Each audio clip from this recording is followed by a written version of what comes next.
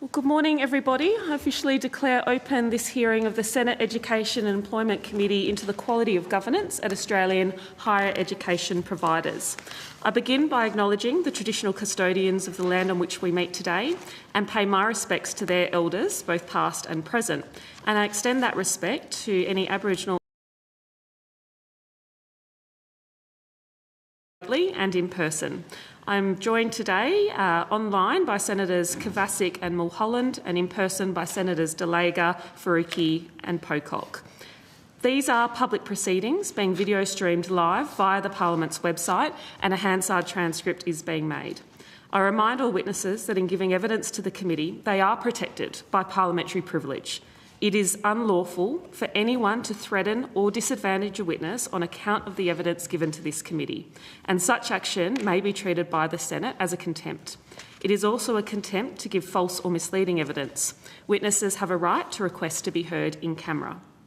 If a witness objects to answering a question, they should state the ground upon which the objection is made, and the committee will determine whether it will insist on an answer having regard to the ground which is claimed.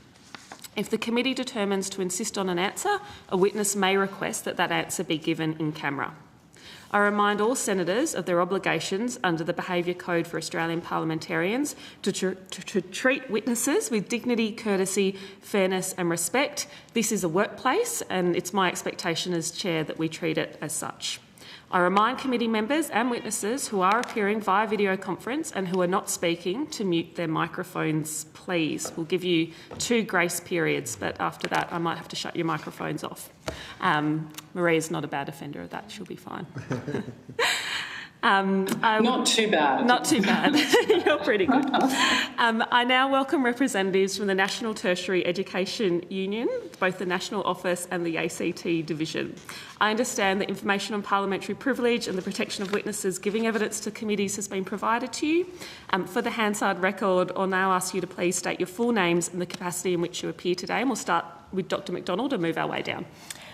Good morning, Senators. My name is Dr Terry McDonald. I am the Director of Public Policy and Strategic Research at the NTEU National Office. Wonderful, welcome.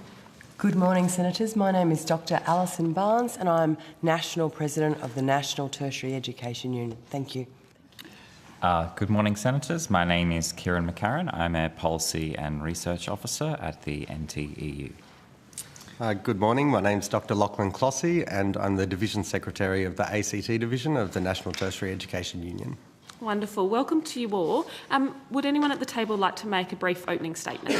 I would, I think. Okay, Dr Barnes, please proceed. Thank you. Thank you so much.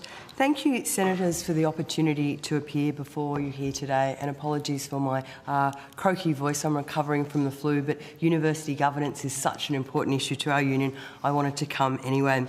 So, across our public universities, governance is broken. The National Tertiary Education Union has long argued that many public university councils and senates no longer function in a democratic, transparent or as accountable bodies. Today, I'm here to provide evidence in the form of our latest national report that demonstrates the failure of governance and how these problems are growing worse. Our report is based on elected staff representatives, both union members and non-members, and it paints a disturbing picture, a sector where intimidation, secrecy and exclusion have become routine features of governing culture and bodies. 59% of respondents described the culture on their universities' boards as very negative, toxic, intimidating and even hostile to dissent. Describing the attitude of one Chancellor who chaired meetings, a survey respondent said they were aggressive, biased and that dissenters were bullied collectively by that group, and the Chancellor actively discouraged debate. 57% said their contributions had no genuine impact. Many felt that decisions had already been made before meetings had even begun. 71% were barred from reporting back, and I find this deeply shocking, were barred from reporting back to the same staff who elected them. 90% said basic government documents, like governance documents are like agendas, papers and minutes, were not publicly available. And only 19% were confident in their board's ability to identify and address emerging issues. Our public universities have become overly corporatised, governed behind closed doors by people with little connection to the daily realities that staff and students face. The consequences for staff and students and the fabric of our universities have been catastrophic. We've seen hundreds of millions of dollars in wage theft, headlined by $72 million in underpayments at the University of Melbourne alone. And at a smaller regional campus, the University of Wollongong, the figure is $18 million. And these are just two examples. There is a hiring-firing yo-yo that screams of poor workforce planning. In the latest example of this hiring and firing yo-yo, there are estimated 1,500 jobs slated to be cut in New South Wales alone. And this shrinks courses and subject offerings for students who are also hurt by the loss of critical support staff. Teaching and research has been hollowed out while our vice chancellors receive million-dollar salaries, and more than 300 university executives earn more than their state premiers. Private consultants were paid more than $700 million in a single year.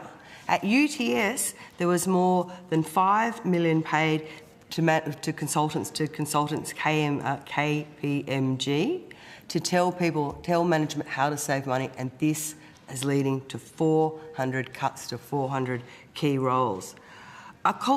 There is a culture of managerialism that devalues academic voice and silences dissent. The evidence shows that many governing bodies are actively hostile to transparency, diversity and democratic participation. Union members on board have reported being bullied, marginalised and excluded from key discussions, particularly those relating to industrial matters or matters of staff and student wellbeing. Our analysis showed last year that 27% of all positions on university councils and senates were appointees from the corporate world. This is not good governance. This is why the NTEU is calling for urgent and systemic reform.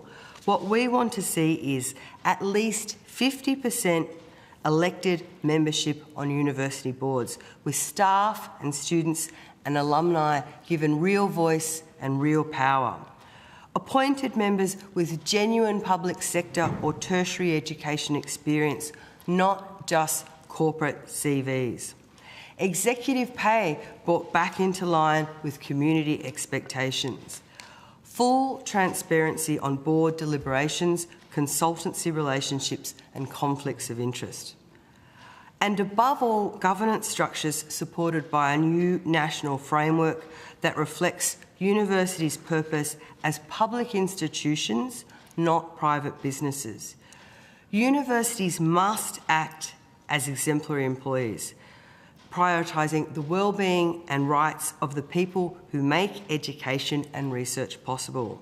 The current governance model is failing that test. The report that we're presenting to you today confirms what NTEU members have been saying for many years. We must end the corporatisation of higher education and rebuild university governance so it functions in the public interest. Thank you all, and I welcome your questions, and apologies once again for the croaky voice. Thank you, Dr Barnes. Dr Clossy. Thank you. My name is Dr Lachlan Clossy and I'm the Division Secretary of the ACT Division of the National Tertiary Education Union.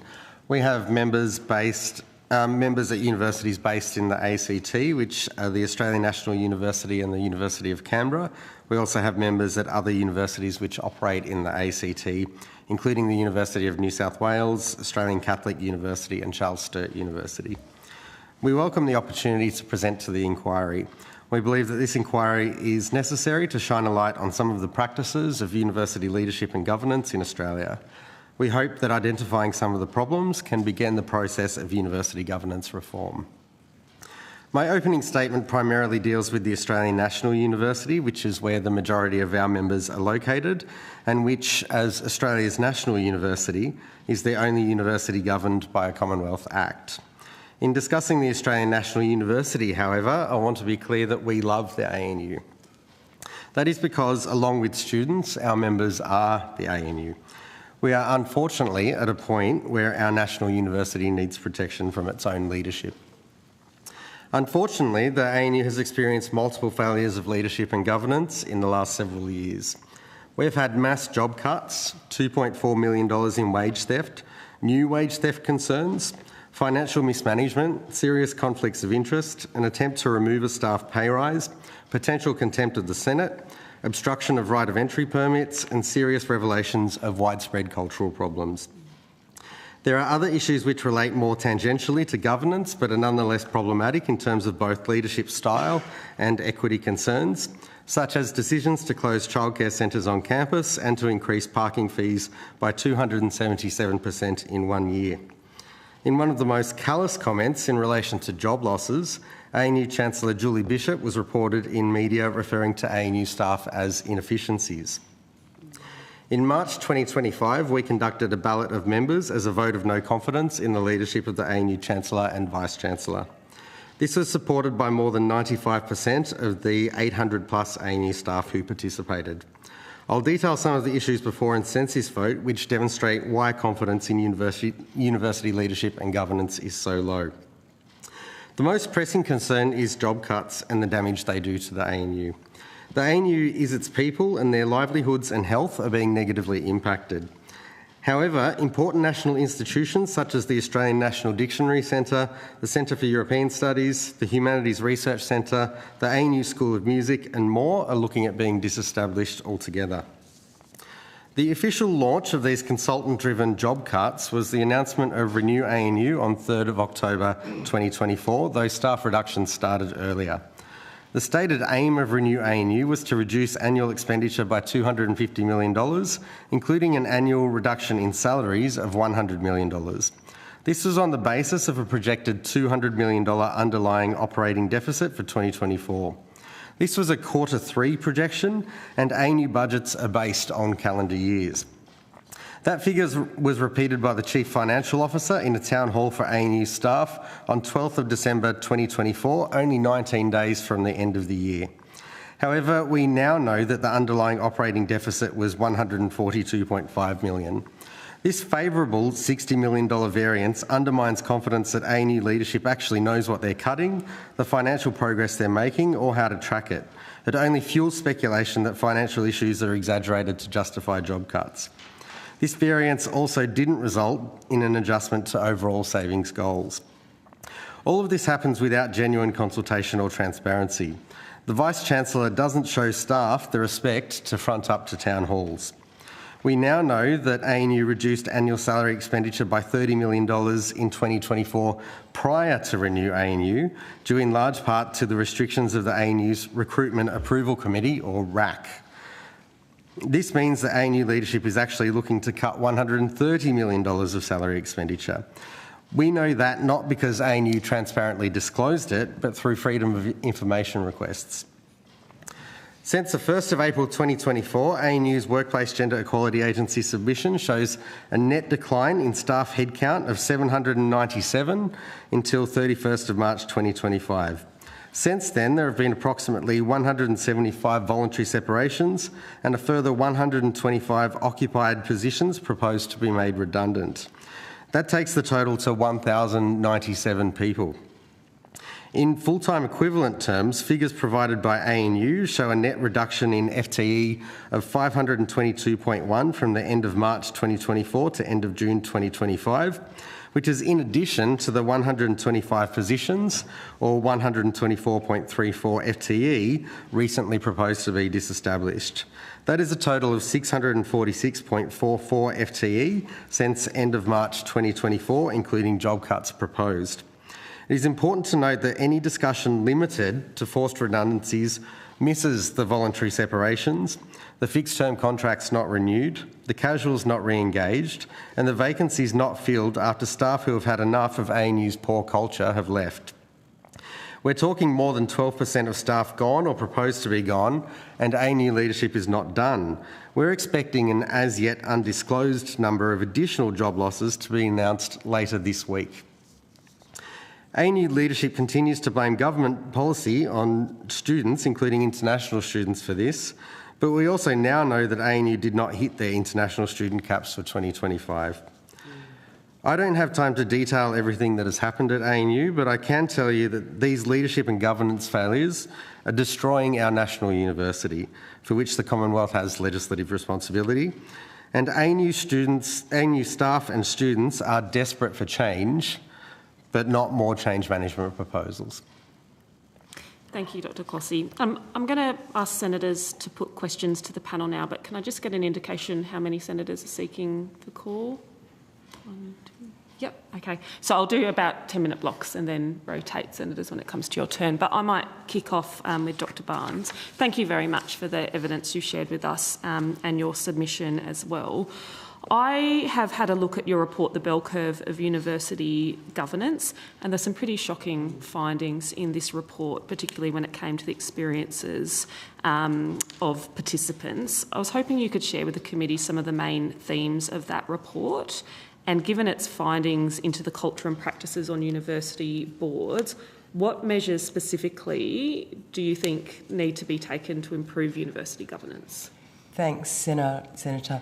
Yes, it's a particularly damning report, and it follows some earlier research that we did in 2016. It's a particularly damning report into what's happening across our governing bodies. We surveyed not just national tertiary education union members, but staff broadly across these bodies to get a full picture.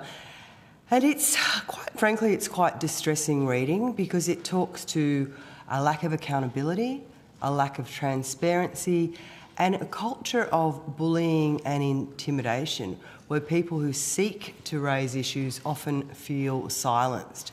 They're not able, for example, to report back, as I said earlier, to the constituents who elected them.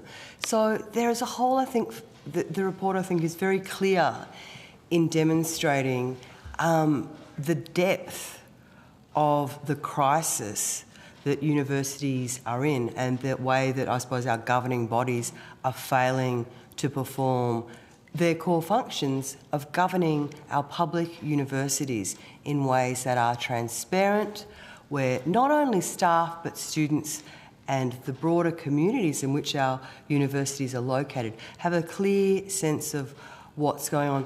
I believe some people who serve on our senates and councils are appearing later today, and the stories that they will tell you, I think, are truly shocking, distressing. The sorts of behaviour that we're seeing people encountered wouldn't be accepted in the worst of the private sector, let alone in public institutions. I'm from a business school, and one thing we teach our students: to make good decisions, you have to hear dissenting positions. You have to know what staff and students are feeling and thinking, and how they're experience what's happening, at their campuses. And we find that those dissenting voices are silenced, they're excluded, they're not welcomed on subcommittees, and their contributions are essentially meaningless, because deals are done behind closed doors where there's no, I think, transparency or accountability. We propose a range of recommendations, which I might get Terry to talk to, but they include things like a national framework, 50% of people elected to be elected onto governing boards. But Terry, I might pass to you to talk to the recommendations. Yes, so we have a series of recommendations that we've made in the report, but to sort of summarise them, we're talking about reforming the council membership and the practices to improve cultures and ensure that councils act in the community interest, so their own communities as well as the public more broadly because they are public institutions there for a public good. We do have specific measures in the report to enhance staff voice. One of those, of course, is increased representation, as Alison has mentioned, on the actual university boards, but also on the subcommittees, particularly things like audit and risk committees. It's really important there are staff voices on that, and that they aren't just the appointed staff voices, that they are actually genuinely representative, because it's those committees which identify what the upcoming risks are. One of the most disturbing things in our report was when we asked the question, how confident are you that your board is able to deal with any kind of matters, issues, concerns or problems? There was actually quite a low response rate in relation to their confidence and be able to do that, and even lower was the response rate in their confidence that the board would learn anything from how they've dealt with those things. So those were actually quite concerning. And of course, the other thing is improved transparency and improved community line of sight and trust. So that goes to the transparency of decision making, the transparency of appointments, the transparency of the business of the boards. I think one of the things our report found, which was quite concerning, is that the view is that the university boards are quite removed from the actual business of the institutions themselves. Many of those who are on the boards actually have very little, if any, experience. They wouldn't know what it's like to stand in a lecture theatre. They wouldn't know what it's like to be in student admin during the enrolment period, things like that. So it's really important that these boards understand the business of what they're doing, as well as their responsibility to act in the public interest. So we're more than happy to talk further about that. But the other thing I would mention too is that there has been, certainly a response, I think, from some of the universities saying that universities couldn't possibly have further staff or student voices. I would point to Oxford University and Cambridge University, who both have significant numbers of staff on their university governing boards, considerably more than we have here, and that if it can be done overseas at institutions like Oxford and Cambridge, then I'm very sure that it could be managed here as well. Thank you. I might circle back to the value of having these reps on university boards if we have time, but I'm just conscious of my blog. I want to ask you about TEXA and you gave evidence to the last hearing of this inquiry, and you referred to them as a toothless tiger. There's been a bit of work underway since, and I know TEXA has been more proactive when it comes to providing guidance to the sector about their workplace relations, obligations, and particularly in releasing the Statement of Regulatory Expectations. Since that has happened, I just want to understand if you've seen any changes in the actions of universities as a result, and also ask you what further powers you think TEXA might need to be able to regulate this sector effectively. Thank you, Senator. Yes, we have noticed, I suppose, TEXA being more active in this space, and we really welcome that. It's really good that we have a strong and active regulator. I think all sectors of the economy need that. But in spite of, I suppose, TEXA, starting to become more active in this space and taking a kind of oversight of governance, I don't think we've seen enough change from our universities in response to the governance crisis. We're here today, but the NTEU has been pushing this barrow for many, many years. As I said, our first survey in 2016 raised very similar issues. Issues of wage theft and underpayment have been happening for many, many years. 2/3 of our sector, or 68% roughly, we could quibble about the figures, of people are employed insecurely, and this sows the seeds of much of the governance crisis that we face. So I find it very disheartening that universities have had many, many years to act, but they still seem to be reluctant to look the problem in the face. And those governance problems are having very real consequences for staff. We see staff losing their jobs who may never find work in the sector again. We see courses being cut in regional areas, limiting what students can study. We see staff working in pastoral care for students, those support services for students being cut. So I just find it staggering, given the consequences for staff and students and the destruction of the fabric of our public universities, that universities executives aren't champing at the bit to really drive governance change. And it should have happened 5 years ago. You know, it's an ongoing, should have happened 10 years ago. I think it's a national disgrace that we're still here having this conversation now. Yeah. If I just wanted to add one thing too, with the TEXA reforms, they're requiring self-reporting by universities. So that's the first issue, because universities always give themselves a pass mark, and with stars actually sometimes, and it's for a reporting period of two years only. So they're only requiring them to report for the next 2 years, and then they're going to come back and revisit it. So for us, that's quite minimal. At best, we would like to see a more assertive sort of like response from TEXA on those issues. It is good that ANU has been reported to TEXA by the Minister, and we do certainly endorse that. We are certainly hopeful that there will be some meaningful findings, but having said that, we are conscious that it is self-reporting. Thank you. I just wanted to say something very briefly, if that's okay.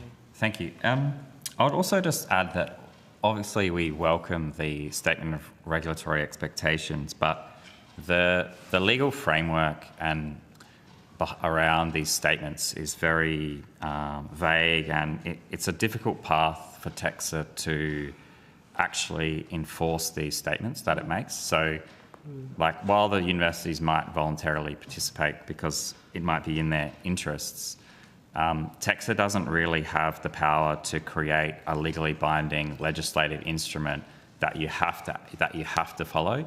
It can say, we think that it would be great if you do these things, but ultimately their powers are extremely limited. So it's a very long road for TEXA to take a university to court and to go through this huge process to try to enforce something. So I don't think TEXA should be blamed for the fact that they just have a very, very limited menu of options when it comes to trying to get the universities in line. They just don't have many powers that they can fall back on, really.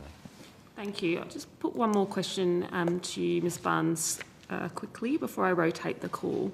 But, you're well aware in the last term of government we made significant changes legislatively to the definition of casual employment and arrangements for fixed-term contracts.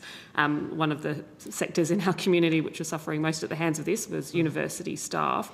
I'm just interested, since that change has happened, I mean, what has been the effect of those laws in your sector? Are you seeing a difference, and why were they important to your sector? Universities are a little bit different because of the nature of casual employment is, you know, you're employed for a semester, so it's seasonal. So some of those laws don't quite work as they do in other industries across university. We have, however, seen some decasualisation of the sector, and that was largely won through our enterprise bargaining processes. In our, what we call them rounds of bargaining, but in our last round of bargaining, we pushed very hard for decasualisation of the sector, and we were very, I suppose, pleased with universities like Western Sydney that they really, I suppose, looked at converting casuals to permanent employees. But it's one area, I think, where we do need real change, because so much of the sector, whether they're fixed-term researchers or casual academics or casual, what we call professional staff, people who work to provide support for students and the like, don't enjoy employment security.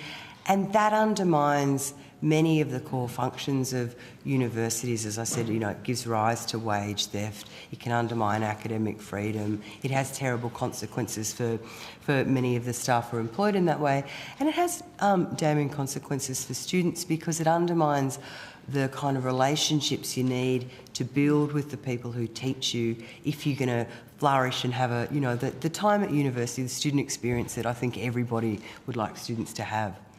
Thank you, Dr Bunns. I'm going to rotate the call to the Deputy Chair now. So I'll go to Senator Kovacic, then I'll come to Senator Faruqi, Senator Pocock, Senator Delega. Senator Kovacic. Thank you so much, and thank you for your evidence today and for appearing. I've been quite interested in the governance element, the board element of your evidence. But before I go to that, I just had a quick question. I was just trying to do some calculations. Roughly what proportion of university staff are NTEU members? Would you like me to answer that now? It depends on the university and it depends around on the faculty. country. Yeah, okay, so say probably 15%, but it fluctuates. It can change between 15 roughly, and 20. Between 15 we'll just and 20%. assume a national rate of roughly 15%. Between 15 and 20. Okay, yes, because I sort of did a rough calculation with around 143 FTE, according to the Department of Education, 143,000, and I think you noted 28,000 members. That sort of sits at around sort of 18 to 19%. So, yep, so that's about right.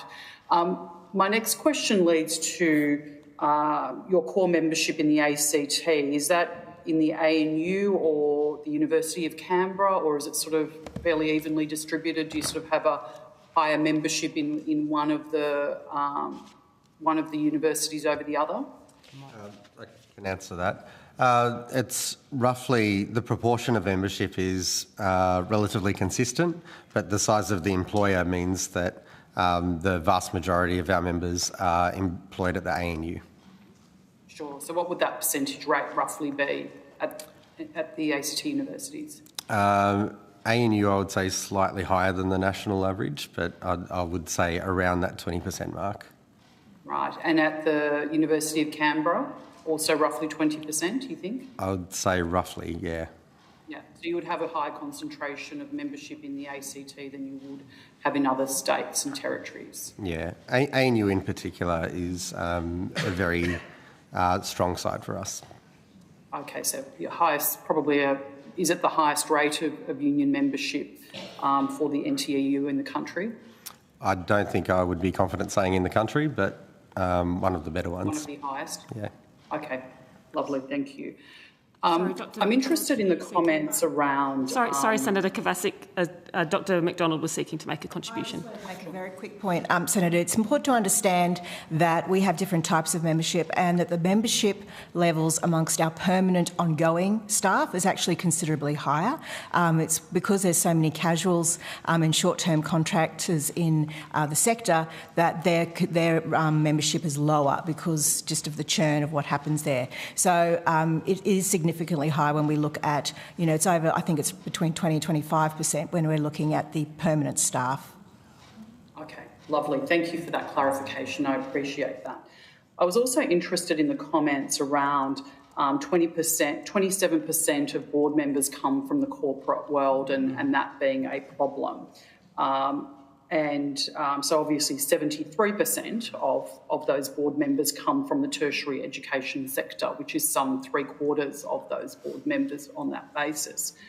I'm interested to get your deeper thoughts on why that is a problem. Someone that comes from a board governance background, and one of the key elements, and I call it Governance 101, is that your boards should be diverse and your boards should represent a broad spectrum of society, and in fact having people from outside an organisation on your board challenges groupthink and challenges unconscious bias, facilitates innovation, improvement, and all of that kind of thing. And I wonder on what basis you feel that somebody should only sit on a board, for example, if they've lectured in a theatre, or they can't understand what an organisation needs unless they have, for example, as you say, lectured in a theatre. I'm just curious as to how universities' governance should be different from broader organisational governance. Thanks, Senator. That's a fabulous question.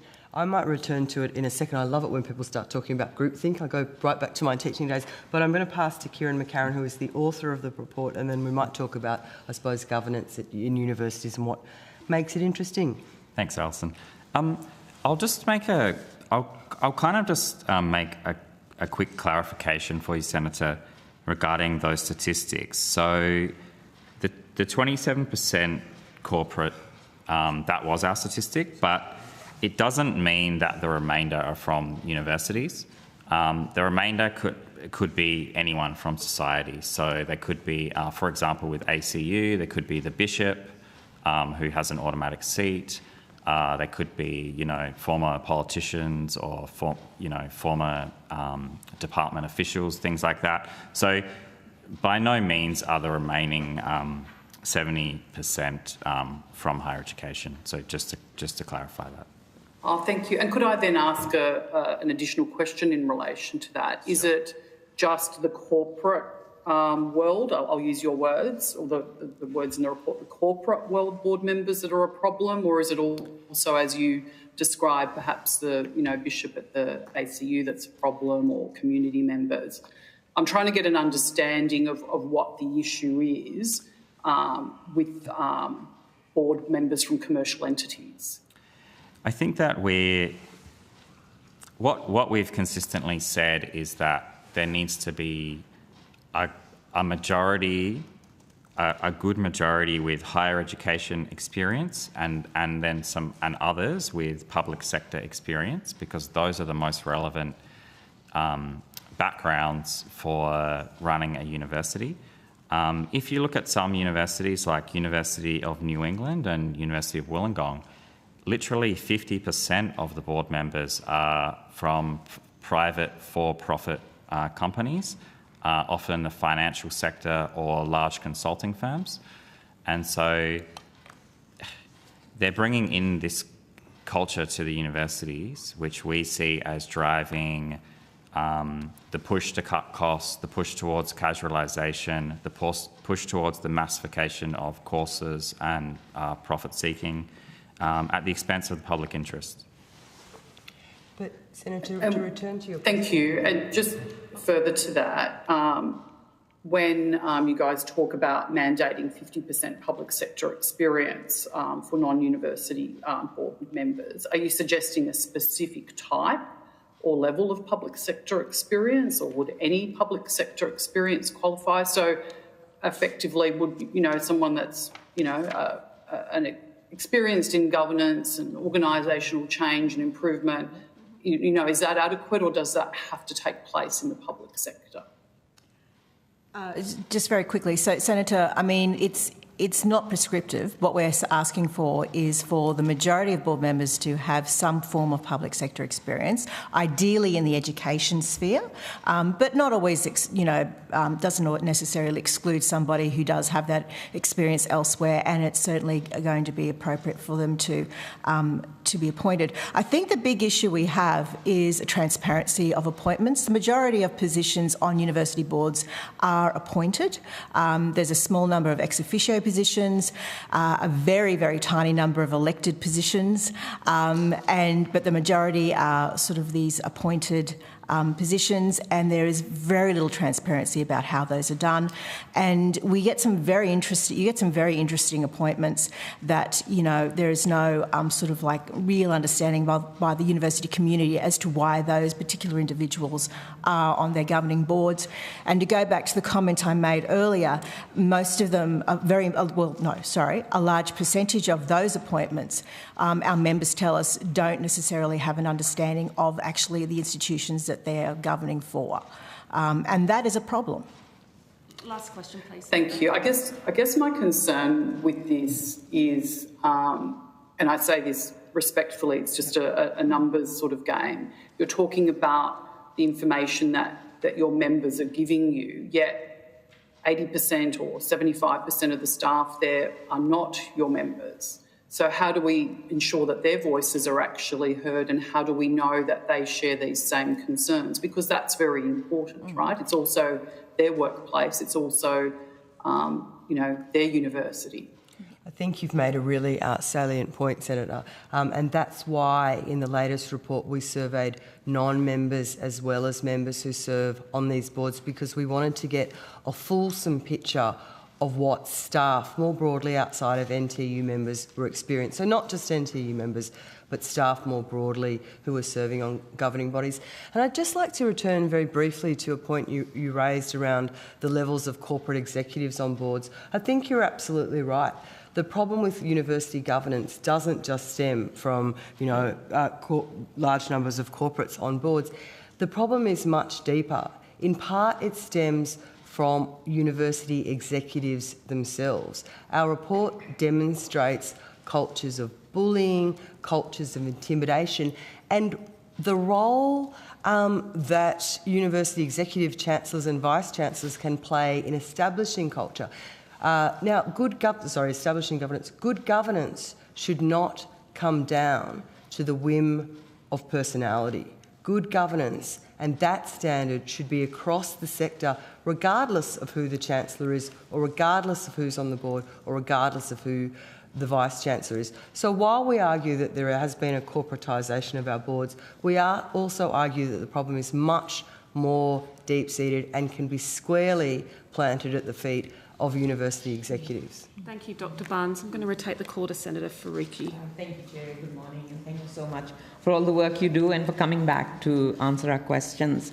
At the last hearing of this inquiry, we spoke about the salaries of VCs and the executive and the depth and breadth of impacts of the corporate university, which of course was highlighted extensively in 2 NTEU reports that were published in 2024, and you referenced another NTEU report published, very damning report published just last month, titled The Bell Curve of University Governance, which I'm sure is not a pun on a certain Vice-Chancellor's name, but everything to do with the statistical distribution. But this is a pretty scathing assessment of the failures of governance at unis, the culture of suspicion, fear, and silence that people have highlighted, and, just failures of institutional leadership. Do you think universities are fast losing their social license because of these disgraceful failures of institutional leadership? Yeah, look, I think that you've hit the nail on the head there, Senator. The universities themselves have acknowledged that, there is an issue for them with, social licence and what, what the community more broadly expects of them and sees. And I do think that is a deep problem for them. I really do think that governance is at the core of the cultures of our institutions. Alison mentioned before a little bit about, the executives and the responsibility. There is something that we refer to as managerial culture. And in the defence of the boards, I will say that what we saw in the report was a lot of staff representatives were incredibly frustrated by the fact that what they were seeing in the papers and what was being presented to them, one of them described the papers as the marketing paper, the marketing materials is what the boards were being given. The core issue, of course, is that it's the board's duties to monitor and oversee the performance of their executive management, but that's all dependent on the information that the executive management brings them. And the only ones in the room who actually have any ability to speak out or say this is not the case are the elected representatives, which are democratically elected. They come from staff and student and often alumni. They are not always NTEU members, the staff members, but often they are. So we think it's really important from that perspective that, universities need to address the issue of social licence, of course, but the actual structures themselves, I think, are undermining that ability. Last week, I joined Macquarie Uni, NTEU, and staff and students who were protesting against more than 75 job cuts in arts, science, and engineering. And as you have said, these are not isolated examples. I think you said about 1,800 staff just in New South Wales are facing the acts. Do you have an estimate of across the country? We certainly do. There's roughly 1,500 in New South Wales, and I think there are just over 3,000 across the country in the last year. So 3,000 in the last year. But this comes on the back of the huge wave of job losses that were associated with the COVID period. So universities staff were already struggling with workload.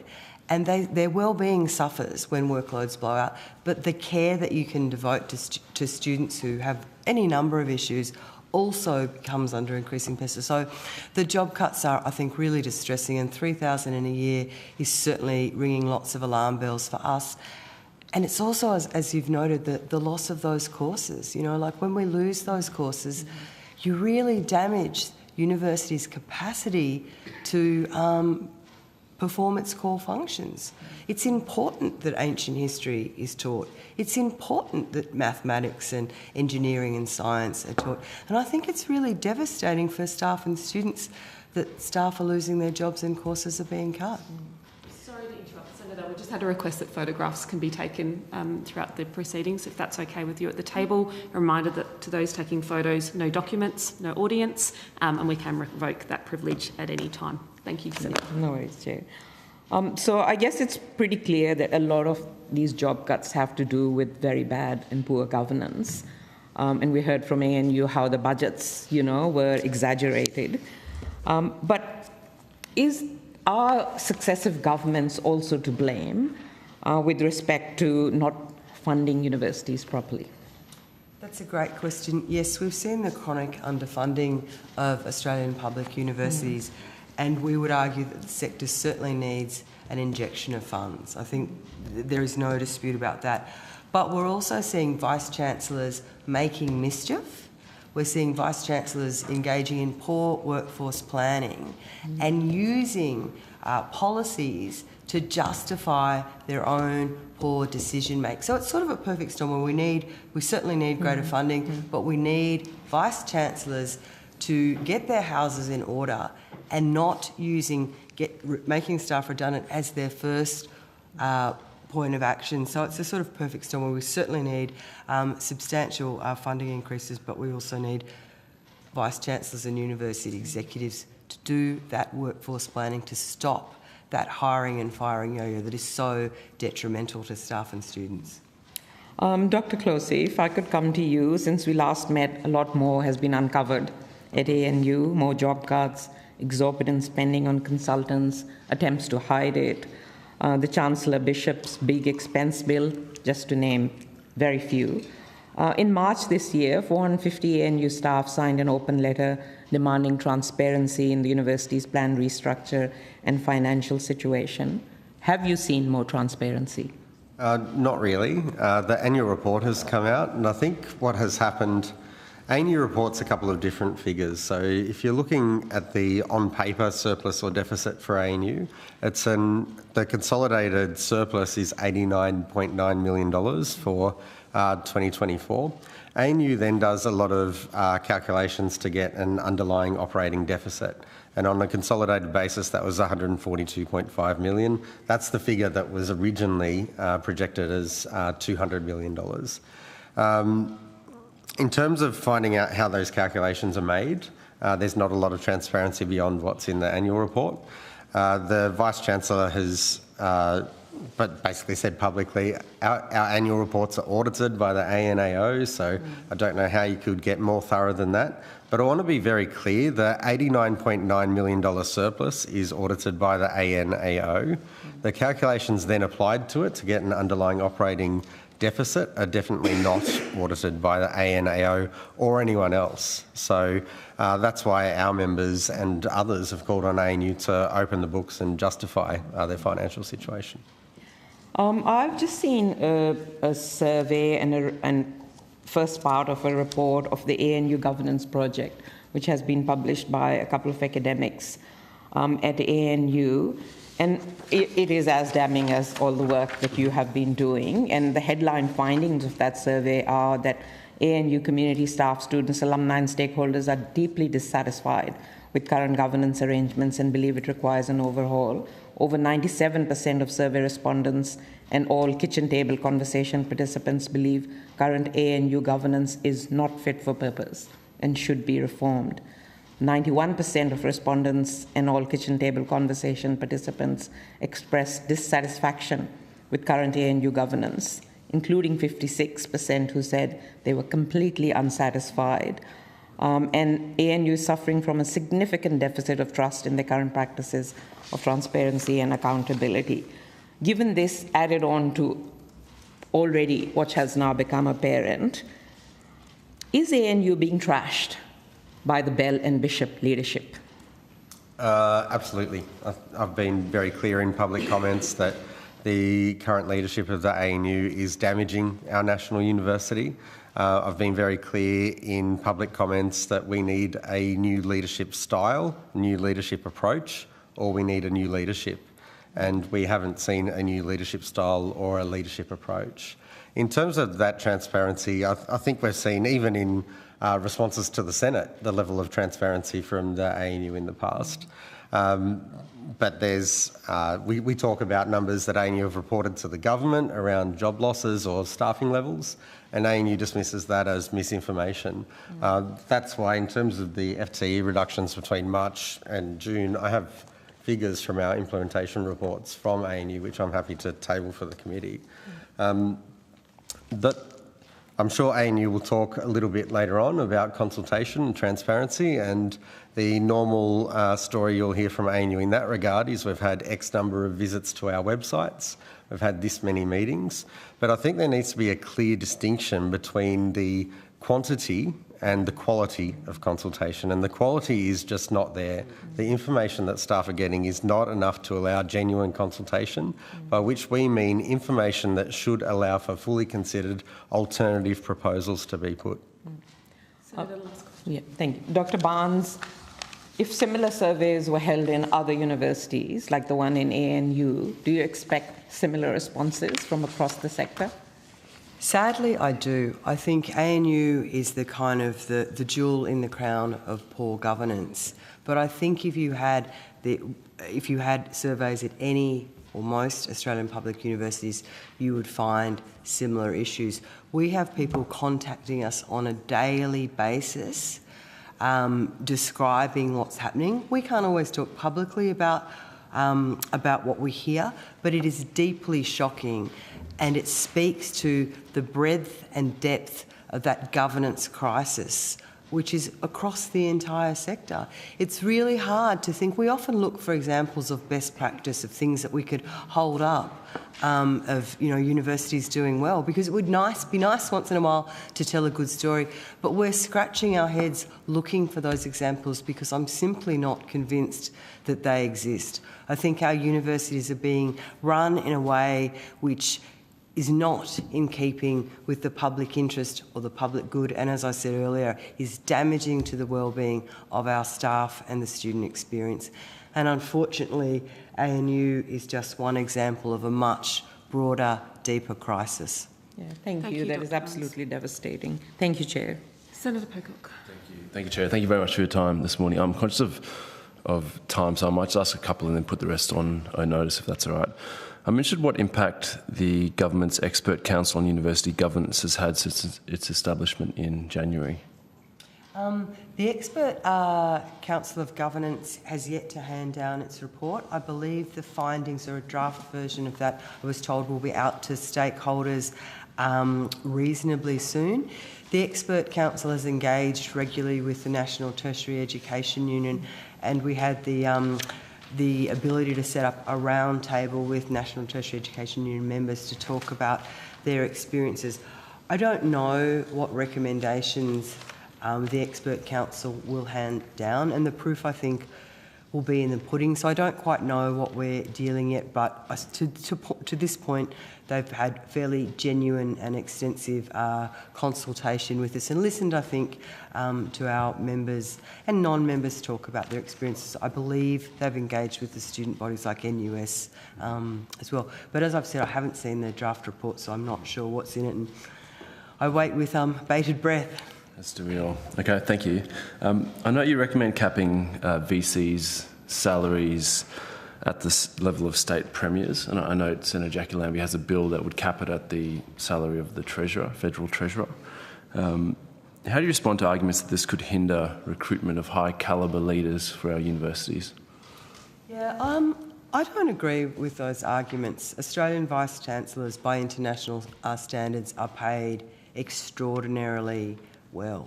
I think Vice-Chancellors will argue that universities are big and complex organisations that have to deal with a difficult and challenging terrain, and that's certainly true. But is it, I suppose, the comparison is it 2 times, because they earn twice what the Prime Minister earns, 2 times more difficult than being Prime Minister of Australia? Is it more difficult than being a state Premier? So whilst I would acknowledge that universities are complex and big organisations, I think those wages are way out of line with community expectation. There was some research done several years ago that looked at the link between remuneration and performance, and remuneration is not inherently linked to good performance. And if it were, I think you'd see our universities being run much better than they are. Great, thank you. And then just finally, Mr. Closey, I hear a lot from staff, I'm sure as you do, about the impact that Renew ANU is having on them.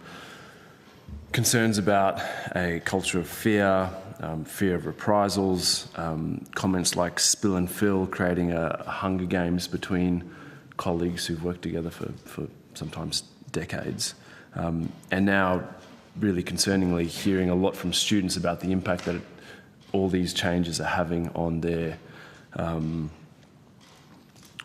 education. And I guess, you know, to the comment about fear and reprisal, you know, to the point of actually having to host the survey about governance on my website because ANU staff are worried about what might happen in terms of ANU going in and finding people's details, which I find quite extraordinary. I was wondering if you could maybe just expand on, I guess, the level of fear and uncertainty that staff are feeling through this process.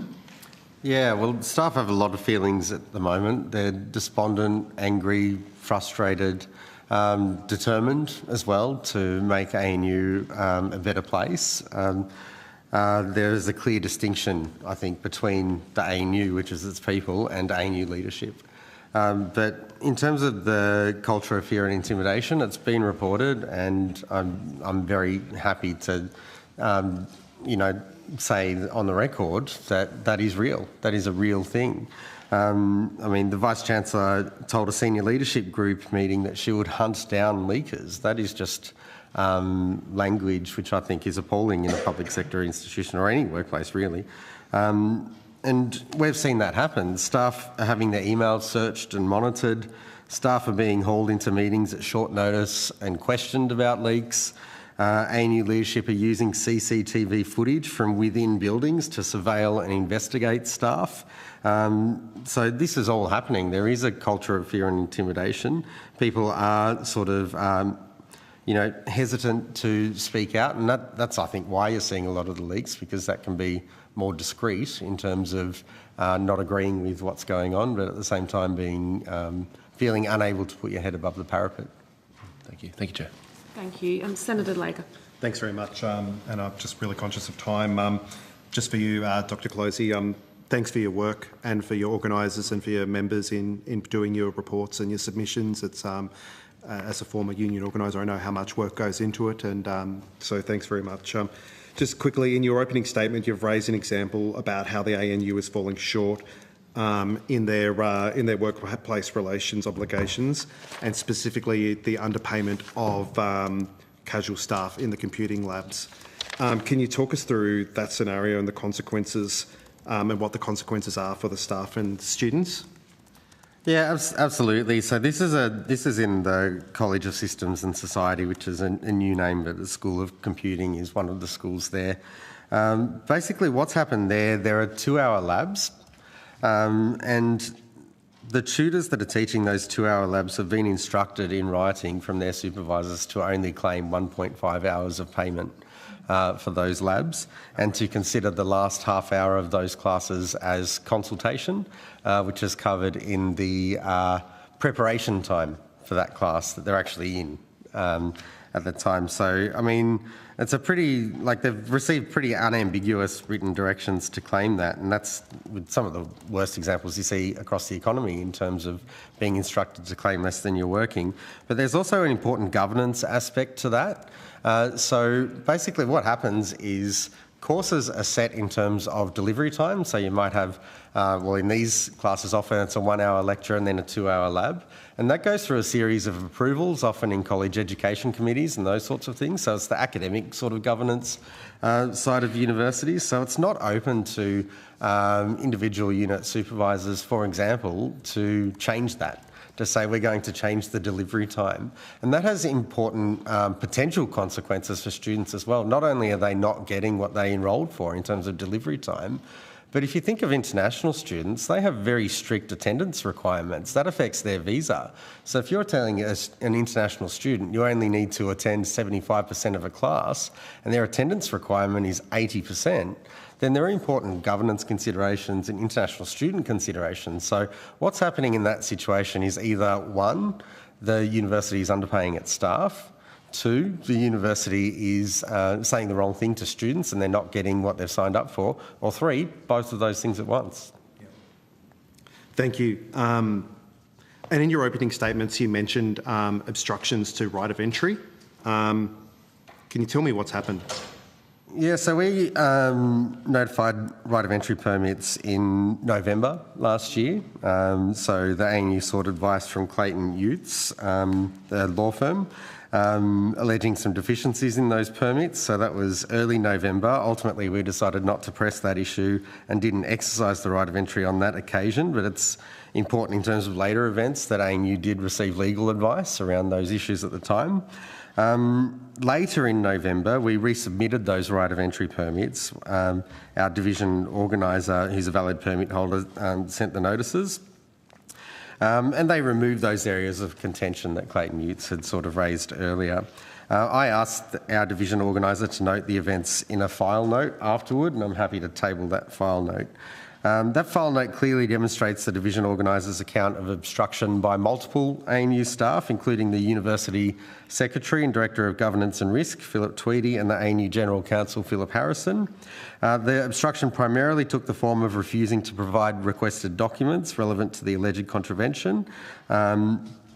Following the division organiser's visit, a member forwarded to us advice that staff have received from ANU in relation to the right of entry visit prior to the visit, and I'm happy to table that. It's titled Guidance Document. That basically instructs staff in the buildings to be visited not to provide the NTEU with contentious documents. And to tell the permit holder that they could not provide documents until after they had left, as they would need to seek legal advice, and we know already that they had received legal advice. Now, I mean, telling a permit holder that said to collect documents, we can't give them to you after you left, it's completely inconsistent with the Act.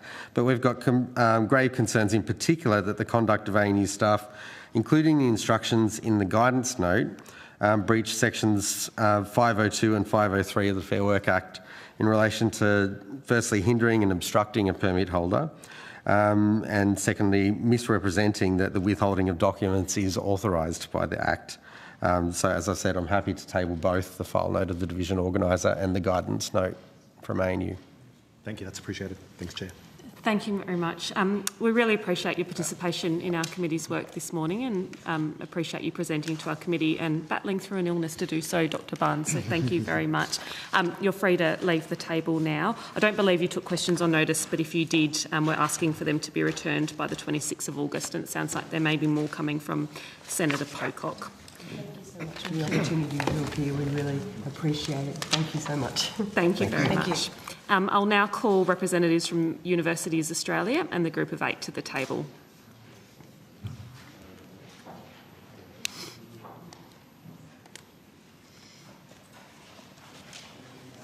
Just like we keep this table. Oh, great.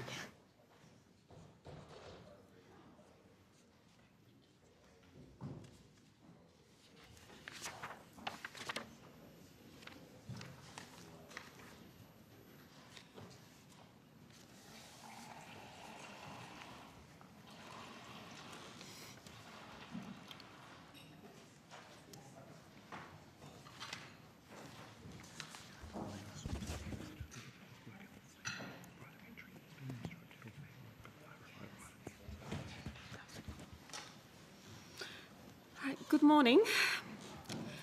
I understand that information on parliamentary privilege and the protection of witnesses giving evidence to Senate committees has been provided to you both. For the Hansard record, I'd like you to each state your full name, please, and the capacity in which you're appearing today. We'll start with you, Mr Shea. Luke Sheehy, Chief Executive Officer of Universities Australia. Thank you. And Vicky Thompson, Chief Executive Officer, Group of 8, Universities Australia. Great. Do either of you have opening statements? Yes. Okay, please proceed. Thank you, Chair. My name is Luke Sheehy and I am the Chief Executive Officer of Universities Australia. I represent Australia's 39 comprehensive universities. I'd like to acknowledge the traditional owners of the various lands we are all gathered on today and pay my respects to elders past and present. Universities Australia has already written to the committee as part of this inquiry, and I'm happy to be here today to contribute to the discussion. I will note at the outset that governance and industrial relations matters largely fall outside of Universities Australia's remit.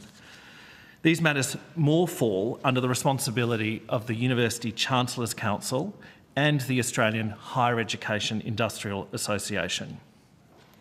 What I can say is that Universities Australia welcomes every effort to make Australia's universities the best places to study and work. Good governance is crucial for good universities, and best practice should be embraced at every opportunity. This inquiry comes in addition to various other initiatives aimed at improving university governance, and Universities Australia is playing our part. We are a member of the Government's Expert Council on University Governance, and we have also been working closely with the Australian Higher Education and Industrial Association and the National Tertiary Education Union on ways to ensure universities are exemplary employers. As this inquiry progresses, it is my hope that we can focus on real improvements and outcomes. I say this because all too often we see issues tangentially linked to governance framed as such and utilised for political purposes. All this does is distract from some of the major policy and funding discussions that we should be prioritising in this Parliament.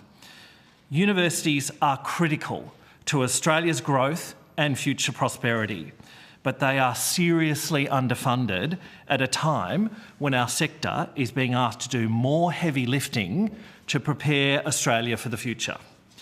Student funding arrangements are inadequate. Government investment in research has never been lower, and universities no longer receive dedicated infrastructure funding.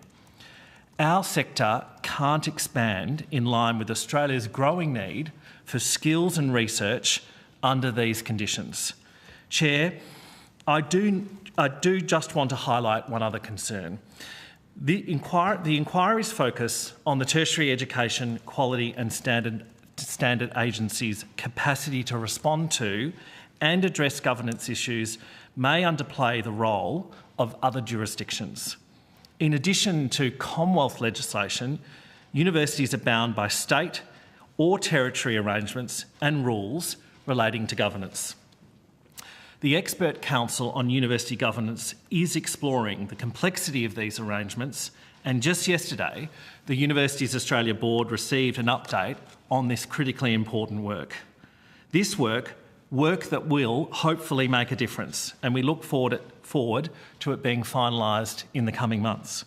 We are and will continue working closely with the Council to support its work and ensure that it is a successful and valuable process. I'm happy to take any questions. Thank you. Thank you. Ms Thompson. Thank you, Chair.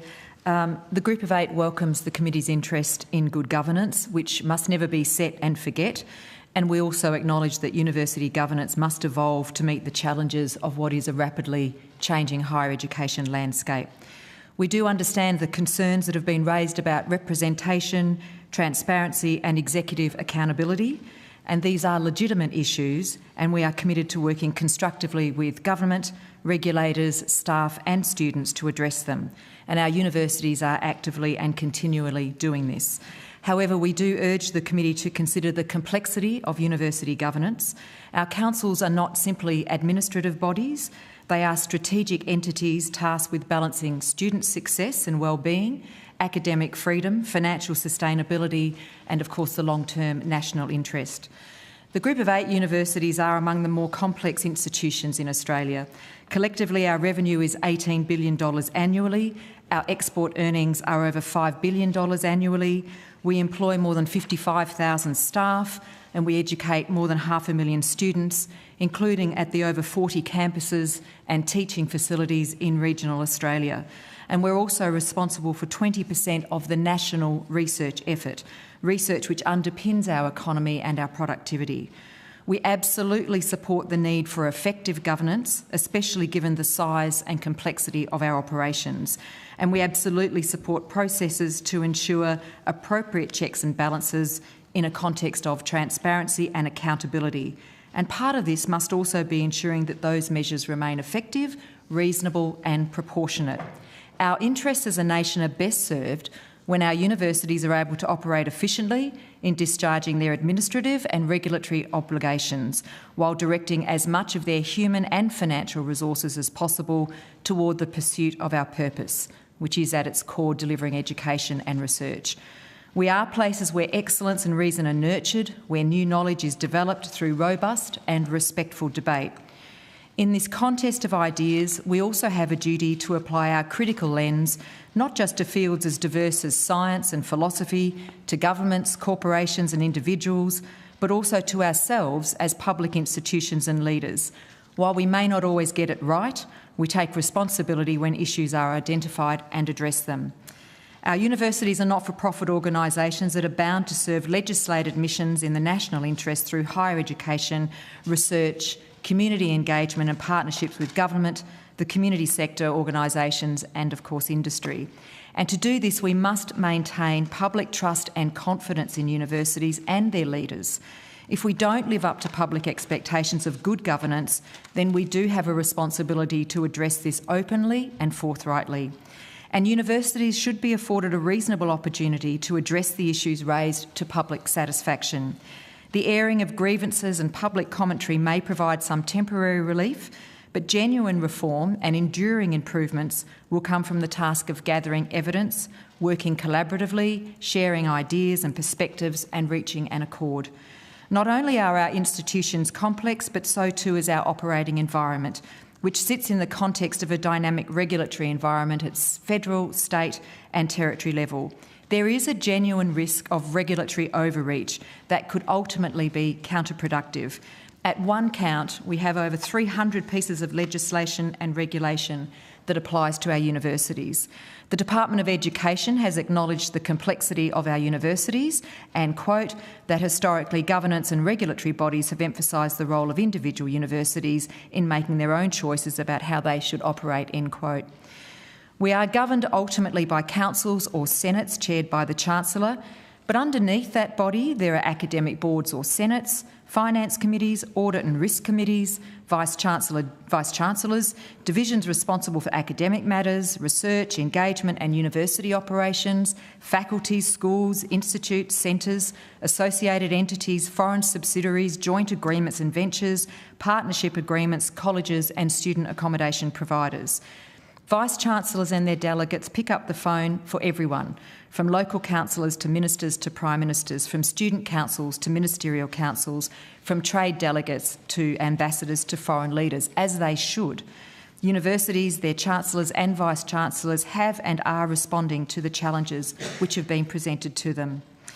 Universities are governed and operated differently than they were before the Morrison government introduced job-ready graduates and the Foreign Arrangements Scheme, before the Rudd-Gillard government introduced the demand-driven system, before the Howard government changed HECS and the composition of councils, before the Hawke-Keating government introduced HECS and opened the door to more international students, before the Whitlam government abolished tuition fees, and before the Menzies government federalised university funding, which is to say that universities have inevitably changed with the times to become institutions that are national assets and serve the nation, not just sections of society. They educate domestic students from all backgrounds and deliver world-class research that impacts our everyday lives. From my perspective, I get to witness the extraordinary collaboration and cooperation of my 8 members on a range of issues, including tackling anti-Semitism, seeking to eradicate all forms of racism on campus, improving equity, countering foreign interference, promoting Indigenous leadership, improving safety on campus and working towards sustainability. That tells me that there is a lot that we are doing right and a lot of goodwill and enthusiasm to continually improve and address those areas that we are discussing today. I believe this committee can make a really worthwhile contribution to improving higher education by focusing on identifying opportunities that will deliver tangible and substantial improvements in the sector, such as the structural distortions that currently inhibit our capacity in many ways to deliver. I won't repeat what Luke has said in terms of urging the committee to consider the Expert Council on University Governance, but I would also refer the committee to the University Chancellors' Council, which is comprised of all of the universities established under their respective Act. In closing, I reiterate that the Group of 8 universities are committed to strengthening governance across the sector. We welcome scrutiny and the opportunities it presents for continuous improvement. However, I repeat the caution against regulatory overreach that risks undermining the very goals it's intended to achieve. Thank you for that time and appreciate any questions you have. Thank you. Senators, we've got about 5 minutes each and I'll give you a nudge to rotate the call. Senator Kovacic, I'm coming to you as Deputy Chair first. Thank you, and thank you both for your evidence and in particular, for coming to speak to us today and to share your specific insights, which is very important, particularly with smaller tertiary education providers. I have a question to both and happy for you each to answer. And it goes to the regulatory overreach that Ms Thompson spoke about. How significant is the administrative and compliance workload that's imposed on universities or tertiary education providers, particularly with overlapping state, territory and federal regulations? Well, thank you, Senator. I'll refer, I think, the best analysis on the regulatory burden and the increase on regulation is from the University of Sydney, which has highlighted the fact that there's around a 20% increase in regulation over a number of years. There are 300 pieces of legislation, according to that analysis, that we have to adhere to, and it's increasing. I think Vicky has highlighted some of the federal legislation that we deal with, but it's important to remember that individual universities, well, 38 of my 39, are constituted under state and territory legislation. And so governance arrangements are dictated by those jurisdictions and they're all outlined in their various enabling acts. So we are dealing, as a sector, with an enormous amount of additional regulation. It's seemingly, with each piece of additional funding or intervention from the government, particularly this government, there is an additional regulatory sting.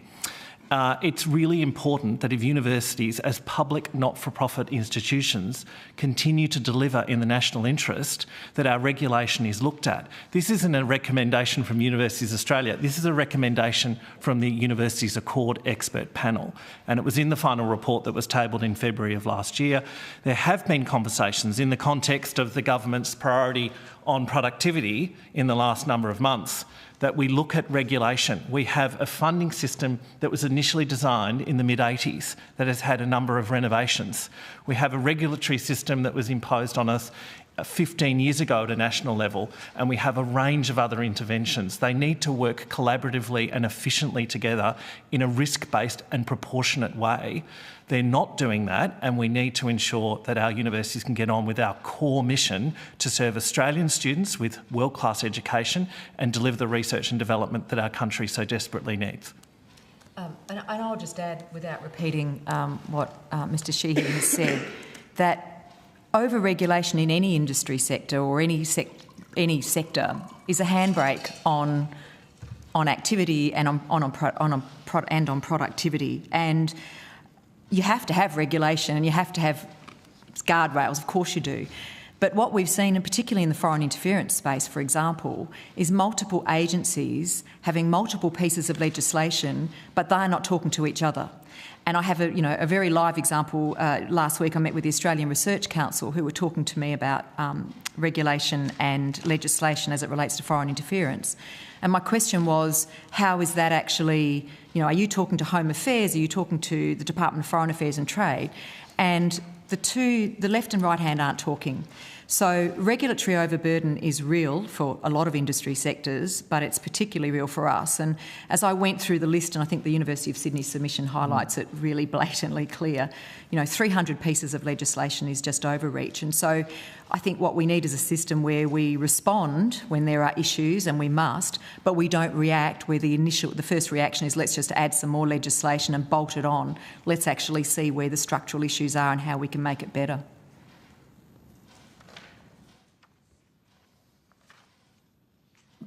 Thank you. And I guess then that goes to my next question, and I think I know the answer, but I'll still ask it. Has the growth in compliance staff then and the processes that comes with that and the intensive administrative focuses, has that improved outcomes for students, or has that diverted resources away from frontline education and research into effectively paperwork administration? Well, I think the first thing to consider when responding to this is the funding environment. We are, as a sector, increasingly asked to do more with less, and our main source of funding under Commonwealth legislation is student teaching and learning funding under the Higher Education Support Act. The Job Ready Graduates funding arrangements were put in place by the previous coalition government. They still continue to this day under the Labor government. That gives us $1 billion less on average each year to teach more and more students. We don't get any additional funding to comply with any additional regulation. So effectively, we have to divert core teaching and learning funding and research funding to compliance and regulation. So the short answer it is, Senator, that we are doing more with less, but we're doing more regulation with less, which is diverting funding to our core mission, from our core mission. And the compliance is a non-negotiable, so you have to do it. You can't choose not to do it and choose to do the teaching instead. Well, I'd probably characterise it that way. Yeah, I have nothing more to add. Luke's covered that pretty well.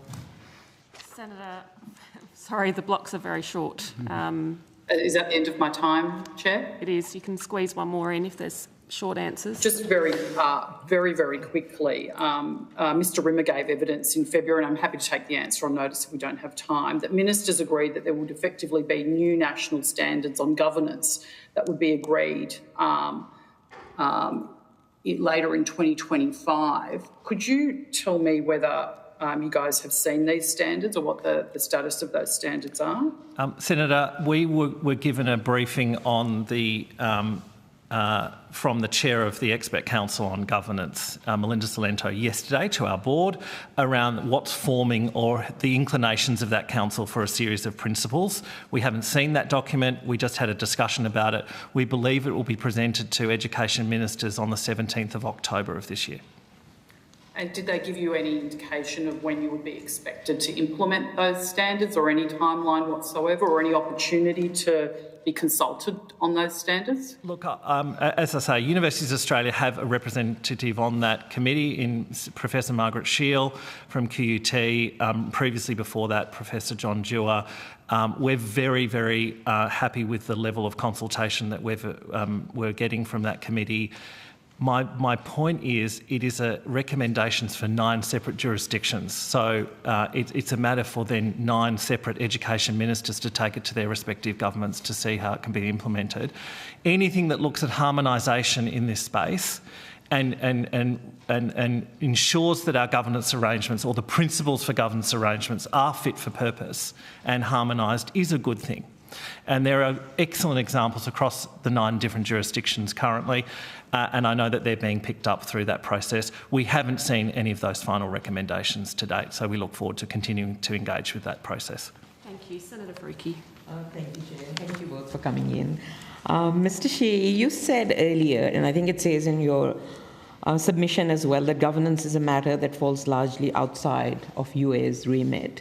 But you are sitting on the government's Expert Council on University Governance, whose very job it is to provide expert and technical advice on improving university governance. So I'm just wondering, what value does UA provide on that panel?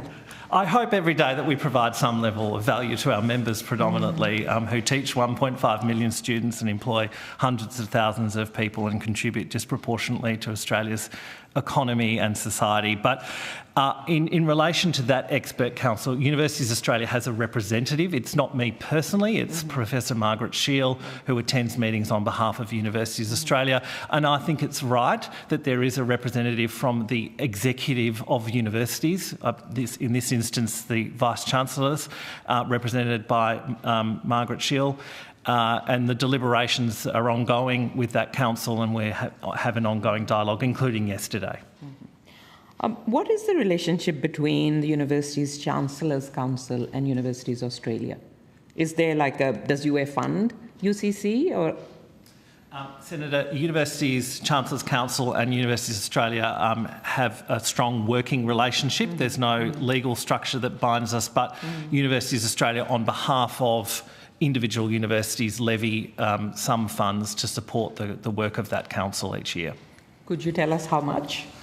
I'll have to take that on notice only because it has recently changed. Yeah, that's fine. And I'd also add, sorry, Senator, that the University Chancellors' Council Executive and the Universities Australia Board regularly meet, and that our board has ongoing observers from the Chancellors at our board meetings. Okay. I will go to GO8, and if there's time, I'll come back to you, Mr. Sheehy.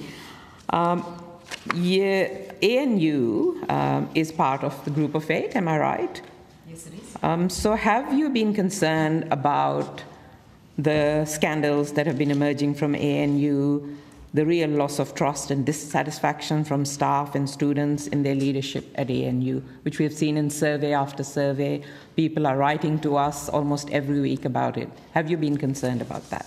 Thank you, Senator. There's no doubt that the ANU is going through a significant period of difficult and significant period of structural reform, as frankly are many universities in the sector. My role as Chief Executive of the Group of 8 is to represent the shared and collective interests of our universities. ANU remains a top globally ranked university, number 36 in the world. It is rightfully a member of the Group of 8 universities, and I think the questions about the level of specificity are best directed towards your witnesses who will be appearing following me. You haven't answered my question, but have you taken any action or discussed with ANU about the issues that have emerged at that university? Again, I'm not answering your question, but it is not my role as Chief Executive, nor that of our board, to actually discuss the internal operations of an individual university. There is no doubt they are going through a very difficult time in terms of the structural issues that they are trying to address. But it's not a matter that is raised appropriately so in our board discussions. That would be verging on, collusion and a breach of different duties of the board. So, we believe that the Vice-Chancellor and leadership team are acting in what they believe are the best interests of the university in the longer term. But aside from that, I have nothing more to add. Chair, do you have time for one more question? Yep. Just coming back to you, Mr. Sheehy, I've been participating in a people's inquiry into campus free speech on Palestine, and the preliminary report that was published by them titled "Don't Talk or Write About Palestine, It's a Career Killer" really gives some horrific examples of the lengths which university managements have gone to silence, suppress and discipline staff and students who speak out against the genocide in Gaza. I understand that a copy of the report was sent to your office. I'm just wondering if you've read that report. Thank you, Senator, and thank you for providing me with a copy of that report. I have read that report. I have been engaging with a whole range of students, staff representatives, university management, and my counterparts from Universities UK, Universities Canada, Universities New Zealand, and other representatives right across the world. It is right in a democracy that young people who have an interest or a response to what is happening in Gaza, that they respond to it in a political way. And in a healthy democracy, it is right that that happens on university campuses. But it is not right that anyone should feel unsafe on university campuses, nor is it appropriate that any form of protest turns into hate speech. I've talked about this in a number of inquiries in this place in the last 12 months. I think it's also important to remember that universities have an obligation to uphold freedom of speech and academic freedom under the Higher Education Support Act objective. We are working with various groups to ensure that that can continue to be fit for purpose, and that we can have a balance between academic freedom, freedom of speech on our campuses, but upholding law that ensures that there is no form of racism or discrimination on university campuses. I think that's an important process, and we're continuing to have conversations with TEXA and many, many university groups and groups that are interested in this issue. I'm always deeply troubled that people have experiences on campus that are far from safe. It has been clear throughout the last 2 years since we've seen the conflict emerge in Gaza and Israel that students and staff are responding, but through encampments, through other forms of protest, we want to make sure that Australian universities adhere to those principles of academic freedom and freedom of speech, while people also adhere to the law, and that protest remains safe. To date, Australian universities have been predominantly safe places, but we continue to work on that. It's an evolving process. And as I've said before, mistakes have been made, Senator. And university vice-chancellors have sought to work consultatively with their student groups and their staff groups to see how they can do better. Thank you, Senator. Senator Pocock and then Senator Delager. Thank you for your time here this morning. I'm interested if you think that Vice-Chancellor salaries are too high, especially when compared with OECD countries. Who wants to go? Do you want to have a go? Do you want me to have a go? Sure, Luke. Again, that is a matter for the university councils and university chancellors in setting the remuneration of vice-chancellors. It's not an area that is appropriate for me to have a view on in the form of this committee. So in that sense, you know, I don't have a view of whether they're too high or they're not. It's a live discussion which is going on. I understand that Senator Lambie has a bill before the Federal Senate on that issue. But to say that our universities, at the risk of repeating myself, are very complex, large institutions, we need good leaders, we have good leaders. The remuneration is set by very good and expert councils and and chancellors, and that is a matter for each individual institution. If I could add to that, now I've taken a breath. University Chancellors' Council has done some significant work. I think there is an important threshold that needs to be met, which is transparency. And the University's Chancellors' Council has written to the Minister for Education requesting that the Commonwealth Remuneration Tribunal provide independent and nationally consistent advice to university governing bodies on setting Vice-Chancellors' remuneration. Universities Australia is supportive of this move. I think any move to ensure transparency and accountability for that is a good one. I'll echo those comments, and I've had this question many times, Senator. Australian universities are incredibly large, and I note that even our friends at the NTEU have mentioned this as well. We draw our revenues from outside, predominantly from government sources. Our universities are large campuses. They're much bigger. You take my alma mater, Monash University, there's around 80,000 students. It's one of the largest employers in the state of Victoria. It's significantly larger than universities that would come to mind from the US or the UK. They have an enormous amount of work that they do in commercial ventures and research collaborations globally. So to attract the best and brightest talent, our governing bodies set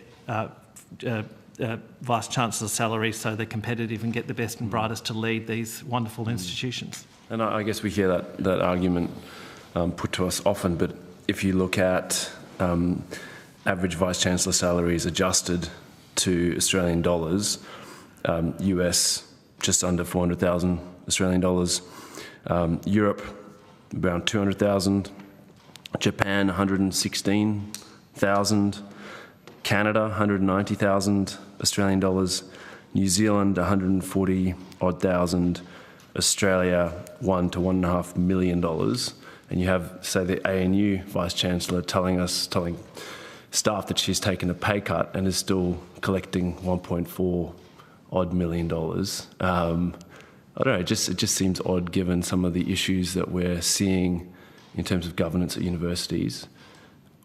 You'd expect people on such huge salaries that the buck would sort of stop with them, and that hasn't been my experience, but I understand that you're probably not in a position to comment on that.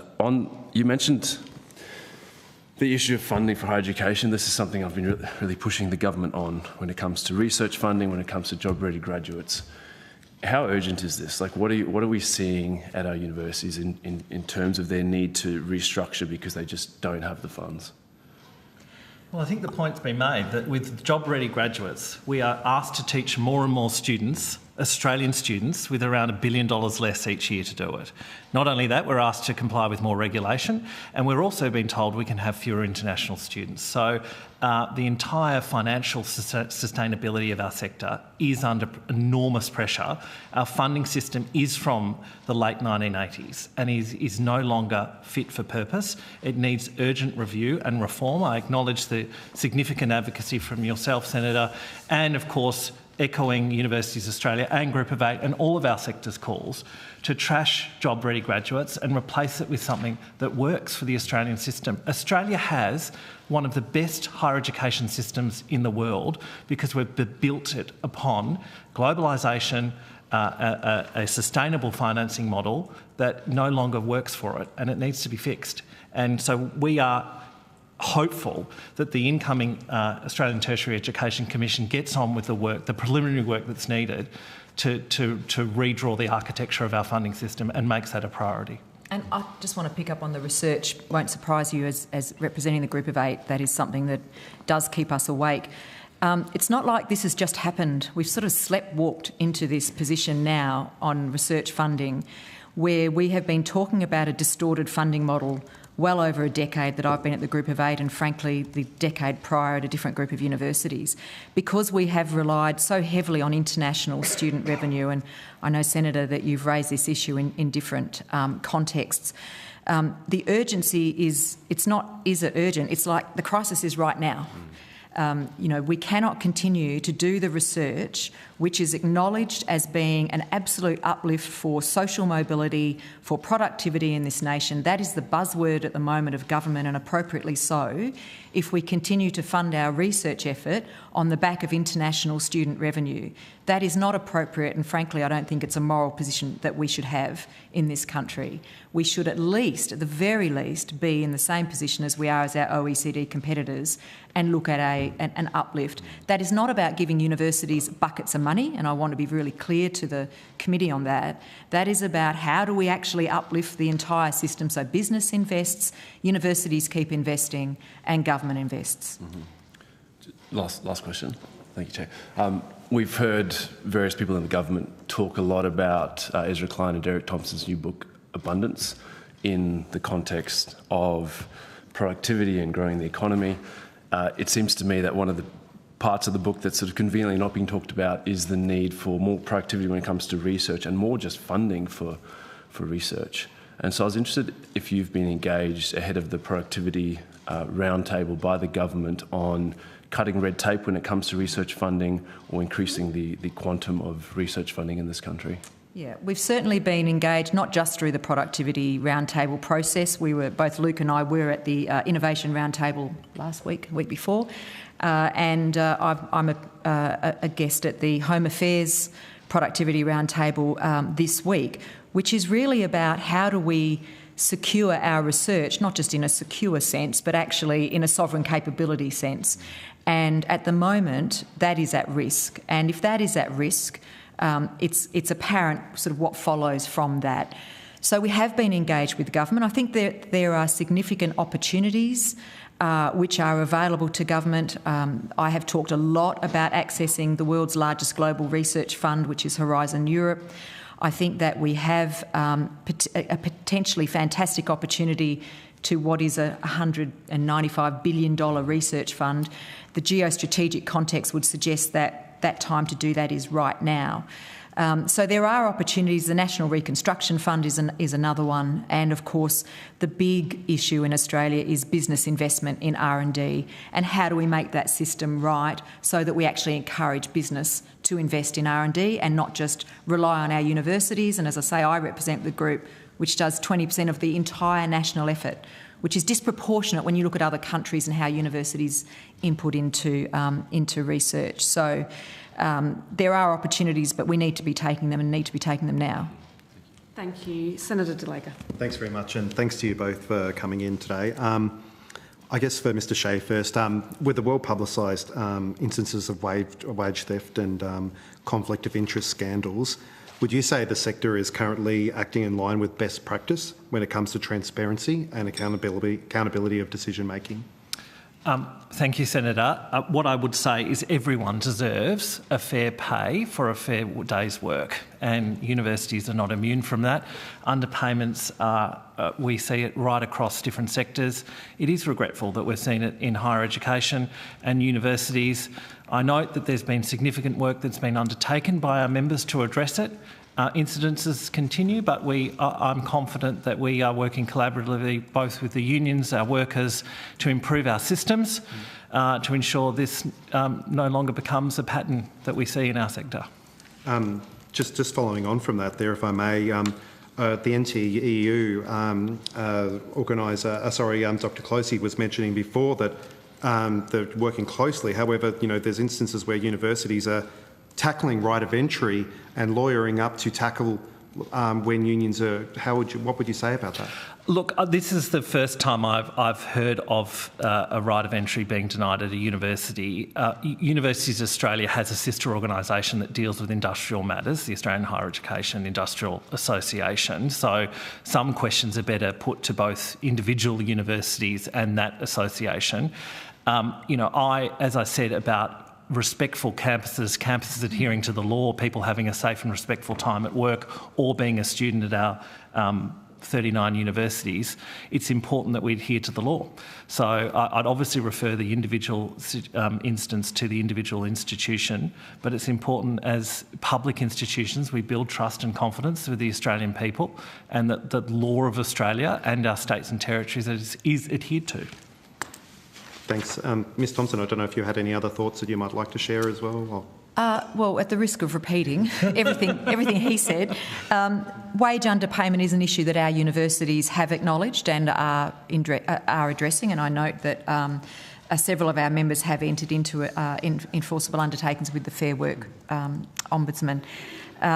It is an issue that is broader than the Group of 8. We've talked about that, and I would say that, again, it's not an issue that we discuss collectively in terms of the individual circumstances, other than to say that, I have seen no evidence of, and nor would I guess, of willful institutional underpayment.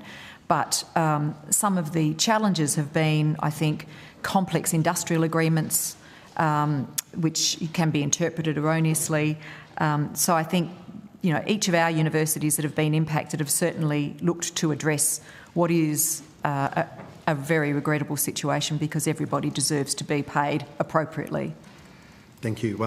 Mr Shea, just following on from your answer to Senator Pocock, would you welcome changes by the federal and state governments to set executive salaries through the Independent Remuneration Tribunal? Well, as I said, the university chancellors have made that recommendation to the Education Minister, that the Remuneration Tribunal provide advice. I think that would, and Universities Australia are supportive of that move.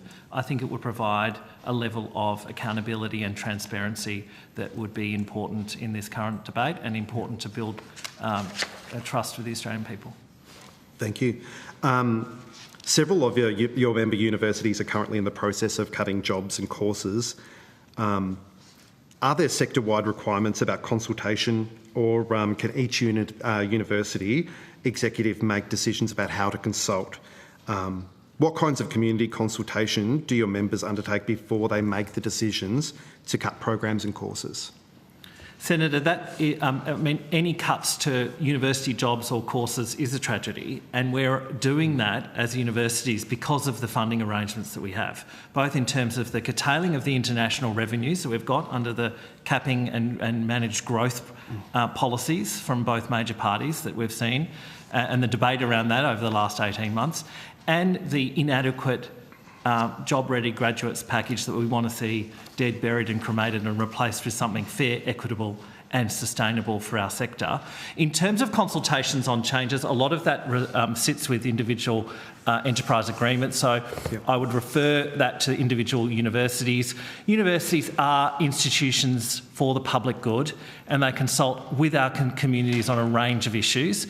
It is really important, and I'd add personally, as a graduate of a music degree, when I was doing that many decades ago, there were lots and lots of music degrees around. There are fewer and fewer.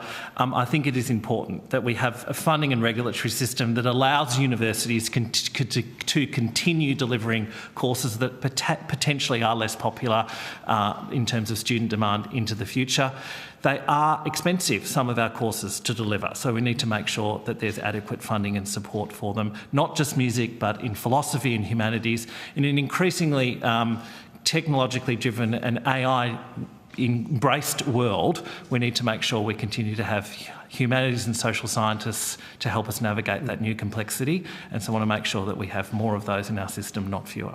And I would just add that, you know, this is a cause and effect, as Luke has just articulated, in terms of the funding environment. And the individual decisions that are made by our individual members are obviously up to them. But, you know, I don't think any Vice-Chancellor wakes up and relishes the fact that they have to make some very difficult decisions because of the funding environment that they are operating in. I'm just conscious of time, Chair. Have you got time for one more? Yep.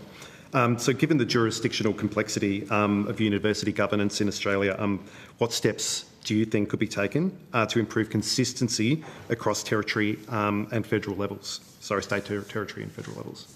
Move the federation. Well, federation is always an impediment. One of the great things that the Menzies government did was allowed us to become one level of government funding from the mid-1960s onwards. We have one level of regulation from the early 2010s onwards. Governance has always resided with state and territories. I'm very hopeful that the principles approach that I think will be recommended from the Expert Council to the 9 education ministers in mid-October is adopted. Harmonisation is important in a small country that has a lot of jurisdictions. Thanks very much. Thank you, Senator. I want to thank you both for your appearance before our committee today. I don't believe you took questions on notice, but in the event I missed one, 26th of August is when we're asking for them to be returned by. The committee will now suspend for a 15-minute break, returning just after 11 o'clock. Thank you.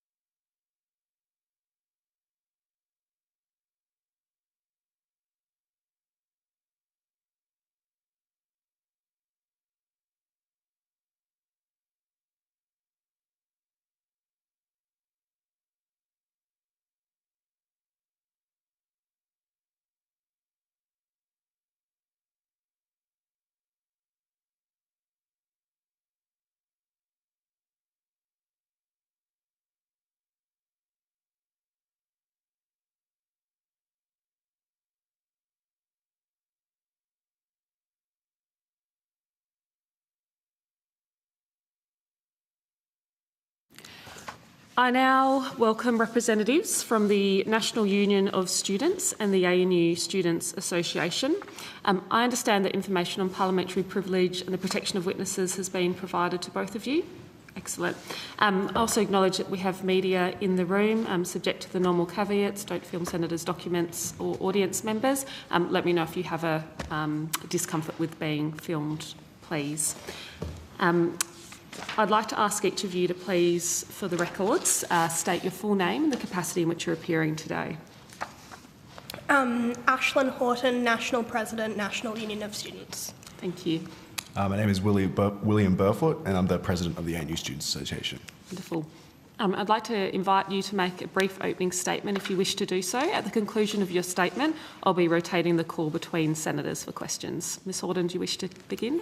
Thank you. I'd like to start by acknowledging the Ngunnawal and Ngambri people, the traditional custodians of the land that we meet on today, and pay my respects to elders past, present and emerging. Thank you, committee, for the opportunity to appear today, and congratulations, Senator Smith, on your appointment as committee chair. We look forward to working with you in this important role. The NUS is grateful to have been invited into these conversations, not only through this inquiry, but also through our ongoing engagement with the Expert Council for University Governance. In these spaces, the NUS has engaged enthusiastically and constructively because we believe students are critical partners in shaping higher education. Our universities are public institutions. They're not corporations, and they cannot be governed as if they were. Their mission is to deliver education, research and public good, yet too often governance structures mimic corporate boards, closed, executive-heavy and resistant to scrutiny. This year marks 20 years since the introduction of voluntary student unionism. So over the past 2 decades, universities have been left without the critical accountability that strong student representation provides. It's absolutely no coincidence that the crisis we see today has happened in the same period students lost their collective voice. When students are absent from governance or reduced to symbolic roles, decisions are made without the perspectives of those most affected. In too many institutions, students are brought in at the very end of the decision-making process so the university can tick the student consultation box rather than being involved in shaping the decision itself. So by the time we're asked for input, the outcome is already decided. It's not meaningful consultation, and it's certainly not partnership. For governance to be truly effective, students need to be embedded in every step of the decision-making process, from the earliest planning stages through to implementation and review. However, it's not enough to simply create more opportunities for students in governance spaces. Representation must be meaningful, and that means ensuring students can speak freely and genuinely contribute without fear of repercussions. When universities control the allocation of student services and amenities fee, the primary source of funding for student unions, it creates an inherent power imbalance. How can student representatives be expected to disagree with university decision makers when those decision makers have the power to reduce or withdraw the funding their unions rely on? Without secure funding for student organisations, student representation becomes tokenistic. The Albanese government's introduction of the 40% staff mandate for student-led organisations is a fantastic step in the right direction. However, we are seeing the vague definition of student-led organisation be exploited by universities to funnel money to bodies they control while slashing the budgets of independent unions. This leaves unions unable to provide essential advocacy, welfare and academic support, let alone challenge poor governance decisions. Without strong legislative safeguards, student representation is left to the goodwill of university administrations, and the past 20 years have shown where that leads. Strong governance mechanisms like mandated student representation and student union security can and should be implemented through legislation. Students are not a special interest group to be brought in at the tail end of a process to rubber stamp a decision. We are partners in higher education, and we must have the power and the resources to shape it from start to finish. I look forward to answering your questions. Thank you. And Mr Burfoot, did you have an opening statement? Yes, I do. Please proceed. Good morning, committee. Thank you for the opportunity to appear today. I moved from Perth to study at the ANU. I've grown to love Canberra and to love the university. It's an amazing place with amazing people. I have had opportunities I never thought possible, including being president of ANUSA and the elected undergraduate member of council. This dual role has given me a unique vantage point on how decisions are made at the ANU, and it has been made clear to me that many of the challenges facing students are not just a result of budget pressures, but of systematic governance failures at the highest level. Students have shared with me the impacts the cuts are having. Many report that they are unable to participate in their tutorials anymore, with so many people in the class that they are forced to sit on the ground if they want to be involved. Others have said they can barely see the whiteboard, much less participate in their tutorials, which have doubled, if not tripled, in size. Tutorial frequency has decreased for some degrees. Others have had field work and labs cancelled. Courses you had planned to study are no longer being offered. These are all regular experiences of an ANU student. This is the reality that we are facing, and it is the direct consequence of a series of governance failures. Music students face the very real prospect of having to leave the ANU, with one-on-one lessons, composition, and other core programs being cut. Research students are losing supervisors to redundancy, leaving them unsupported for months, sometimes losing the only specialist in their field at the university. Teaching opportunities too for research students are vanishing before our eyes. With professional staff already cut and restructured, support services are overstretched. Administrative decisions take longer, workloads are unsustainable, and basic processes are backlogged. Students are angry that their time at university is getting worse and that there has been no meaningful consultation on the cuts or the university's future direction. Make no mistake, the ANU is in crisis. Alongside my work at ANUSA, I have served as the elected undergraduate member on council. Council is composed of 6 elected members and 7 minister-appointed. The majority of members are external to the university, many with diverse backgrounds but little direct experience in higher education. My time on council has shown to me that there are serious issues with how the governing body operates, issues that the community and indeed this parliament would not consider acceptable for an institution of size and significance as the ANU. During my time on council, I have seen members intimidated, mistreated, gaslit, and in some cases, I have felt these behaviours myself. In the meeting on the 14th of February, former council member Dr. Liz Allen and myself were unfairly targeted for our connections to the community. Our integrity was questioned, and it was not so subtly suggested that we might have been the cause of leaks to media. This environment and culture is certainly not what I would have expected from such an important body and has left me profoundly discontent with council.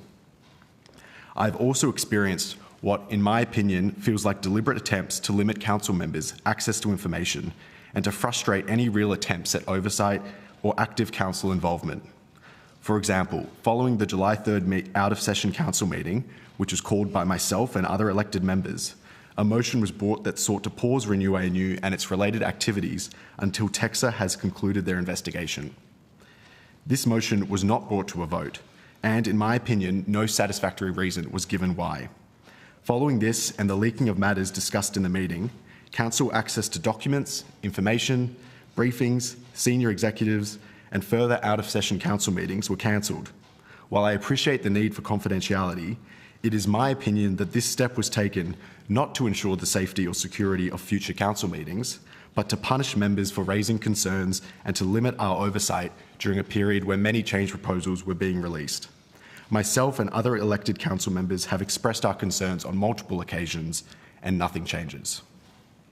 If the ANU cannot model transparent, accountable governance that puts education and research first, then the governance framework for the entire higher education sector is broken and these issues will persist. The ANU is the only university established by an act of this parliament, and so it is particularly important that this parliament has confidence that the university it founded continues to deliver the outcomes that were deemed so essential in 1946 and indeed still are today. Happy to answer any questions. Thank you, Mr Burford, and the concerns you share with us are very deeply heard by this committee, the concerns that we share as well. I'm going to distribute the call to senators across the committee. I'm starting with Senator Mulholland, who's joining us online. Senator Mulholland. Thank you, and thank you both for coming in to speak with us and to the committee. On behalf of the students who obviously want to have a safe and well-resourced and thriving university, please forgive me for joining you via the phone, and if you need me to repeat anything, please let me know. I'd like to first direct my questions to the National Union of Students. If I've got some time, I'll also have some questions for you from the ANU Student Association. So my first question to the National Union of Students. The expert panel on university governance includes members nominated by the NUS and has held a number of meetings this year. What has been your experience of these meetings, and do you have confidence the final report due in October will provide a pathway for Commonwealth, state and territory governments to increase the transparency and accountability for universities? Thank you. So I am the NUS's nominated representative to engage with the expert council. I believe that our engagement with the council has been incredibly productive. So for the major consultation period, I was meeting with the 3 government-nominated representatives about once a week for about 2 months. And the Council also convened a roundtable of student representatives, those being student union leaders and student members on their university councils. And from what I heard from people who attended that roundtable was that they were incredibly appreciative of that opportunity to share their experiences, because it's incredibly rare that the student perspective is proactively sought out in these spaces.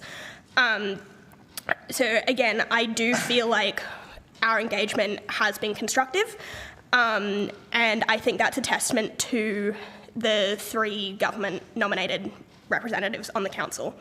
But I would like to note that while our engagement was productive, we weren't members of the council. The council just engaged with us.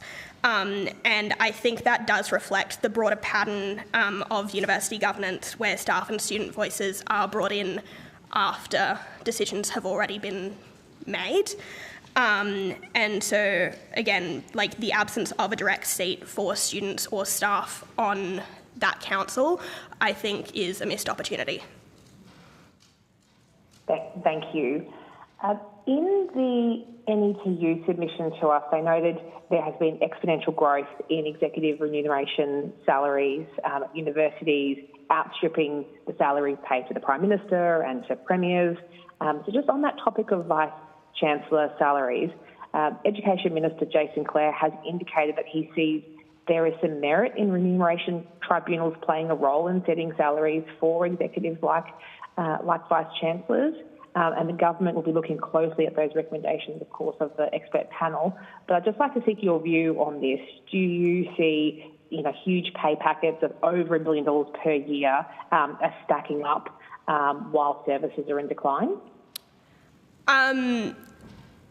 Yeah, absolutely. I think that Vice-Chancellor salaries are way too high, and it's quite disgusting, I guess, to see so many of our tutors get cut while our VCs are still raking in over $1 million every year. Thank you. I might just now direct some questions to the ANU Student Association. Can I start with the Renew ANU program? How has Renew ANU impacted on the quality of education being provided and the overall morale of teachers at ANU? Thank you for the question, Senator. I think it's important to recognise with Renew ANU that we are already coming off a low mark in terms of the quality of education at ANU. It's been a rough period for the ANU the past 5 years. There have already been job cuts, there have already been course cuts, and what we're seeing with Renew ANU is those activities accelerate. So the impacts on students are really profound, and I do think that most people would be surprised at the quality of education that we're receiving at the ANU, because it has been on a decline, and I don't think that standard of education we're receiving is what people would expect. So, for example, I mentioned in my opening statement that students are having to sit on the floor in their classes because the class sizes have increased so much.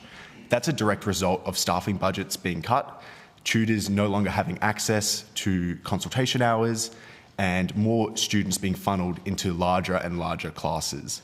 That's a direct decision of the university, and that problem is going to get worse as we progress through Renew ANU. Thank you. I'll now just move to some of the evidence we've heard in submissions regarding a better need for more induction, more training, and of participants on governing bodies, particularly student participants.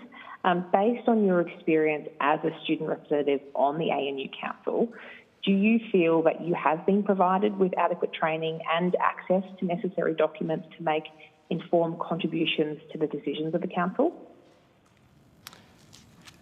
My time on council has indicated that how council meetings are structured and run is very inaccessible. The council packs are regularly over 400 pages, 600 pages in some cases. On a good week, they'll be delivered to us the week before the meeting, sometimes sooner than that. And so when you're dealing with that much information across the entire university, it's incredibly difficult to kind of decipher the information in the packs and then accurately relay that and hone in on it. So I think in that sense, it's very difficult for a student and other elected members on council to properly engage and provide the oversight that we would expect of council.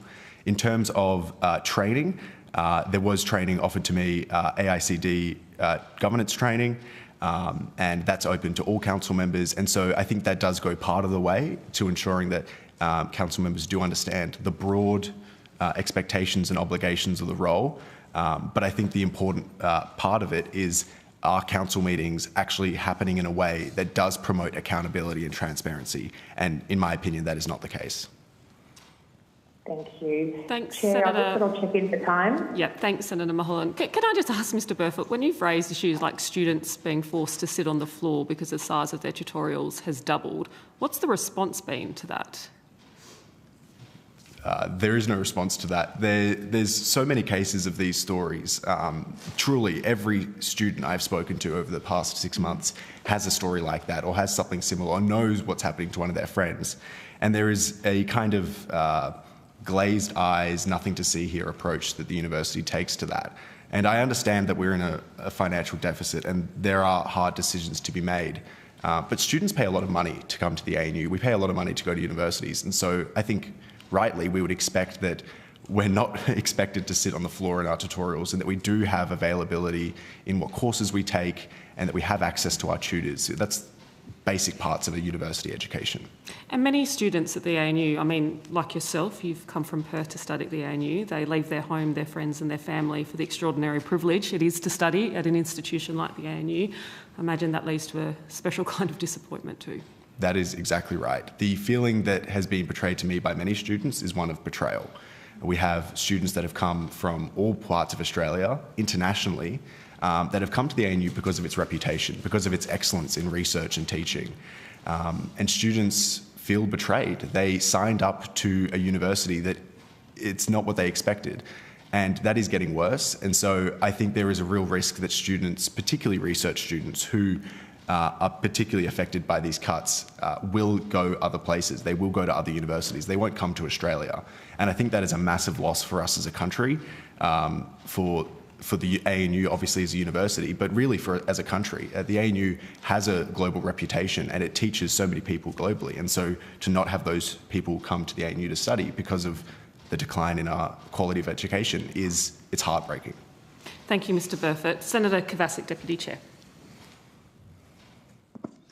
Thank you, Chair, and thank you both for being here today. And I'm very pleased to hear your evidence that students are offered the AICD governance training that's considered to be best practice board training and, comes at a cost of around $10,000 per course. So it's great to see that investment in students at our universities by the universities as well. Would you be able to tell me if there are any Australian universities, and this is a question to either of you, that don't have student representation on boards or councils? I'll have to take the names of the specific universities on notice. You guys? But I do know that there are universities that don't have students on their boards, and that's because there's no standard regulation to have student members on boards. But I would also like to add that whilst Will was offered governance training at ANU, there's also no standard practice for student members on councils nationally to have that training. And something that we hear a lot about from student members on their university councils is that they feel that they've kind of been set up to fail because they haven't received that training. And then in their council meetings, they are faced with feeling very much like an outsider, I guess. There's very little engagement from the other members on council with them, and they're kind of treated like a child. And so I think that setting students up to fail in these spaces kind of gives universities an excuse to not engage with their student representatives. Thank you. And would you just a little bit further to that, and I'm glad to note then perhaps, are you suggesting that the ANU is sort of outperforming in terms of providing this support to students, or is this something that most universities do but just some don't? And on the same note, and I note you say you'll provide it on notice, which is wonderful, is it more common for universities to have student representation, or is it uncommon to have it, or vice versa? I think the majority of universities do have student representation, but there is a discrepancy between those student representatives being elected by the student body or appointed by the university, and that's also a huge issue. We really believe that all student members on councils should be elected rather than appointed. Thank you. Also, you mentioned the need for mandated minimum levels of student representatives with full voting rights on university boards. Again, is it common for these representatives to hold limited rights with respect to, say, executive remuneration or financial governance? Well, I think that at a lot of universities in these council meetings, student representatives are often asked to leave the meetings due to like a cited conflict of interest when student issues get brought up. So if council is talking about the student experience or something like that, and the student representative on the council is a member of their student association, which they usually are, then that student will be asked to leave for the duration of that conversation due to a conflict of interest. And so that's what we mean when we talk about full voting rights, because obviously students should be involved in those conversations. Okay. So it's probably a reflection of perhaps a declaration of a conflict or something like that, where the broader board has made a decision that the student representatives perhaps are conflicted and might need to step away from that part of the conversation. Yeah. Would that perhaps be their view? Yes. Thank you. You've also advocated for the adoption of a WA-style mandated student unions guilds system. Are you able to share with us any evidence that West Australian universities have a better standard of governance because of this representation? Well, they have a better standard of governance because students are involved. So inherently the student experience is better at WA universities because the guilds are so embedded into the governance structures of the university. And really I base my assessment of good university governance on a good student experience. So it's more anecdotal. Has research been conducted, or is there information on that, or it is as you state, is it purely a student experience measurement of that good governance? I'm happy to take it on notice, but at this point I would say it's based on the student experience because that's what we care about. That's what we're here to advocate for. Wonderful. And my next question relates to student elections.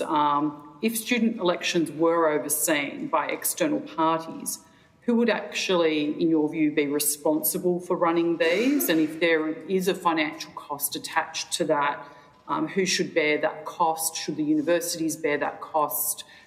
Should the student unions bear that cost? Well, at a lot of unions, and I'll use the WA guilds as an example again, the Western Australia Electoral Commission does run those elections. And back when we had compulsory student unionism, I believe that state electoral commissions ran the majority of student elections. And I would say that in terms of funding that, it would definitely be tied to the student services and amenities fee. Okay, Thank you. That's all from me, Chair. Thank you so much for your time and your evidence today. Thank you, Senator Kovacic. Senator Faruqi. Thank you very much, Chair. Thank you so much both for coming in today and having the courage to tell it like it is. It's really appreciated. And Mr. Burford, you've kind of related your pretty horrific experience, I must say, on council. And we've heard that this morning as well from the NTEU and the work that they've done, which basically points across universities a culture of suspicion, of fear, and of silence on university councils. And of course, Dr. Liz Allen, who was a staff elected member on ANU Council, resigned in April, saying she could not in good conscience remain on council. And we're going to hear from her later today.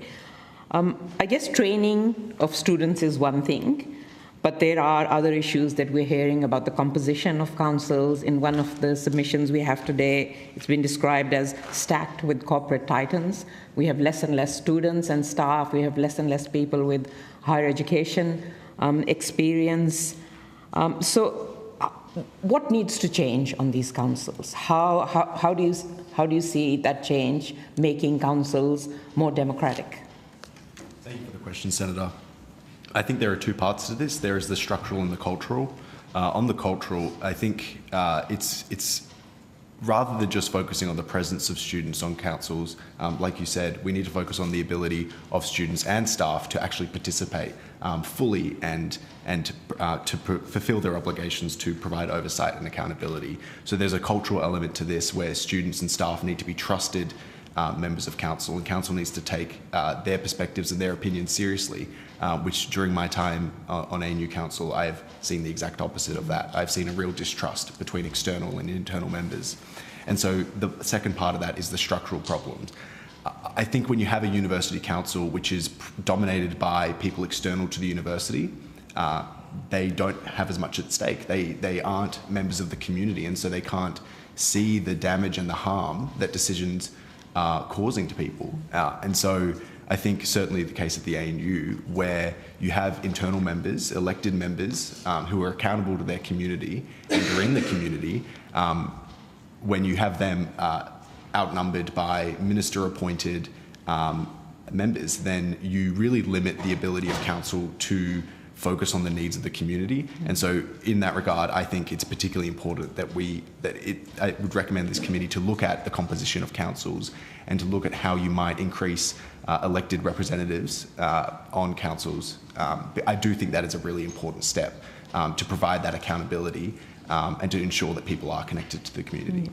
And knowing what you both know about university governance boards and councils, what's the kind of diversity like on those councils? And by diversity, I mean, more than just people representing different professions. It is more about them representing the community of the university. Like, are there people there who are First Nations or culturally and racially marginalized groups, people with disability, LGBTQI plus people? Do you see that, or is that something you may not know about? On ANU Council, that is the case, that there are people with diverse backgrounds, but there needs to be more. There always needs to be more. We need our councils and our governing bodies more broadly to reflect the community that they serve. And so while individuals with diverse corporate backgrounds and work experience is really beneficial, I think you're entirely right that we also need people that are able to reflect the community more broadly. Yeah. We've seen from staff, students and alumni a recent survey that was done which shows how deeply dissatisfied they are with current governance arrangements, and that ANU is suffering from a real deficit of trust because of their current practices and all that has happened in the last few years. Do you have any confidence in the Bell and Bishop leadership? I think it's a really hard moment for this university, and certainly through my time at council, I found it really hard to grapple with the decisions that are being made in that room and the impact that it's having on my fellow students. I am not very confident in the direction the university is heading, mostly because we don't know the direction the university is heading. We don't know what the university is going to look like at the end of Renew ANU, and that is causing a real fear amongst students to not know if your tutor will still be there, if your professor will still be there, if the courses you want to take, if the degree you want to do will still be there at the end of the year. I think that causes all ANU students and staff and members of the community a great deal of fear. I've been involved in the People's Inquiry into Campus Free Speech on Palestine, which has provided so much evidence of the surveillance, the suppression, the silencing, the threatening, the punishing of students and staff who speak up for Palestine, and it is deeply disturbing. And of course, I know that at ANU police were called to move students involved in the encampment, and there is also evidence that university conducted surveillance. How has the crackdown on free speech and on students and staff, particularly as it relates to Israel's genocide in Gaza, impacted the trust and communication between university students and management, and has anything improved since then?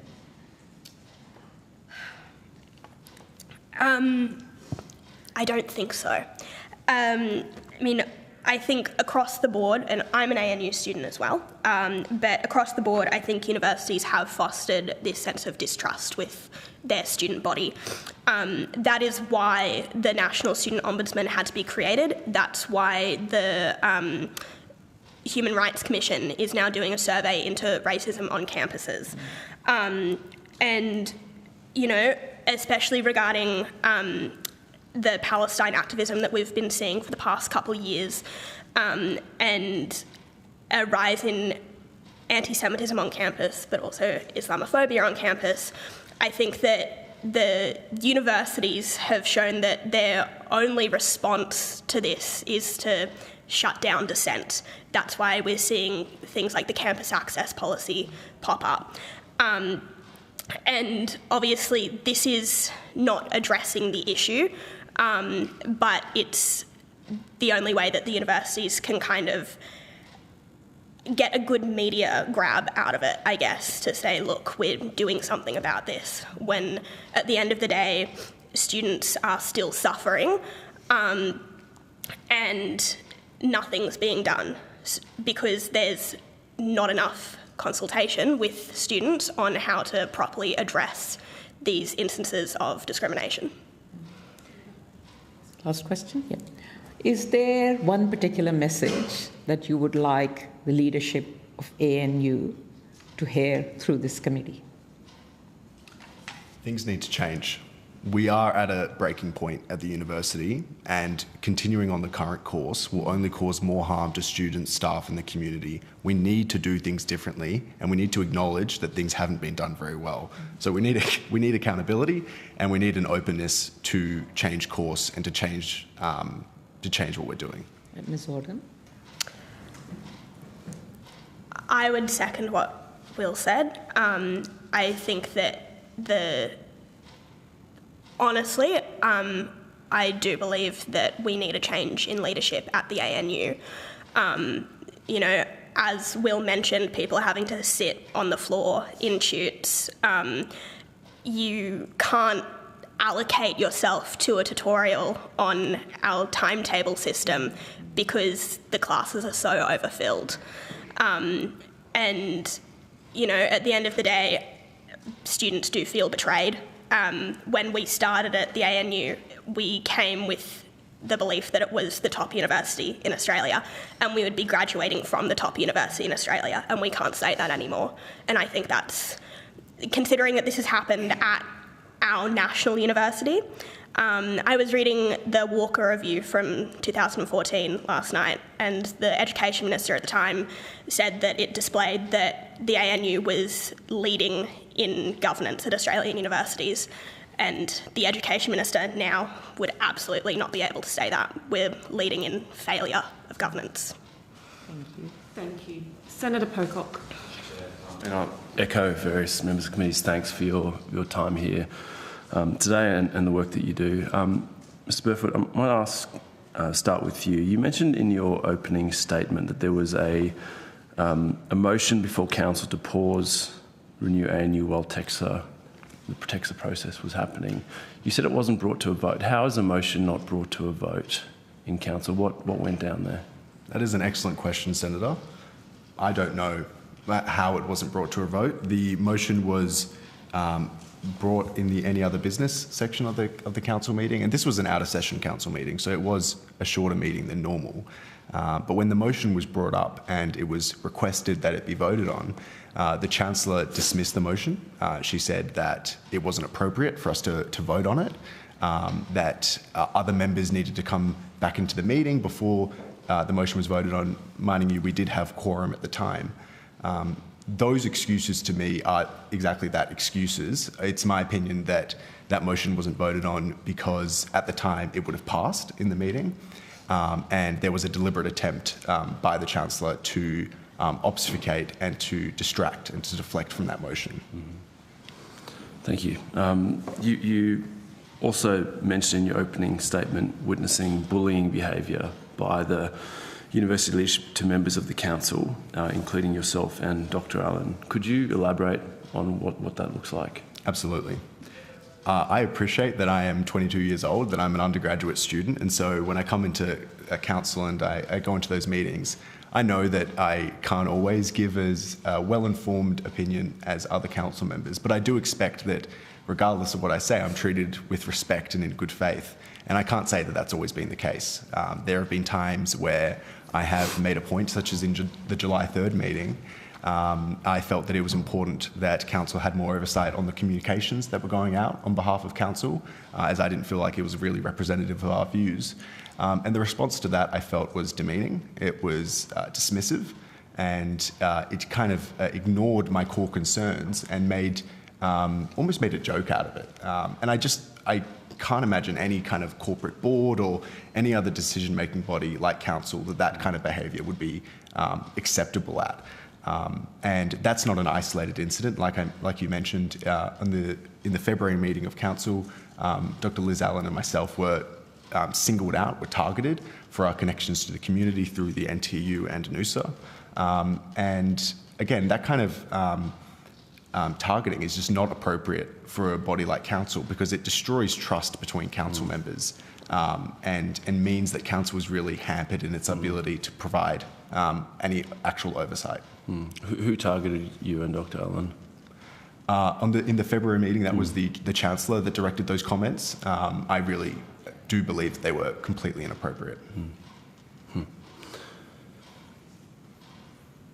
There's also been a big spend on consultants at the ANU, and I'm interested as a council member, when documents are provided to council that have been prepared, or like a report or some sort of thing from a consultant, is it clearly labelled as being from consultancy? Do you have any concerns about that?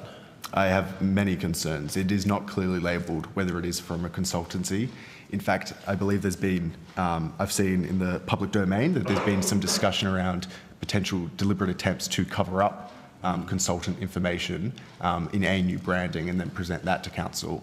I've been requesting for over a month now, and I requested earlier in the year access to reports generated by Nous Consulting. As a council member, it's within my powers to access those reports. I have not been given them as of yet. And so that gives me a great deal of concern as to why these specific reports that were created and commissioned by the ANU are not being shared with council members. So I think there's a great deal of concern around the use of consultants in this and what part they're actually playing, because we don't know that. We know that the university talks about the uniform data that they provide and all of these things, but we don't know to what extent the consultants are actually involved in the decision-making regarding changes in schools, changes in colleges, job cuts. That's all up in the air. So hang on. As a council member, you don't know to what extent consultants are informing change proposals. That's correct. At the ANU.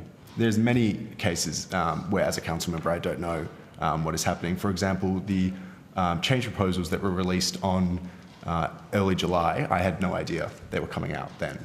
I could not tell you how these proposals are actually being drafted and created. We hear a lot about there's been consultation with deans and directors. I don't know if that's actually the case. That is all something that is taken to, it's said that it's management's responsibility, and so it's not council's responsibility to oversee that, which I think is ridiculous. Did council approve the initial spend on Nous?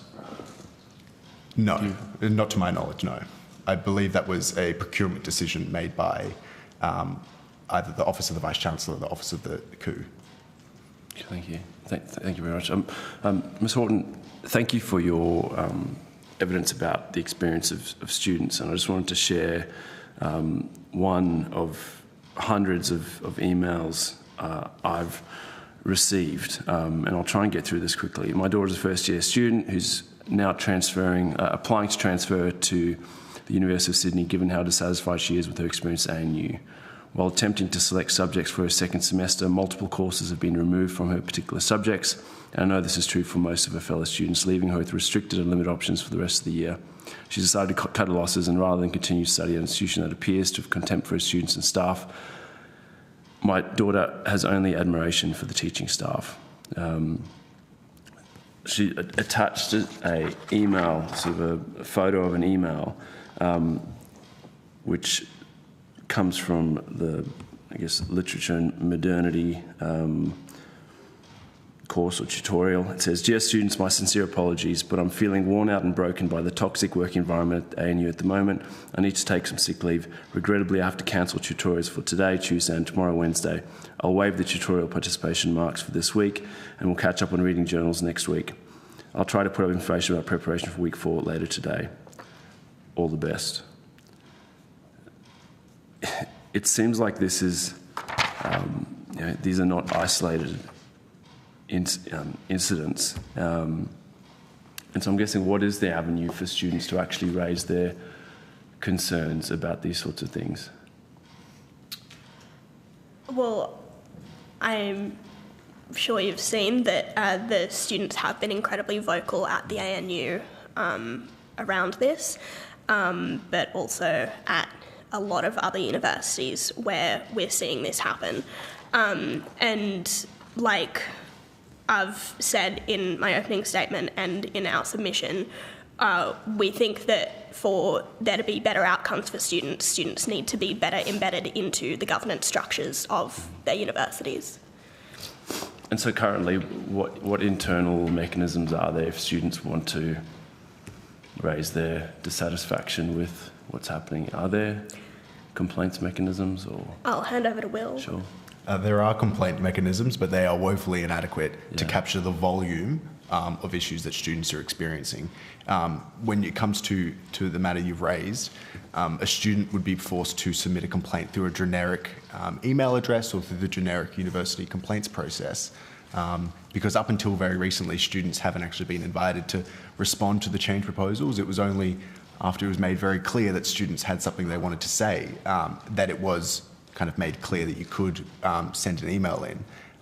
But there's woefully inadequate methods for us to share what's happening.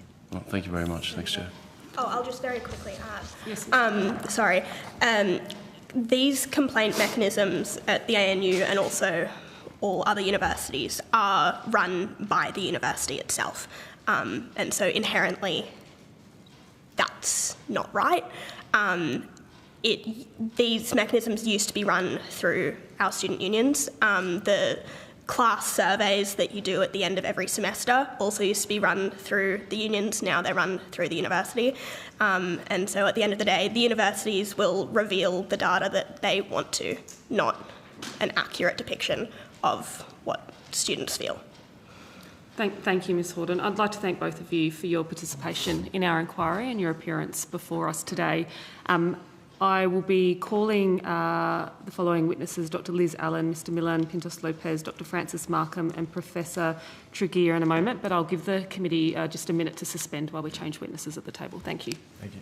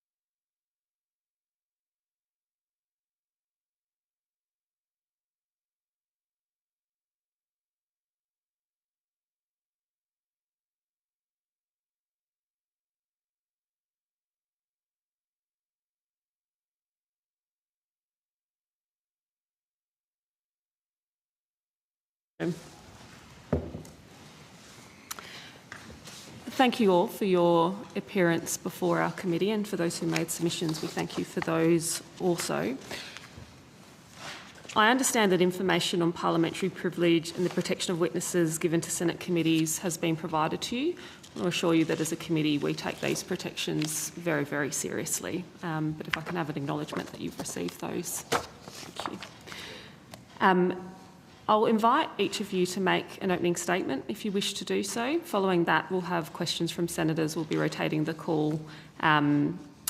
As I said at the start of my opening of this inquiry, where you may not have been here to hear this, we do have a right to insist on answers, but it's always within your right to provide those answers in camera if that's the case. So please, as Chair, just let me know. But I'm happy for you to organise yourselves in the way you deem fit. Would anyone like to volunteer to go first with their opening statement? I'm happy to go first. Okay, thank you. Good morning, Senators. My name is Mijan Pintos-Lopez. I've worked at the Australian National University since 2017 and have served as the President of the ANU NTEU branch since 2021. On the 2nd of May 2022, I was elected as the Professional Staff Representative on ANU Council. My first meeting took place on the 3rd of June 2022. From 30th of September 2022, I was informed of concerns regarding a potential conflict of interest related to my role on the bargaining team during enterprise bargaining. As a result, from the 7th of October 2022 council meeting onward, I was excluded from receiving budget and financial papers and was required to recuse myself from those agenda items. This was formally recorded in council minutes.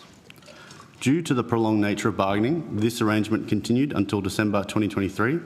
Following the conclusion of bargaining, I regained access to all standard council papers. My final meeting as a member of ANU Council was on the 5th of April 2024. During my time on Council, I was on the selection panel for the new Vice-Chancellor. The selection of the new Vice-Chancellor was announced in September 2023, with the tenure beginning on January 2024. In October 2024, the new Vice-Chancellor announced Renew ANU.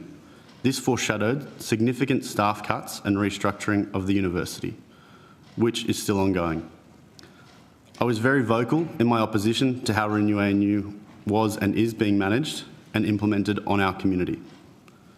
On the 30th of January 2025, 6 months after my departure from Council, I received an unsigned email from the University Legal Office with a letter attached from Philip Harrison, the University's General Counsel, titled Reminder of Obligations of Confidentiality.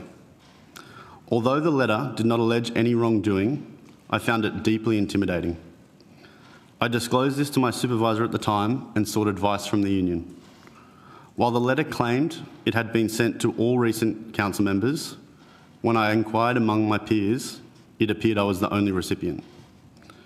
2 weeks later, I was instructed by my director to begin submitting timesheets for any and all hours spent on union activities, despite having 40% time release as an entitlement in the enterprise agreement. This request, I understood, came directly from the Chief Operating Officer. Within days of that request, I was also informed by my supervisor that the Chief Operating Officer had specifically requested a copy of my performance development review. There are multiple reporting lines between me and the coup, and to my knowledge, no one else in the division received a similar request. This is not standard practice at the ANU. In over 8 years at the ANU, including during my time on Council and as a union president, my performance development reviews and timesheets have never been requested at the executive level, nor have I ever received formal letters from university lawyers. I believe these actions were in direct response to my public criticism of the ANU's leadership decision to launch Renew ANU. And unfortunately, I have to say, the message was received. I felt intimidated. I began second-guessing my public statements and hesitated to speak to the media in my role as union president.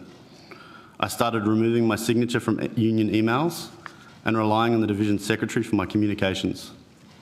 I genuinely feared for my job and had serious conversations with my partner about the possibility of being dismissed. The staff voice needs to be protected. As the union president and a formally elected representative on council, I believe it's my duty to speak up and not be intimidated. It is deeply concerning that the university I love has become a place where open dialogue and public debate is stifled.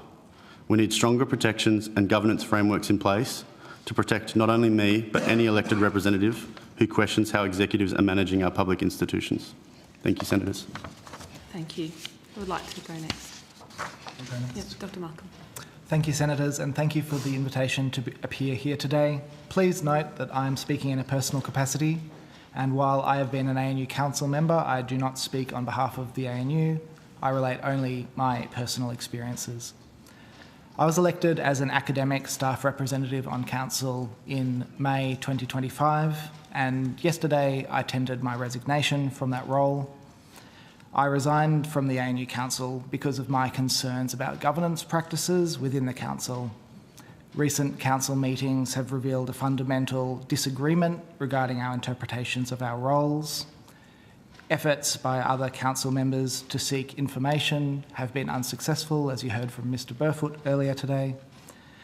Attempts to move motions have not been permitted by the Chair at times, as was reported by the Australian Financial Review, and again spoken to by Mr Burfoot earlier. My experience has been that meeting procedures make it difficult at times to know what decisions have been made and at times limit full discussions. More recently, as was announced in the ANU staff newsletter, the Council has been subject to an external investigation into alleged misuse of confidential information. During this period of investigation, which coincides with a critical time in our university's restructuring process, oversight by Council has been restricted. In order to operate effectively, I believe that the Council must be empowered to deliberate, seek information and operate with transparency. I look forward to answering any questions that you have on these or other matters. Thank you very much.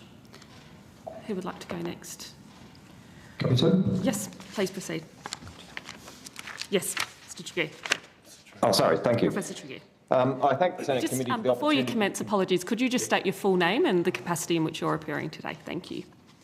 My apologies. My name is Professor Peter Tregear, and I'm participating as someone who's put in a written response, but also as my experience as a former head of the School of Music at the ANU from 2012 to 2015. Thank you. Senators will no doubt be aware that both the ANU and its School of Music are currently the subject of considerable renewed public interest, and I thought it would be therefore the best use of the next couple of minutes just to provide a brief postscript to my written submission. The fact that the ANU finds itself again in such difficulties underlines, certainly from my point of view, why the work of this committee is so important and that the current situation was, in my view, both predictable and avoidable. From my perspective, the most relevant further development has been the publication of the report by Christine Nixon into the ANU's former College of Medicine and Health on the 27th of May this year. In it, Nixon concludes that the most significant element leading to what she calls as a remarkable tolerance for poor behaviour and bullying across the university is the fact that in the ANU, quote, poor behaviour does not lead to negative consequences, unquote. I know only too well why.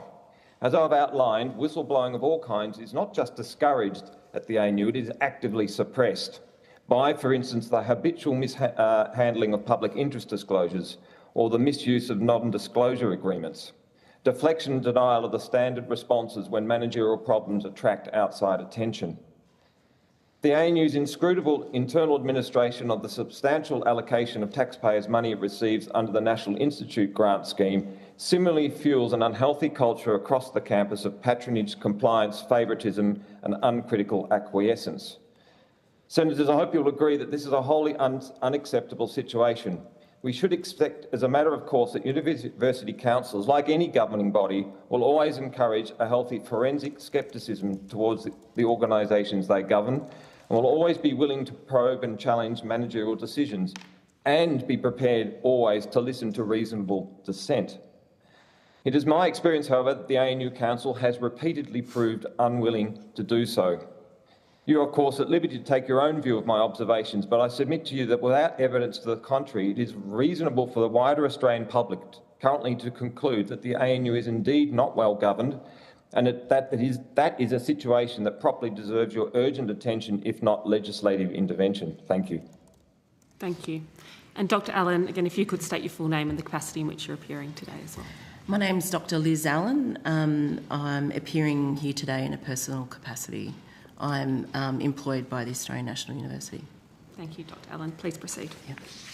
So I resigned from ANU Council in April, having lost confidence in the leadership. I was deeply troubled by Council releasing misleading public statements and the dismissal of community concerns. ANU leaders behave with impunity, keep Council in the dark, and fail to adequately disclose conflicts. Vice-Chancellor Bell has misled Council on numerous occasions. Since 2024, I've experienced threats, intimidation, and bullying because I sought greater probity of Council conduct. I was bullied into near suicide.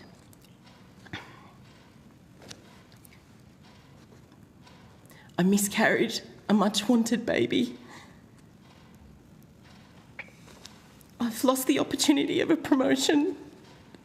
I fear for my job, and my career has been derailed. I was first elected to Council under the previous Vice-Chancellor and again under the current one.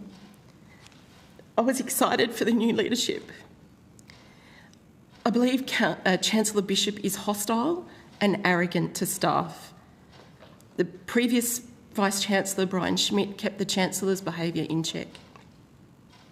When the current Vice-Chancellor began, my union affiliation became a source of differential treatment.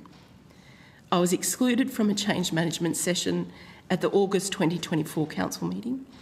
My exclusion was later acknowledged to be unnecessary and heavy-handed. Council is dysfunctional and toxic under the current regime, and elected Council members are afraid.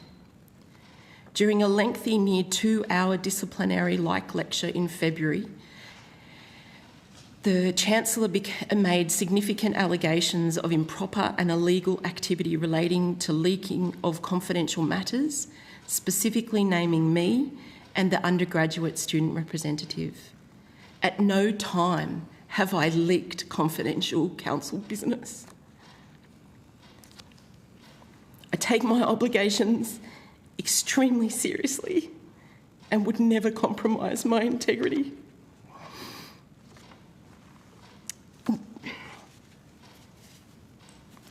When I defended myself in this meeting, the Chancellor suggested I defamed her.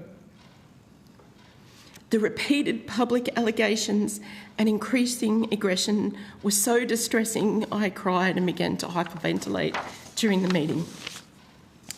In the same meeting, the Vice-Chancellor suggested I sought personal gain to leak when I asked about a financial matter. An appointed member claimed I defamed the entire Council during this meeting by me expressing concern the governing body was neglecting its duties. Chancellor Bishop later got me in a private room with another elected member. The Chancellor further berated me, suggested commencing a legal investigation and calling a journalist to confirm I wasn't leaking. I felt threatened and became extremely fearful. I believed my job was at risk. I became further distressed with the continued pursuit of false leaking allegations. Chancellor Bishop laughed incredulously at my emotional response and at one point blocked me leaving the room. I was so distressed I couldn't breathe and struggled walking. I felt violated and deeply humiliated. Many people in the building saw my distress. Nobody did anything to help, resulting in great shame and trauma.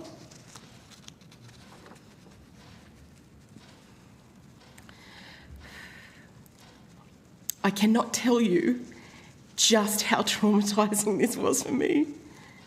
It affected me so deeply that on the drive home I decided to kill myself.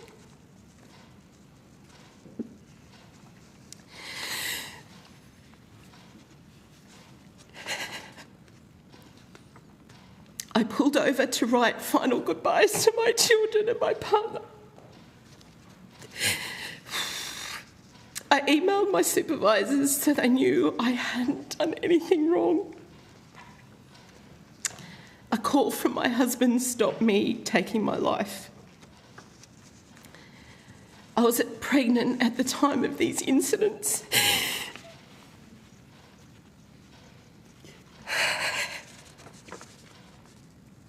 In roughly the fortnight following, my much-wanted baby died.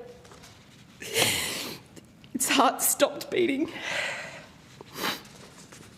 I lodged a workplace complaint after these February incidents. The Chief People Officer told my boss I simply needed to reframe my thinking.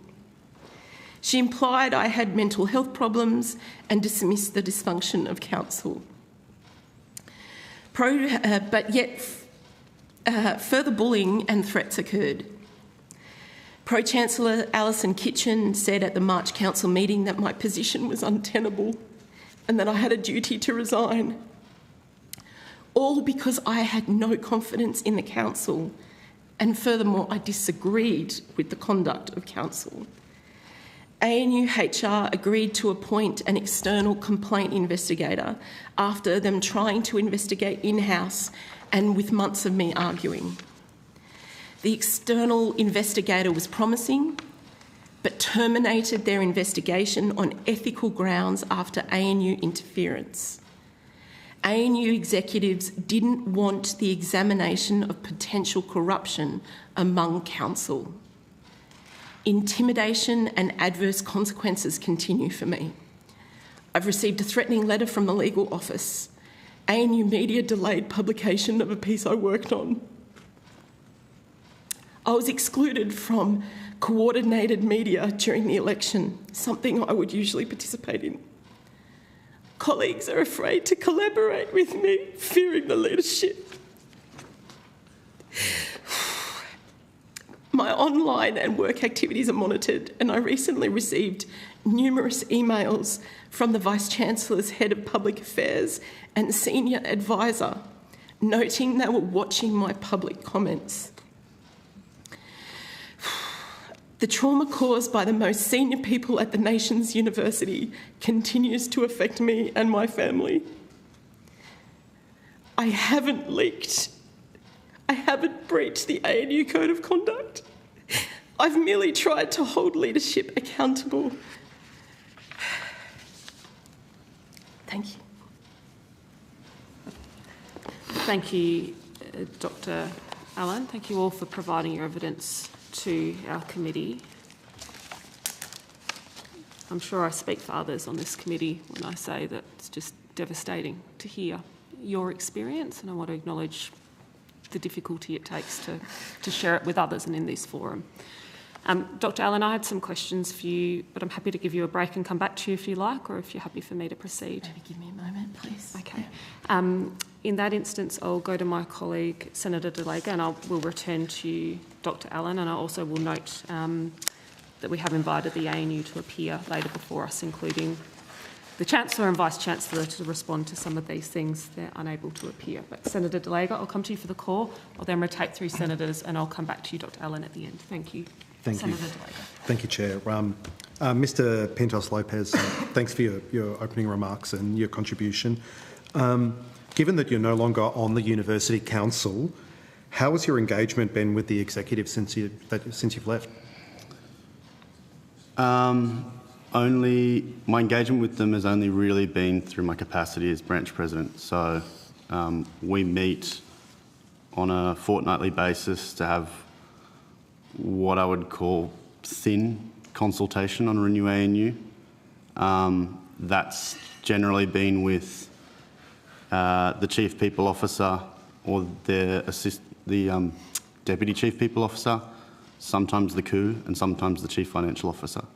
I've had one meeting with the Vice-Chancellor to discuss Aboriginal and Torres Strait Islander employment targets, and the ACT Division Secretary and myself have met with the Vice-Chancellor and the Chief Financial Officer once as well to discuss some small, not small, but to discuss some enterprise agreement matters that she wanted to raise. Excuse me. Were you made aware of the Vice-Chancellor's role at Intel was remunerated? I don't recall that ever being raised or discussed, particularly that it was remunerated. Something of that nature would have been discussed. As an example, the VC's position on the Commonwealth Bank Board was substantially discussed, minuted, and in fact I think that they stood down from that role because of the conflict or potential. And were you made aware of the vendor consulting arrangement? No, not till after I was a member on council, through the media like everyone else. And do you think it's an example of the broader culture around governance at ANU? The vendor consult. Oh, sorry, just in general, the how things have been happening of recent. Yeah. No, I think it's definitely reflective of the broader governance culture at the university, and I think what you've heard today and what you are seeing in this committee is an example of the fear and intimidation that is the culture that is real. And it sounds, I think, sometimes when we say it out loud, like we're being, I don't know. Yeah, all I'm going to say, it is real, that fear and intimidation for staff. Yeah. Thank you, Chair. Thank you. Dr Allen, are you happy for me to put some questions to you now? Yes, thank you. And thank you again very much for your testimony. I note that you resigned from the ANU Council earlier this year as a result of some of the evidence you shared with us, as deeply distressing evidence. Can you tell the committee more about the culture within the ANU Council, how staff elected representatives may be seen by Council in your opinion? And I'd also like to understand from you how you would like to see transparency and accountability improved. So the council situation at the ANU is very far removed from the very egalitarian system that exists across the university generally. And there is a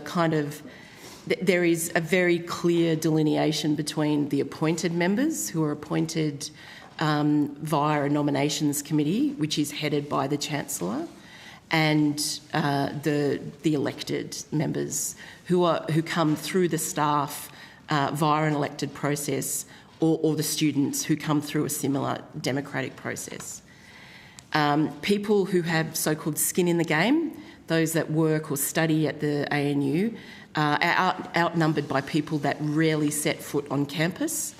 And when the appointed members do come to campus, it's for official ceremonies and duties only. It's not ever to kind of operate or interact at the coalface, so to speak. So they're very out of touch with the reality of higher education, but more importantly, they're out of touch with the reality of what is happening at the ANU. So the Chancellor, I believe, behaves with godlike powers and unchecked with, say, for example, a Pro-Chancellor and a Vice-Chancellor. That means quite significant disregard for the university, I believe, and for having issues that are grassroots held and spoken about at the council. My experience with council is that there is a careful curation and manipulation of information that is presented to the council. Council never know what they don't know. And that is a deeply concerning issue.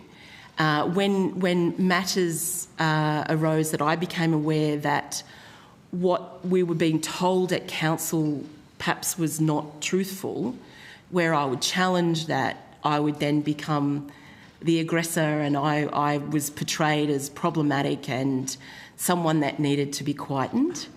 And so dissent generally is not encouraged. Actually, it's discouraged. we are only allowed to, and I should say I'm no longer on council, this is my experience while on council.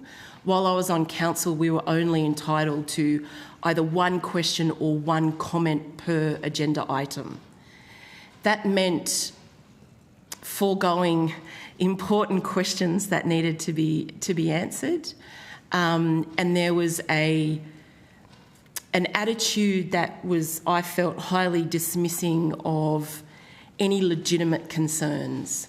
On one occasion, I raised an issue around student and staff morale, and the Pro-Chancellor responded and said something to the effect of that they hadn't seen that or they weren't aware of that.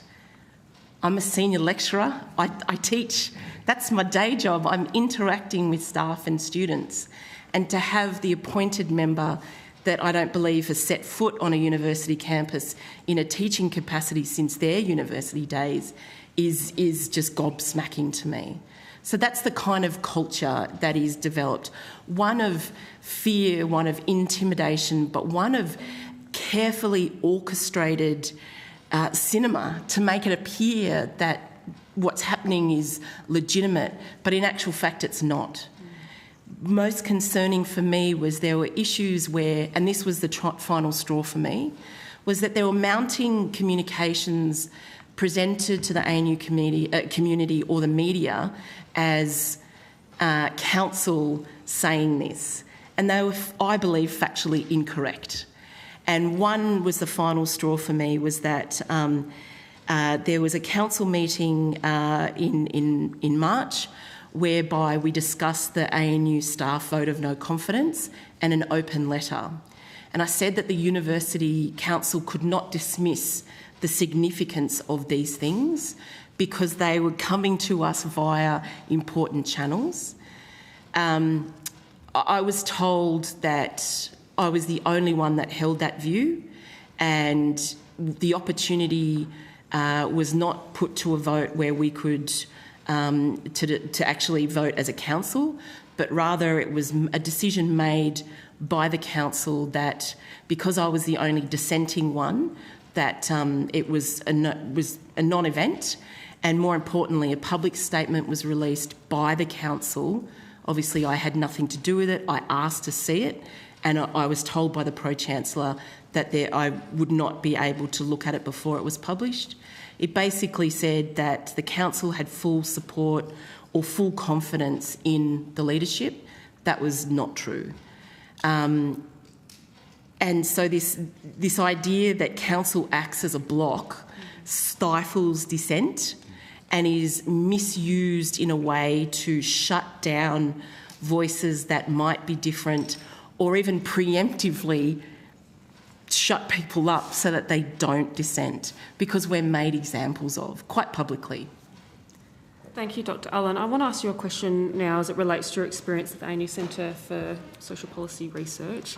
I mean, we know ratios of teaching, scholarship research are so important, the backbone of our sector, the sector, and, you know, go to the heart of quality in these institutions. We've heard evidence over the course of this inquiry around the impact of the casualisation of the workforce on these things. I'm interested in your experience on staff. Have you seen the impacts of casualisation on these factors? What sort of pressures is it placing on fellow academics? So I have been I've had an affiliation with the university since 2008, first in a student capacity for 1 year and then on staff and as a student. I was in casual employment in and out of various contracts until I believe 2021. So I only was given security at that point, and I thank my lucky stars that I did get it. There is a reliance on casualisation, and it is used in a way that I kind of think that maybe the university sees people as being disposable, as kind of like replaceable, and there's this kind of stream of people coming in and out being used, and once their day is done, they're kind of out, you know. And it's highly disrespectful, and it's highly troubling for people to get security. I wasn't able to apply for a home loan, for example. I wasn't able to apply for any kind of significant loan to be able to then establish my children and so on and their well-being. So casualisation in my day-to-day is just there. It's what concerns me, though, of late is that the university established what's known as the RAC, the Recruitment Approval Committee, which I think that's the acronym, but it's affectionately known as the RAC, and it is as painful and torturous as it sounds. Basically, anyone who their contract comes to an end, if they are to be extended, even in consistent practice with the enterprise agreement, their so-called job card must go through the RAC. The case must be mounted. Now, the university will tell you that something like 90% of cases that go forward to the RAC, their positions are extended or their positions are created. But there are multiple layers before you can even get to the RAC. So most fall short before they even get to the RAC.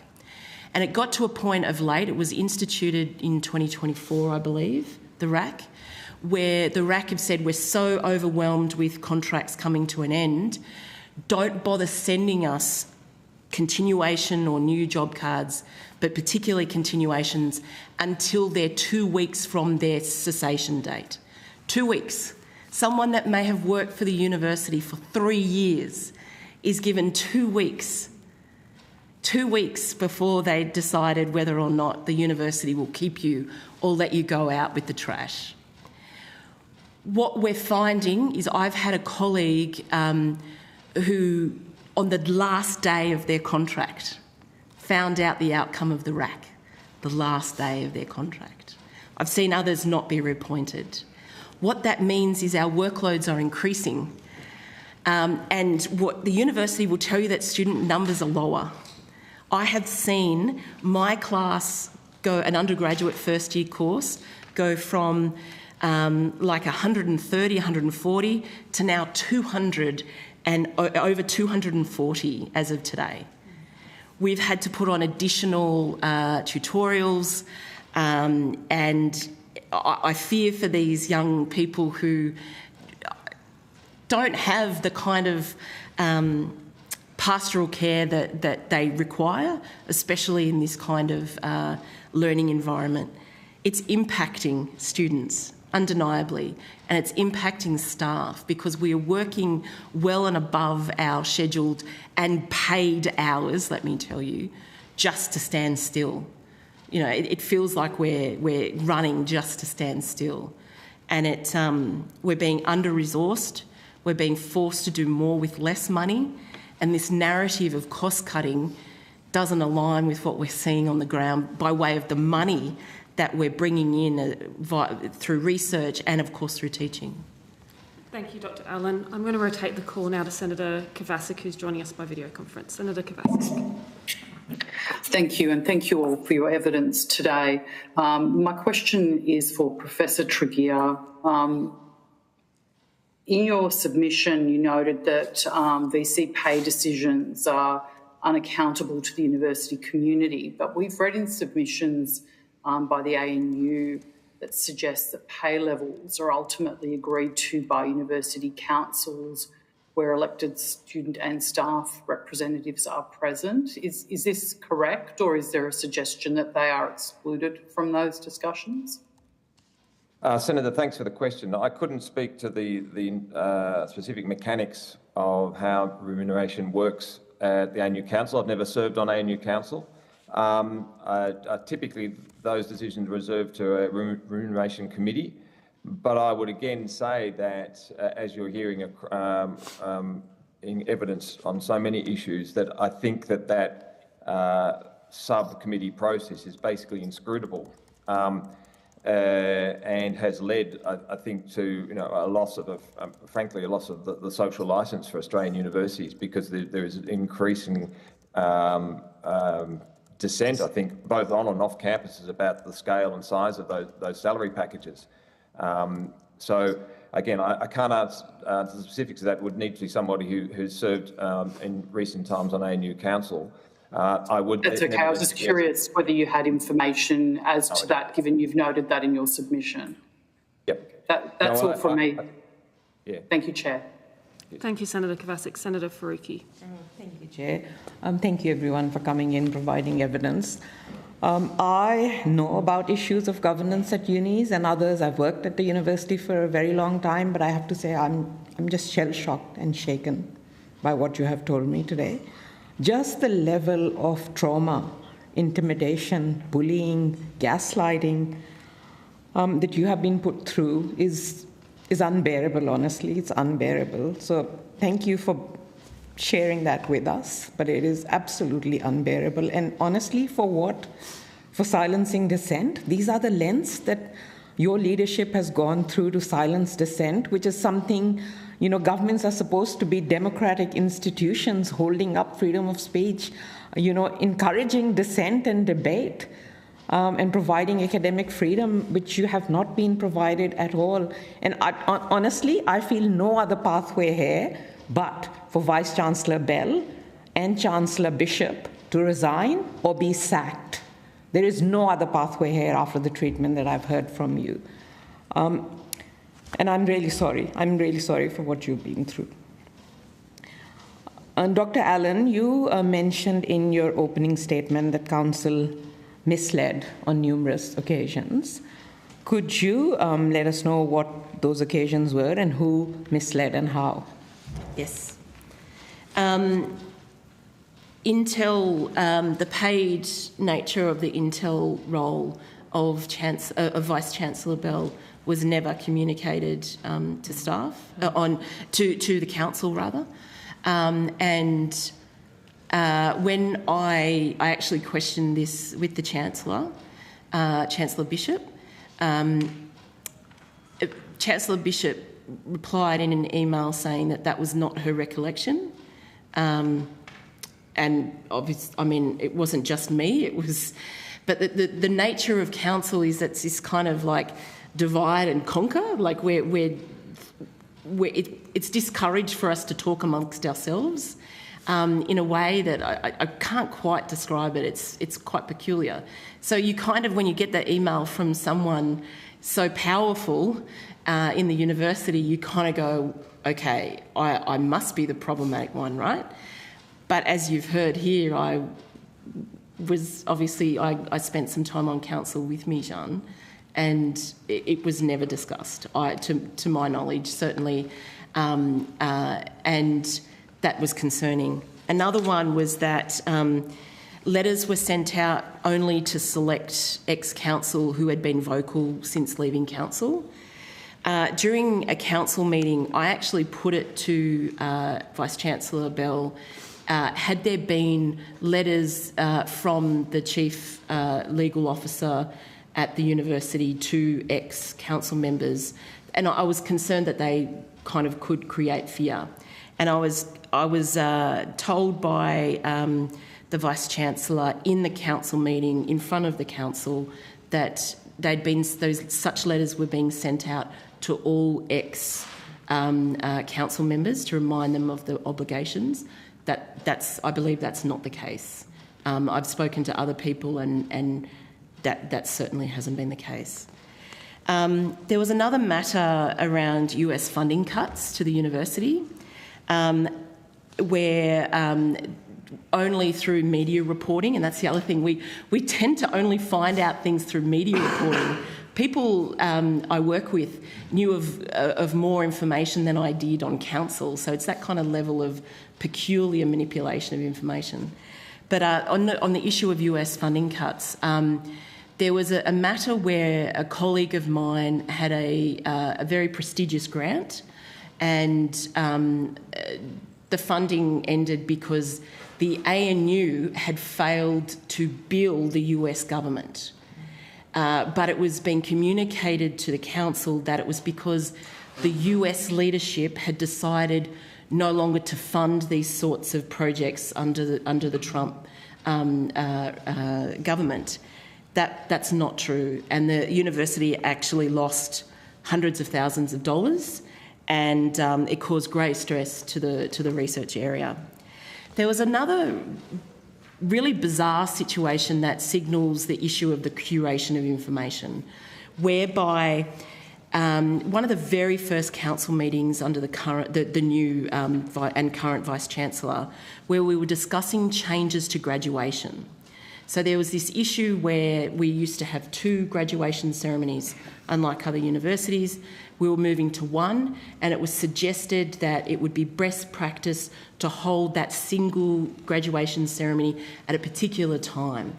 We were reassured in council deliberations that that date had been decided through best practice and it was suitable. It was especially suitable for international students. We walked out of that council meeting, and when that was announced to the community, of course, that was not the case. Students particularly affected, international students, said, I won't be able to graduate. In fact, their visas are likely to have expired by the time they could graduate. I then found out through a separate mechanism that there was a report written, a very lengthy, detailed report, that set out that the date that was put to the council was a date that should not be for graduation.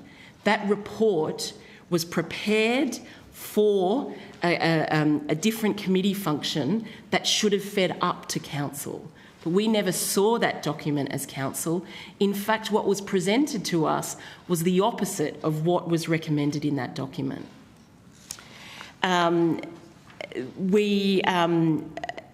I'm concerned around the issues that relate to what the current Vice-Chancellor said when they came into office, and they announced that under the previous Vice-Chancellor, Brian Schmidt, that there had been, quote, erroneous budgeting.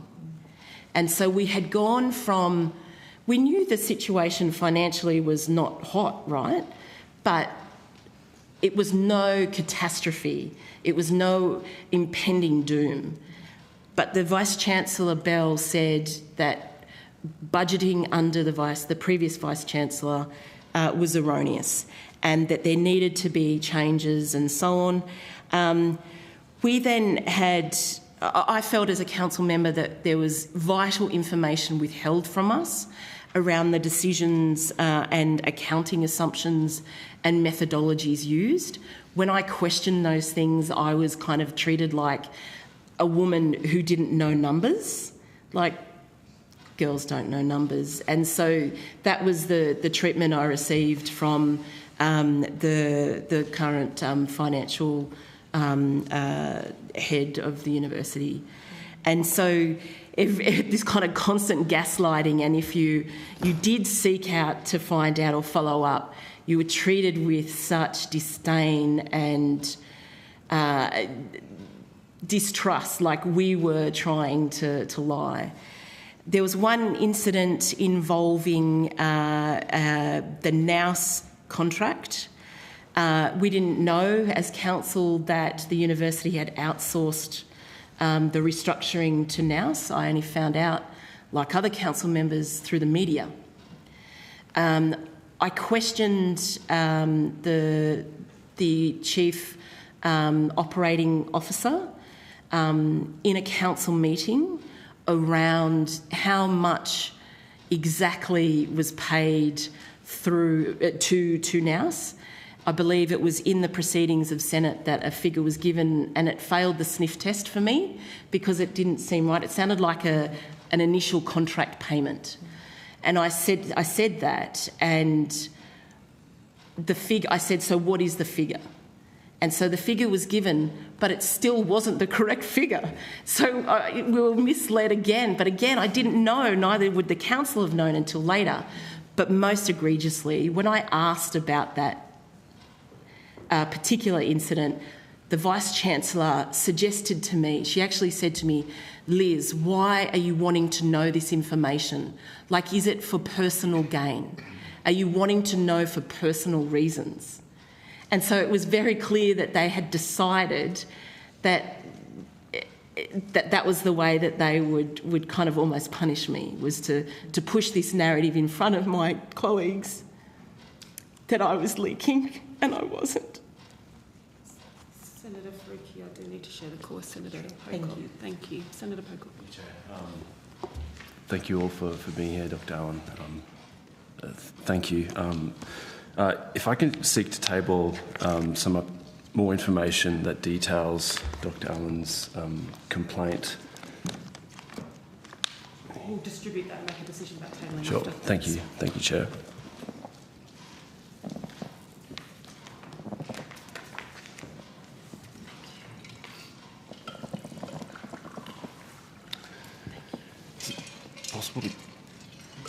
Is it possible to give Dr. Allen a copy? Okay.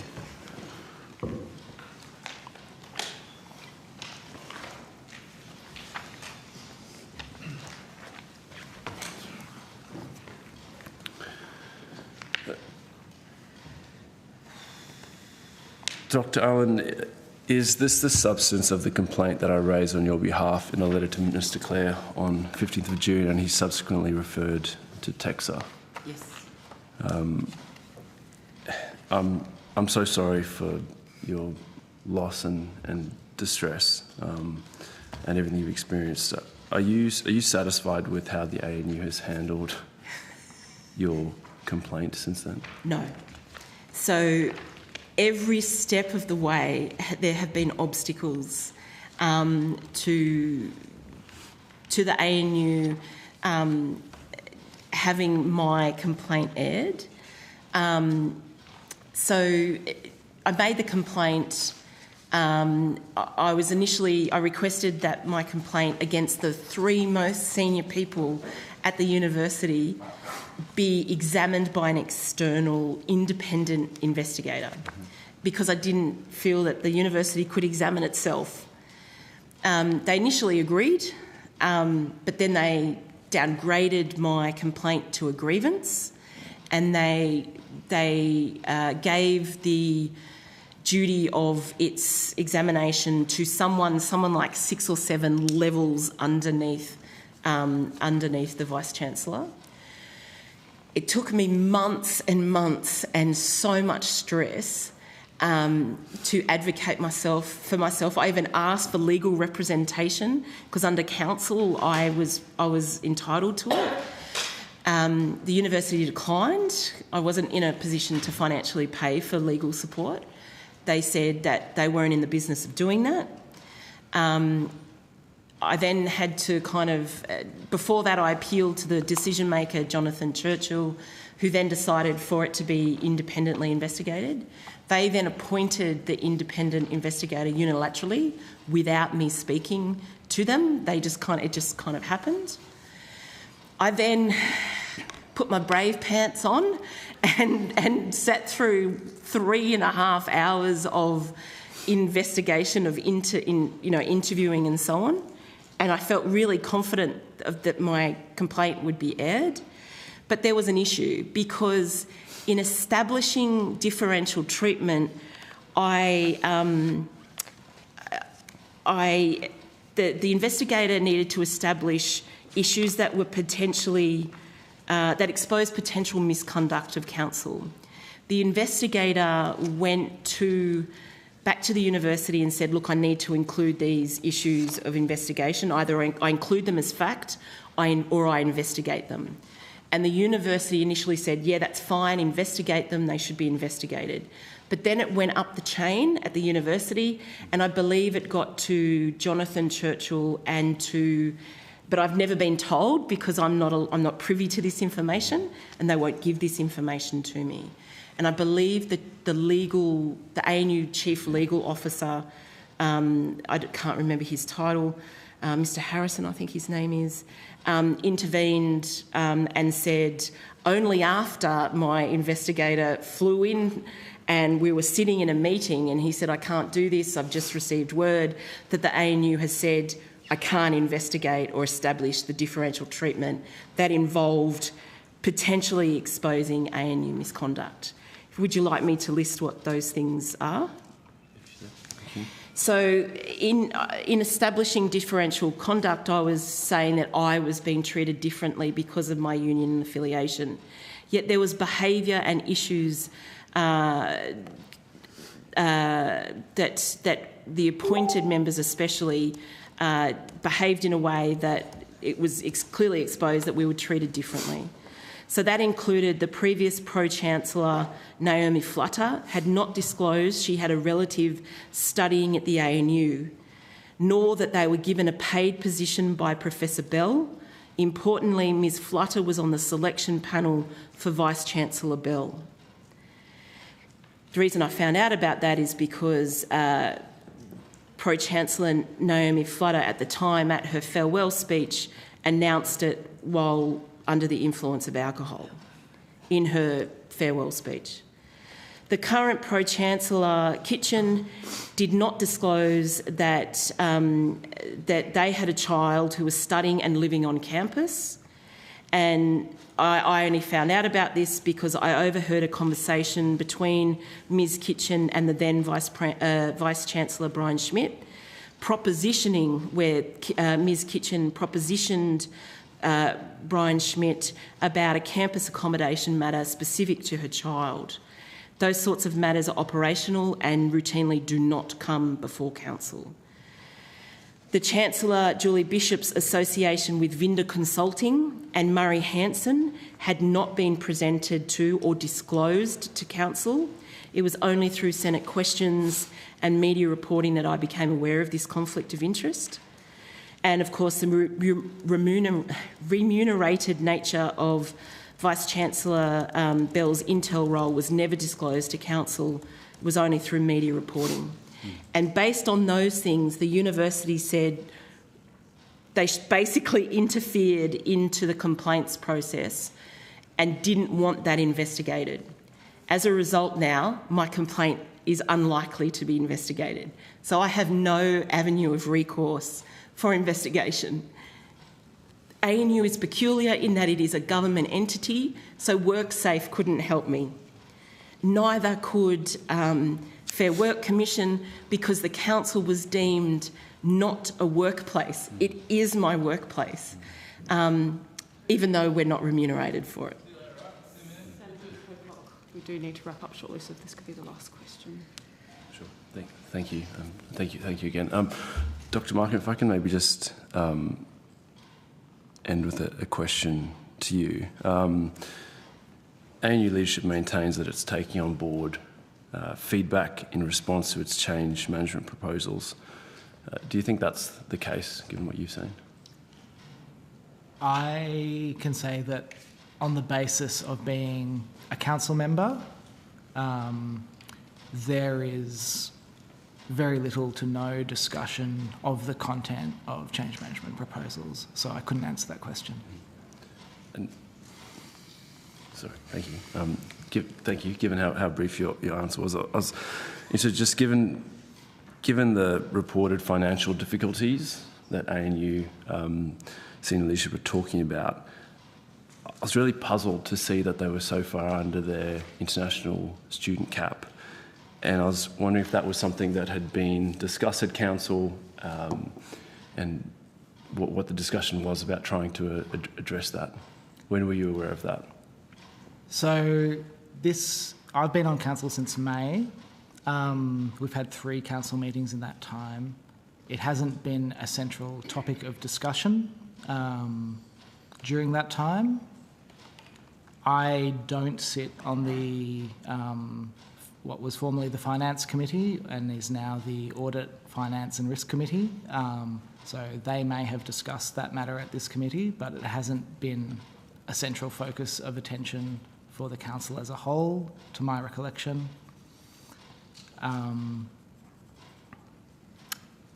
Due to the Council members are entitled to observe committee meetings, like the Audit and Financial Risk Committee meeting. I had asked to attend as an observer of the meeting in July, but due to the alleged leaking of council information in early July, I was prevented from attending that to observe that meeting. So I couldn't tell you what happened there. Thank you. Thanks again.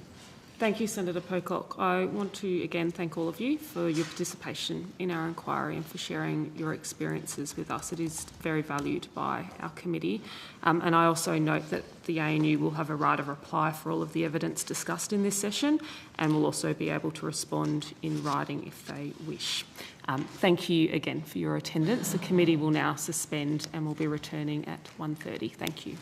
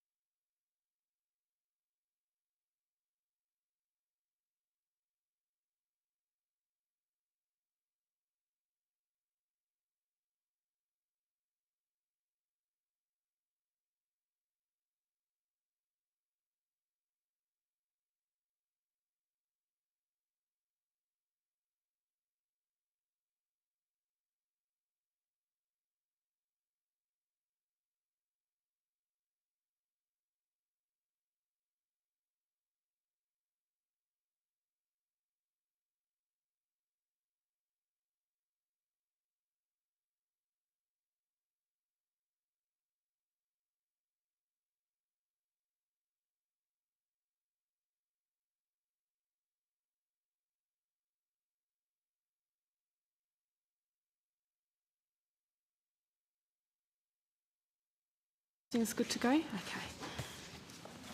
Excellent. All right, the committee will now resume, and I'd like to welcome representatives from the Australian National University. Before we come to your opening statements, just a couple of things from me as chair. In the first instance, I want to declare that I studied at the ANU and received a scholarship from the ANU for those studies some 20 years ago, but nonetheless. I also want to acknowledge we have heard some evidence over the course of today, which I presume the ANU heard also, to remind you that you do have a right to respond to that evidence in this session or later in writing if you wish to respond in that way.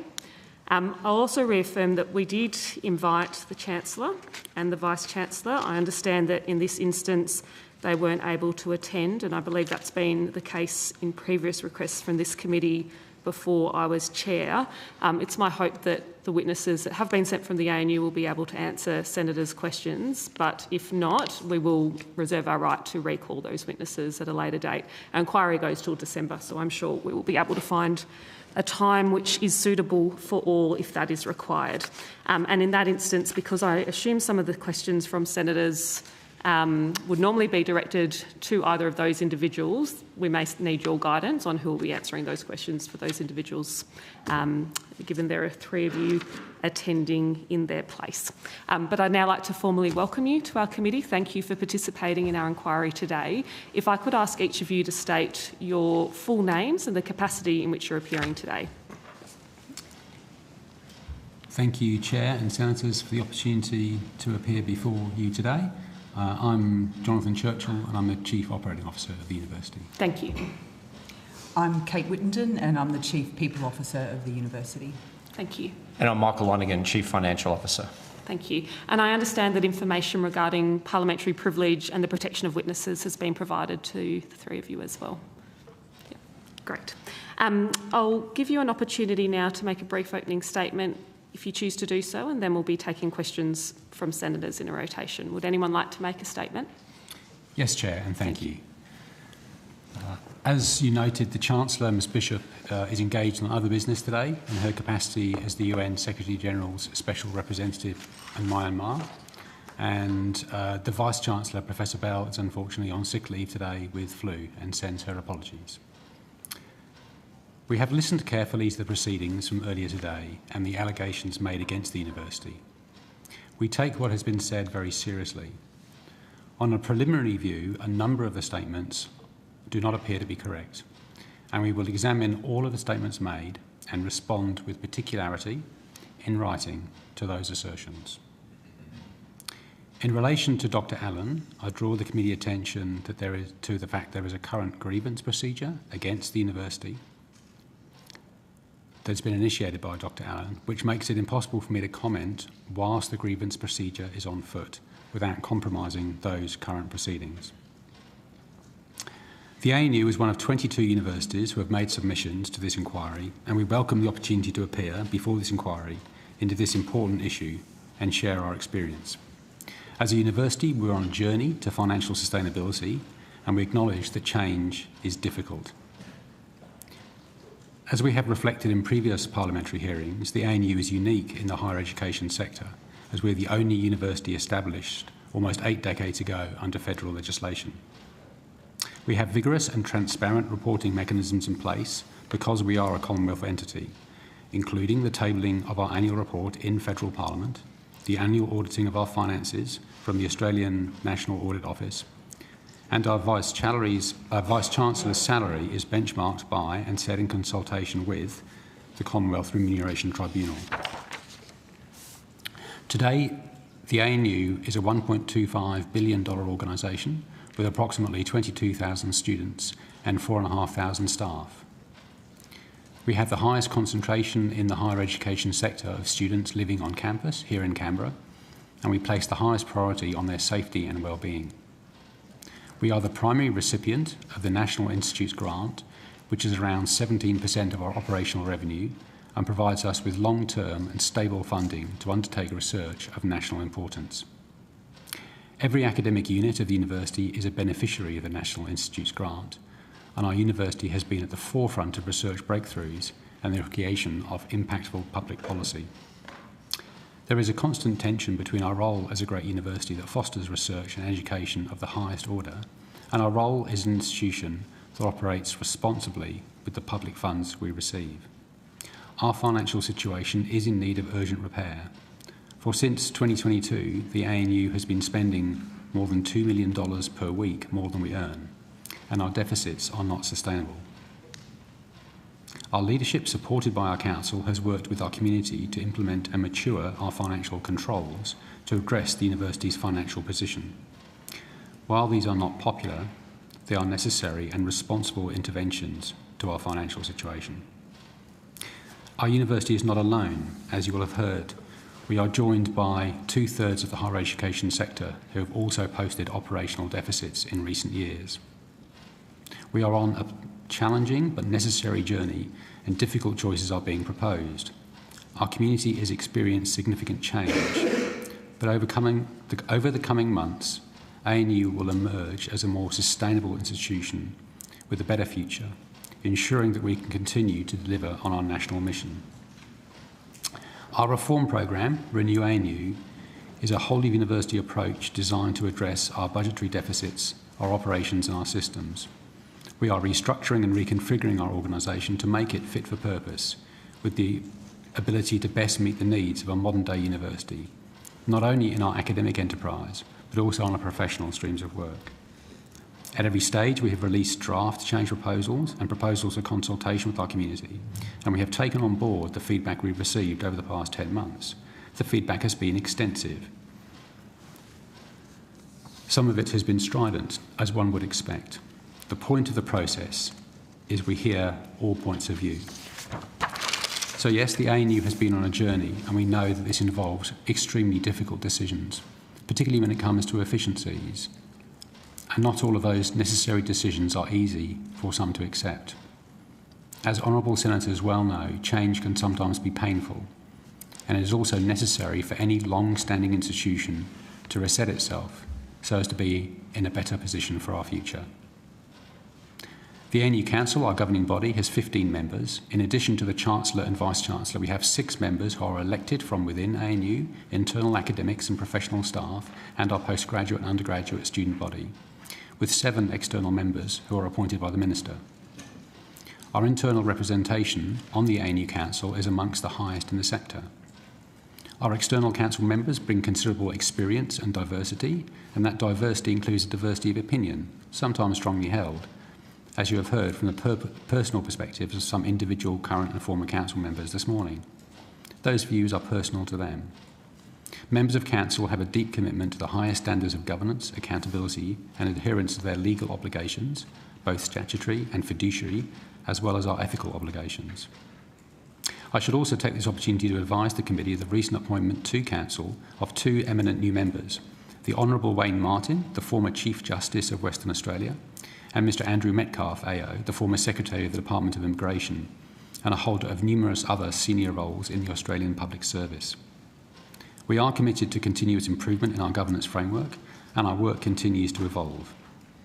For example, we have renewed the membership of council and subcommittees, streamlined reporting, ensuring council papers are clear and concise, implemented informal briefings for members to ensure stronger financial literacy, especially for members that don't have as much budgetary or complex organisation management experience. We've also expanded the remit of the Student Safety and Wellbeing Committee to include staff. We aim for the highest standards and are committed to listening and learning from our peers, our community and other relevant sectors to determine best practice for higher education. Thank you. Thank you, Mr Churchill. Does anyone else have an opening statement? Okay. I'll turn to senators for questions. I believe all senators have questions for the ANU, so we'll work through them as efficiently as we can. But Senator Delega, come to you and then to the Deputy Chair. Thanks very much. First question to Mr Lonergan. At the last round of Senate estimates, Professor Bell gave evidence that Renew ANU program had resulted in the loss of 71 jobs. The decision to not backfill certain positions when they were otherwise vacant and reduced annual leave liabilities. The evidence provided was that the program had resulted in $13 million in savings, what is the dollar figure of cuts made under Renew ANU so far? Thanks, Senator, for the question. Where we're at, we are looking to confirm annualised savings, and we updated the community probably about a month or two back that total is at just over $50 million, so 50.5, and that is in terms of annual recurring savings, and that incorporates approximately 170 staff who have elected to take a voluntary separation from the university. The majority of those staff have left the university, though we do have in the tens to leave across between now and the end of the year. And how much has come from staff cuts and how much from non-staffing related costs? So in the 50 million, 13 million represented change plans that the university released last year, sought feedback from the community, and then implemented just prior to the end of the calendar year. So that $13 million was from kind of election of staff leaving and redundancies that were offered. The rest of the $50 million comprised of two core components. So there's just under $13 million, so I appreciate it's the same number. That's the collection across all areas, because remembering when we've issued budgets for this year, everybody has received a budget reduction. Some of those people are meeting those through not hiring vacancies, getting people on leave to reduce leave liability. So that $13 million is no actual staff losses, that's just people managing vacancies. So if someone might have left, we don't fill that role, and then that's been counted as a saving. Not in all instances, but that is on a measured basis across the budget holders across the university. And then there's the rest of the money, or just over $26 million, is in the voluntary separation scheme. So they're people. So we did communicate with our community in around March, well, perhaps a little later. But yes, earlier this year we communicated with our community. There was an application process that's kind of worked its way through. Those statistics are public. So yeah. ANU has stated on a number of occasions that Renew ANU is necessary to stabilise the university's finances and to achieve that $150 million in savings. In the 2024 projected budget deficits, the previously cited $200 million figure appears to have overstated the actual deficit by about $60 million. Can you explain how the $60 million in improvements was reached? I can do, Senator. So just to clarify some of the numbers there. So yes, we did, when we launched Renew ANU in October of last year, and appreciate that's 9 months into that financial year, so still 3 months to go, we had a projection that the deficit could be up to $200 million. We also at that, just prior to that, had asked people to reflect on their budgets, and we did agree reduced budgets for the remainder of 2024. So the situation we're in is that we had a forecast that said it could be up to $200 million. As you rightly quote, we've come in at $140 million, so a $60 million improvement on that deficit in an actual sense. So one's a forecast, so it's a projection, and one was in an actuals. Why was there a difference? We did generate some savings. So people, that vacancy piece I mentioned earlier, that generated some salary savings. We had some areas, particularly research areas, not spend the dollars that they had thought they would spend on research activities. And then we also received a little bit more revenue in grants and donations, recognising that those revenue sources can be sporadic. And that was the difference between the two. And we did put an advice out to the community in April of this year that actually explains that difference in a very simplistic, but try to, take like almost a waterfall of this is what we thought and this is where we ended up, and here was the variances. And we did thank the community for the efforts they put in around saving some dollars, which are then translated into savings this year. How do you respond to the allegations made by the NTEU that the $200 million was an exaggerated number that was simply setting up staff for the razor gang of job cuts and disbanding schools, and that the rationale for staff cuts is flawed? Well, it wasn't an exaggeration. It was the compilation of forecasts from all budget areas across the university at that point in time. Could you provide the committee with a full list of the voluntary redundancies and terminations that have been made as a result of the Renew ANU program? I don't have it here, but we could certainly, I I'm not sure if there's any privacy issues with, but we certainly can give you numbers, and if we're able to disclose names, then we'll comply with that. All right, thank you. It's clear that the cuts will impact on the delivery of courses, and we've heard some of that today. Can you outline how these cuts have affected the now disbanded College of Health and Medicine? How they have affected. So with the College of Health, so just to probably take a quick step back, the university last year had 7 colleges. The way the college, so we just get the vernacular right, there was a series of schools that sit underneath the college. So you could almost think of college as the head office. The schools were delivering the research and the teaching programs. Those schools, there was no impact to those schools, apart from obviously I don't want to discount things like cultural issues, etc. that, you know, you're part of a college and now you're moving. But in terms of the delivery of those particular schools, they were moved from what was the College of Health and Medicine and distributed into other colleges. And then there was some renaming of colleges. So there was no loss of courses, no impact to research. And as I say, I appreciate that some staff, you know, there would have been a loss of identity, etc., that may have rippled into the impact of those, you know, staff members. But in terms of that change, that was not a change directed at cutting courses or cutting research. So I've got a similar question in relation to the College of Arts and Social Sciences. So is that similar to what you just described to me there, or? Well, so College of at the moment there is a change plan that's out for consultation with the community in what is the College of Social Science. That's where the School of Music sits. So that's part of a change plan that's for discussion with the community at the moment. And also, maybe could you give a little bit of information about how the cuts have impacted research and innovation portfolio?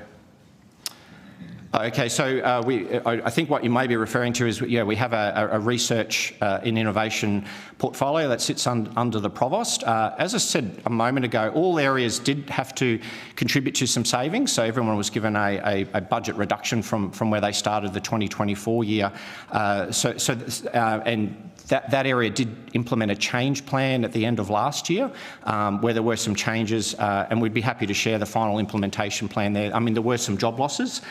I think in the numbers in kind of 30 or so off the top of my head. I could make sure we give accurate numbers. I'm happy to come back to you the exact job losses that emanated from there.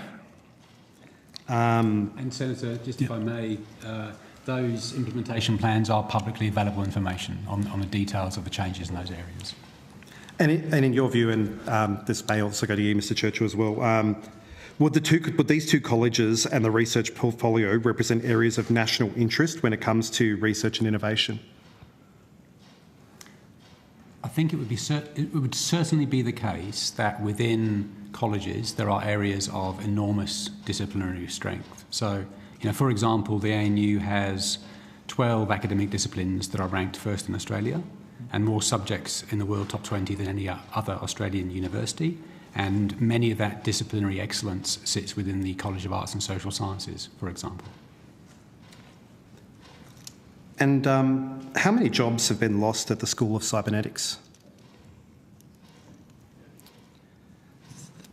Well, there's no formal change plan at this. So at the moment, there's no formal change plan that has gone through that. The broader college that the School of Cybernetics sits within. But like all areas, they were given a budget target to reduce and could be managing that through vacancies. I don't get down to the school level, Senator.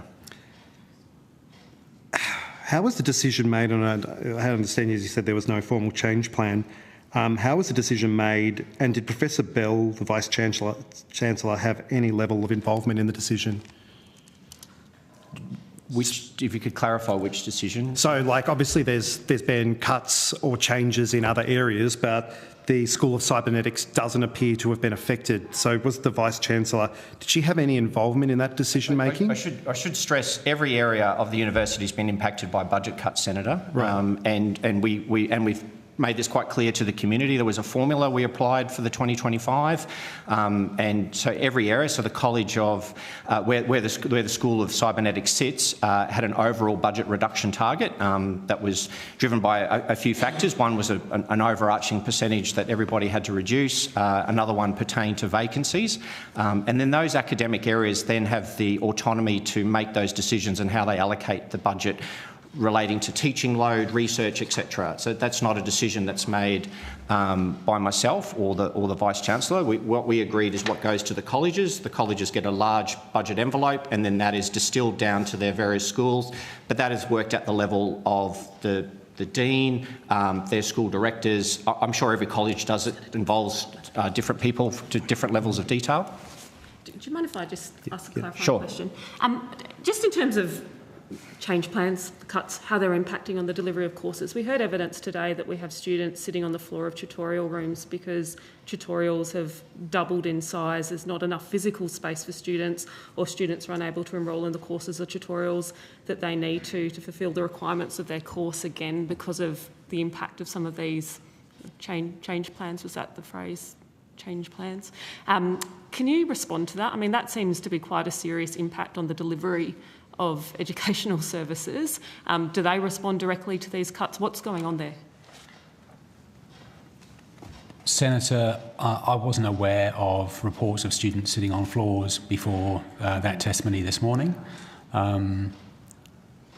Please continue, Mr Churchill. That's even worse. I'll let Mr Churchill give his answer. Mr Churchill. Thank you. From time to time in our timetabling system, the enrolments in classes are higher than is predicted, and we have to reschedule teaching into venues that are more suited for their size, Senator. I have no reports of systemic problems with students and space. Well, you've heard it today. Does that alarm you? If it is a widespread phenomenon, Senator, absolutely yes. Yeah. Senator Fletcher. Thanks. Perhaps, sorry, Senator, maybe I'll just add one other thing, if I may. One of the things that is unique about the Australian National University is we actually have the best student-to-staff ratio amongst the group of 8 universities. So even in these very difficult times, our student-to-staff ratio is part of our key educational offerings and our distinctive experience. Yeah, and I'm sure it's something that students seek out when they choose the ANU. I mean, I found those parts of the testimony today very alarming. As I said, I'm a former student of the ANU. I would find that deeply alarming if it happened when I was a student there, and I'd appreciate you coming back to the committee on those reports and your response to them. Sorry, Senator. Be happy to, Senator. Thank you. No, thank you. And just still staying on the topic of the School of Cybernetics, I understand there's been no formal change plan per se for that area, and there is perceived, I guess, that it hasn't gone through the same level of change or isn't subject to the same level of change as perhaps other areas. Seeing as Professor Bell is the founder of that school, do you believe it aligns with the expectations of the ANU community for different rules to be applied to her school when compared to other schools? Senator, I wouldn't characterise it that way. As Mr Lonergan has testified, the way budgets are allocated across the university was according to a consistent formula. That formula has been made public. We have been transparent with that to our whole community. And so I would reject the assertion that there has been different treatment of the School of Cybernetics around budgetary matters. Thanks, Senator. Senator Kovacic. Thank you, and thank you for being here today and for your evidence so far. There's something I just want to clarify for my own understanding, Mr Lonergan, and it goes to one of my colleagues' questions earlier in relation to this erroneous budgeting narrative of 200 million down to 140. So just to be very, very clear, the 200 was a projection based on if things remained as they were partway through a year. Changes were made partway through the year, and that budgeted 200 million became an actual 140 million. Is that my correct understanding? That is correct, Senator. Okay, wonderful. So it is actually not a misrepresentation. It's a budget versus actual, which is a standard accounting procedure, and there were budgetary restraints during that period that saw that margin of a budgetary deficit shrink. That's correct. That's correct. Okay. I'm glad I understand that. I was actually getting very confused about what was going on there. So thank you for that. The other thing that really concerned me was the comment around the opening statement about the ANU spending $2 million more per week than what it earns. That to me is really disturbing, coming from a commercial background and a commercial both banking and governance background. Could you give me an indication of what would be the long-term sustainability impacts for the university if that were allowed to continue? Well, thanks, Senator. Yes, what would be the long-term impacts? The inability to invest in our infrastructure, and when I say that, that's universities have a large amount of land and buildings, so being unable to upgrade buildings as time goes on, upgrade research equipment, and look, that's a lever we're pulling at the moment, and it is something you can do for a short period. So there is very little in terms of refurbishments or certainly no new buildings, and a dial back on overall capital expenditure. That's happening and look, that's a lever we can pull for a couple of years. But if we were to continue just spending more in day-to-day operating costs, the real fundamental issue would be that our facilities would become very under-invested in, and ultimately, not up to the standard I think that our students and researchers would expect. And probably wouldn't keep having more subjects in the World Top 20 ongoing, I'd assume. If your facilities and your research grades. Look, I've probably given a very high level, one key impact, but many others in there.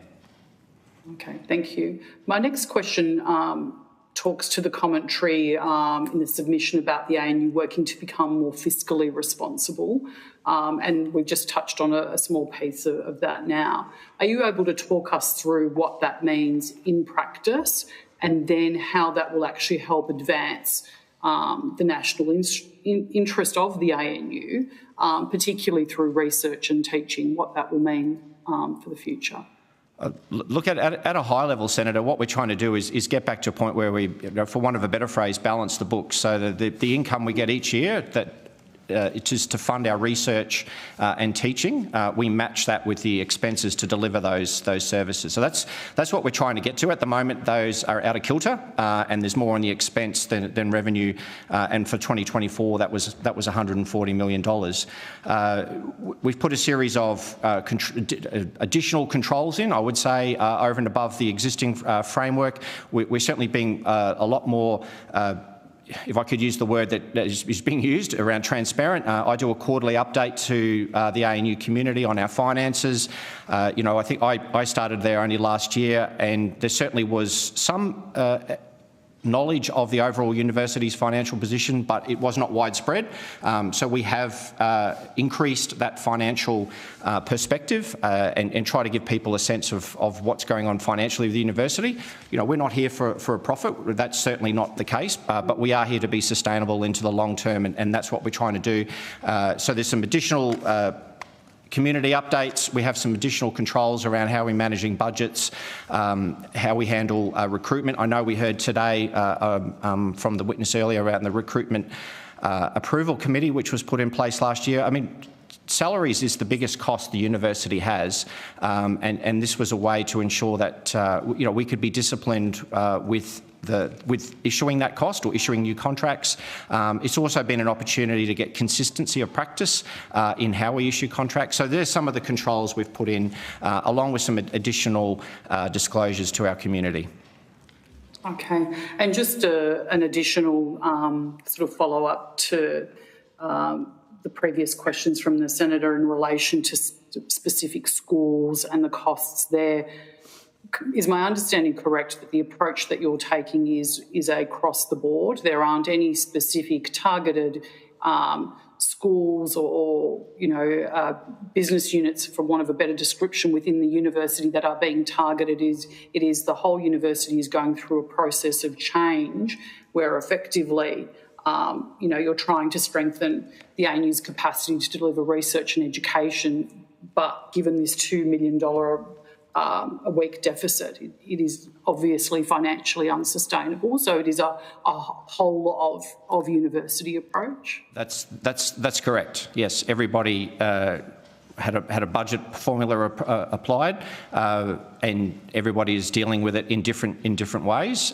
In terms of, as I said earlier, vacancy management, leave management, right through to change plans. We had some last year, and obviously we've got some out with the community for consultation, and some just hitting implementation now.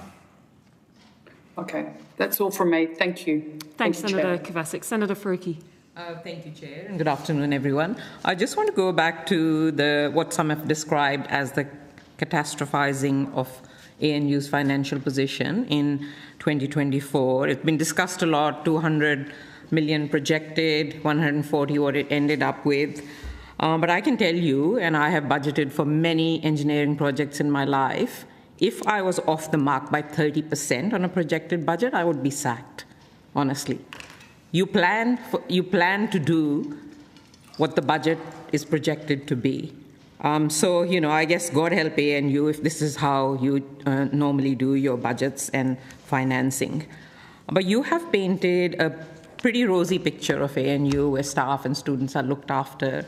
What we have heard today before this, and Senator Pocock and I have both received many messages and emails telling us how difficult it is at ANU for staff and students. You must have heard today that the bullying and the gaslighting, intimidation that has gone on, specifically for council members.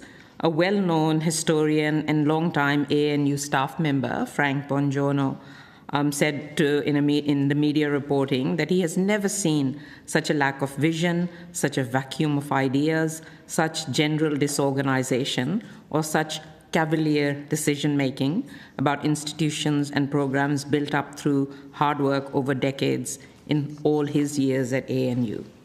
What's your response to all of this? There's a number of points there, Senator Faruqi. I might try to address some of them. Just in terms of the difference between the forecast and the actual result, there has been some discussion of that already, but just to make a point, it was about a 5% adjustment on the overall university budget. So $60 million of difference between budget and forecast and actual must be seen in the context of the $1.3 billion budget. In terms of the testimony we've heard today, I'm not a member of council, and so I can't comment on what happens in parts of council that I'm not privy to. I'm an observer at council, and I attend significant portions of the council meeting, but I'm not a member of council, and I'm not involved in those members-only sections of meetings. But what I can say... May I interject, Chair? My apologies, Chair. I just wanted to interject. I'm just a little bit concerned. The opening statement talked about a grievance procedure currently in place, and I'm concerned that perhaps Senator Faruqi's questions in relation to the testimony of a particular witness today could compromise those and make it almost impossible for the university to fairly comment on that. I would seek your guidance on that. I'm just concerned that we may be compromising a grievance procedure. Thank you, Senator Kovacic. It's really for the ANU to express that to me as Chair if they believe that to be the case. As with all witnesses, they're entitled to take questions on notice if they require to do that, and it's within their rights to raise it with me as Chair, but if Mr Churchill's happy to answer the question, then we'll proceed. Well, as I was about to say, and thank you, Senator, in the particular matters, I'd refer you to my opening statement on those issues. Yeah. This morning, Mr Churchill, we heard from a member of council, Mr. Pinto Lopez. I'm not sure if they're still a member of council, but basically, Mr. Pinto Lopez said that their performance development review, a copy of that was requested by the CEO, which is you. Could I ask why you requested that? And is that normal practice for you to request performance development reviews of staff members? As Mijan testified this morning, in his role, and Senator, he's not currently a member of council, but in his role as a representative of the NTEU, there is a time relief that he's given.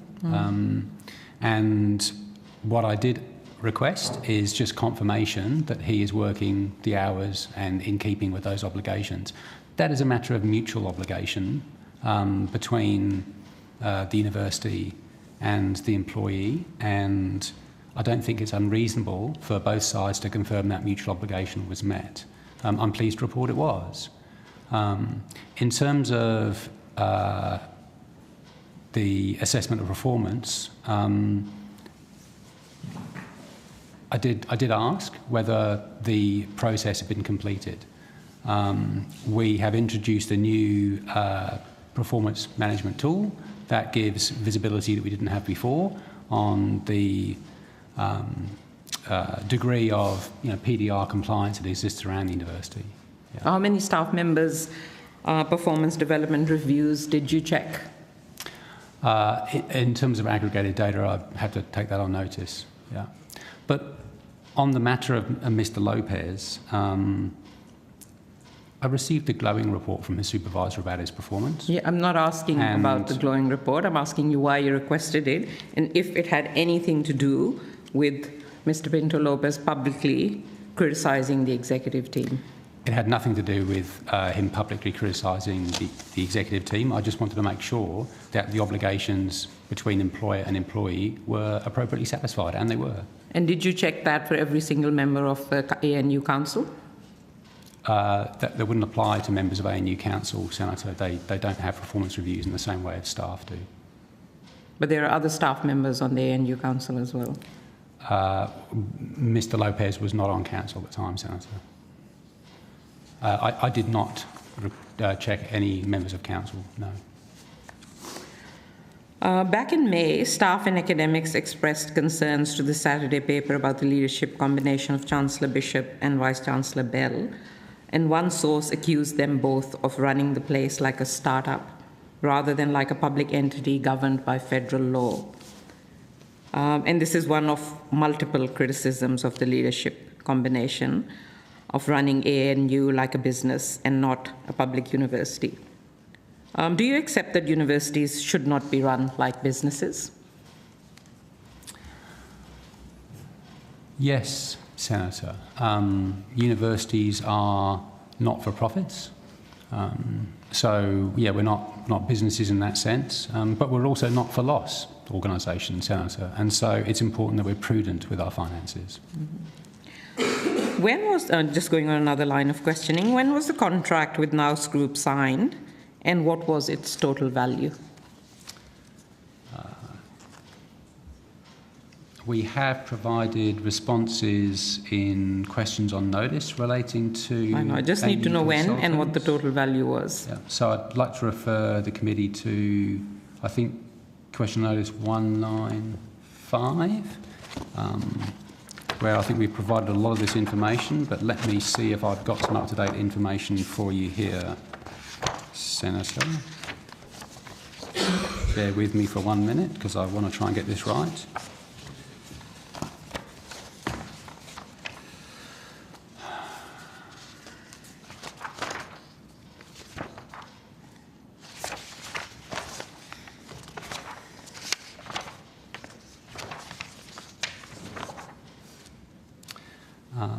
So ANU has a payment history with NOUS that dates back to at least 2016. As of the 31st of July 2025, we had spent a shade over $3 million with NOUS. That was across multiple contracts. The first engagement was in 2024 for approximately $48,000. There was a subsequent engagement in 2024 where we spent approximately $1.3 million. There were subsequent engagements and contracts through 2025, and I think so far in 2025 we've spent around $276,000. Are there any other contracts in the pipeline with NAUS? No, Senator. And did NAUS provide advice on the restructure, and are they still advising ANU about the restructure? Or has the contract finished? The contract is still open. I think we have, I need to check this is correct, Senator, but probably one outstanding invoice to complete a particular piece of work, and there are no further pieces of work envisaged after that, Senator. Were other firms considered for doing the job that NAUS is doing at the moment? Yes, Senator. In early 2025, we approached the market and we invited responses from a number of different providers, including NAUS, Deloitte, KPMG, and NAUS was selected as offering the best value to the university. Why wasn't ANU Council told about the Renew ANU NAUS contract? It would be unusual for Council to be across that level of detail in terms of financial delegations. Like a whole restructure is happening of ANU. You've hired a firm, consulting firm, to do that restructure at a value of more than $1 million, I think it was, and you don't inform Council of that. Council was certainly kept significantly up to date about the material nature of the restructure, but in line with Council delegations and standing reporting processes, it would be unusual for us to provide that level of detail to Council. Yeah, that's a problem then, the way councils are run. If I could go to you, Ms. Whittenden, you are the Chief People Officer, and so you are responsible for the welfare of staff and students at the university. There has been a very recent report, first part of the ANU governance project. It's up on their website. It also does a survey of hundreds of university staff, students, and stakeholders who have participated. I wonder if you're aware of that survey? I'm actually not aware of that survey. Okay, well, it's very damning. It basically, the headline findings of their survey are staff, students, alumni, and stakeholders are deeply dissatisfied with current governance arrangements and believe it requires an overhaul. And when I say a vast majority, it is up to 97% and 91%. And it also says the ANU is suffering from a significant deficit of trust in their current practices of transparency and accountability. And again, the numbers are 94%, 92% of the people spoken to and surveyed. Does that worries you? Does that worry you as a Chief People Officer, that the staff, students, alumni are so dissatisfied and so untrusting of the governance of the university? Thank you, Senator, for the question. It does worry me as Chief People Officer. We have obligations to consult with our staff, to be as transparent as we can be. We've certainly been very transparent through the Renew ANU process at ANU. So it is distressing for me as Chief People Officer. I'm not aware of this particular project. I have heard of it. I haven't availed of those details yet, but I certainly will post this hearing and hope I can comment on that afterwards. I'm just wondering, why am I aware of the survey? Why am I aware that staff and students at ANU are extremely dissatisfied, morale is really low, and you are not? Do you see a problem there? So that particular survey has... No, not the particular survey, even outside the survey. People here know how unhappy staff and students are with how the university has been run, of all the scandals. You say university consults with staff and students. How come you don't know about this? We haven't conducted our own staff survey since we did a pulse survey back at the end of 2024. We haven't had a full staff survey. We don't, I believe, have a survey mechanism that surveys all of our community at the same time. So the last official survey we had was a pulse survey in 2024. So what are you going to do about this? You say you're concerned about this level of dissatisfaction. What will you do about this? Yep. So thank you, Senator. I'm happy to take this on notice. I'm happy to work with our community and with my fellow leadership here to work in how we can rectify those concerns. We are a data-based institution, so for me that requires real data, which means we probably need to do our own staff survey. I appreciate there's a survey running out in a public forum, but we need to look at our own survey data here. Senator Pocock. Senator Pocock, you have the call. Thank you, Chair. Thank you for your time here. Mr Churchill, what is ANU Cybernetic Futures lead Mr Andrew Mears' role in the ANU's governance? He doesn't have a role in the governance of university and council and so on, Senator. Okay. Is there a reason why he's been in here today taking notes? I honestly didn't know he was, Senator. Okay. We have a number of people supporting us here today. We want to make sure we've got an accurate record of what's happened and we can respond but appropriately. you were unaware of that? I honestly was not, no, Senator. Okay, very interesting. Dr Allen has raised serious concerns about the behaviour of the Chancellor. Do you think this is appropriate behaviour from the university's senior leadership? Senator, as I mentioned in my opening statement, there is a current grievance procedure against the university initiated by Dr Allen. Given that it's impossible for me to make comments about the grievance procedure while it's on foot without compromising those proceedings. Okay, I'm going to leave the grievance procedure aside then. I take your point on that. I'm just going to ask about process. Is it correct that the ANU appointed Mr Lachlan Carr to investigate Dr Allen's complaint? That is correct. Is it correct that Mr Carr resigned? Senator, we're getting into details No, this is about process. This is about process. Just let Mr Churchill respond fulsomely about why he's choosing to or not answer the question. I'll come back to you, Senator Pocock. Mr Churchill. Yeah, I think, as I've said in my opening statement, it's very difficult for us to talk about details of the grievance procedure while that process is still in place. Yeah. It is our intention, because it's still an active process, to properly complete the process, to follow our procedures, to gather the correct evidence from all individuals and to come to a determination. It's important that we do that, Senator. And how will discussing the process affect the grievance process? How will discussing the process affect the process? Well, affect the sort of other process that is now underway, given Mr Carr has resigned and is no longer investigating independently.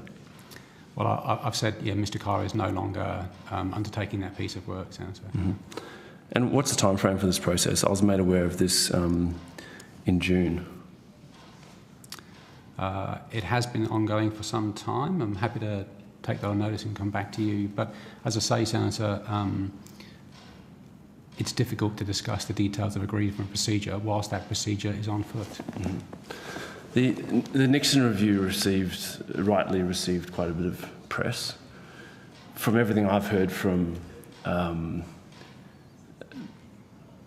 staff at the ANU, and I've obviously heard some testimony this morning, it suggests this behaviour extends right up to the top, right from the Chancellor to the Vice-Chancellor. I know there's processes underway to try and deal with allegations in, say, health and medicine and other parts of the university. What's being done with the top brass? So the Nixon report, I think, represents both a really disturbing set of findings about the university. That report was commissioned by the Vice-Chancellor and the Provost, Senator. It contains a disturbing set of findings relating to the review of the College of Health and Medicine, but many colleagues have told us through that process that a lot of the findings are relevant across the whole university, Senator. What we have done is we have established a senior steering group to oversight the implementation of Professor Nixon's recommendations. That is a broad-based steering group with membership across the university. We put out expressions of interest for memberships of working groups, and we were inundated with members of our community who wanted to be part of addressing the recommendations in the Nixon report, and we are absolutely committed to do that, Senator. The steering group is broad-based in its representation. It includes staff, it includes student representatives, and it includes memberships of the union, Senator. So we are clearly committed to addressing these findings across the whole university at all levels of the university, Senator. We've also made sure that we invite Professor Nixon to return on a number of occasions to oversight our implementation, so there is transparency and accountability in how we're implementing those recommendations. Great, thank you. Did you advise the Minister's Office of Dr Allen's complaint, given its potential to adversely impact the ANU and your obligation under the PGPA Act to notify the responsible minister of any such things? I did not notify the Minister of the grievance, Senator, and I'm fairly sure that would be an unusual process for us to do that. You're familiar with the PGPA Act? I am, Senator. Your reading of it is that there wouldn't be an obligation to notify the Minister, given that there is a significant grievance process underway that could significantly affect the ANU and its reputation? It isn't our practice, as I understand it, Senator, to advise the Minister about staff grievances, certainly ones that are in progress.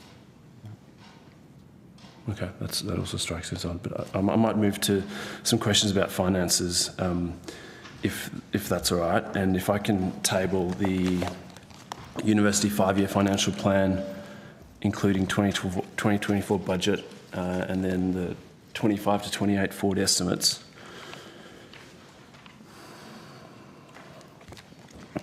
Mr. Lonergan, this document makes it clear that in late 2023, the ANU, whilst experiencing some financial pressures, was in a sustainable financial position.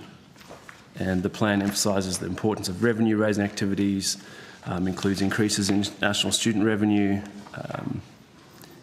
and in 2024 and 2025, the ANU did not achieve the forecast international student revenue. In fact, the enrolments were under the notional cap stated by the Education Minister. If there is such a financial crisis at the ANU, why has the ANU failed to achieve its projected international student numbers?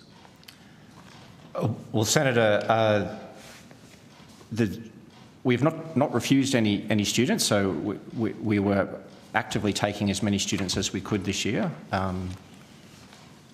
The reason why we may not have reached that cap is probably in many reasons, but I can confirm we didn't push back or refute any students as long as they fit within the criteria to apply to the university. So we were actively trying to achieve as much of that notional cap as possible. You know, recognising that this has been quite a changing landscape around, was it going to be a cap, how it was then changed to a ministerial directive, and we were operating within a pretty firm directive that said that you need to operate within your cap. So we had some processes being developed to make sure that we didn't exceed it. Other Group of 8 universities have either met or exceeded. So what's the go with the ANU then? Is it? Sorry, I couldn't hear your question. The other Group of 8 universities have either met or exceeded the notional caps stated by the Education Minister. How do you explain the ANU's performance being so far under the cap? Well, as I say, we did not reject any students coming on. We would have gladly taken more if they would have applied, there's a range of factors. So first of all, there's an overarching piece where the international student community, Australia was quite low on the radar, but in 2024 that changed with the announcements from the federal government. So as I understand it, Australia as a destination for international students became slightly more challenging than it had previously. So that's certainly a factor that would have contributed to that. As I say, I'm sure there's many reasons to it. My understanding is that the ANU pays fairly large sums of money to overseas agents to recruit international students. In your proposed change management, do you intend to increase expenditure on overseas student recruitment agents to replace in-house capacity in international student recruitment? Sorry, I jumped in there before. I thought.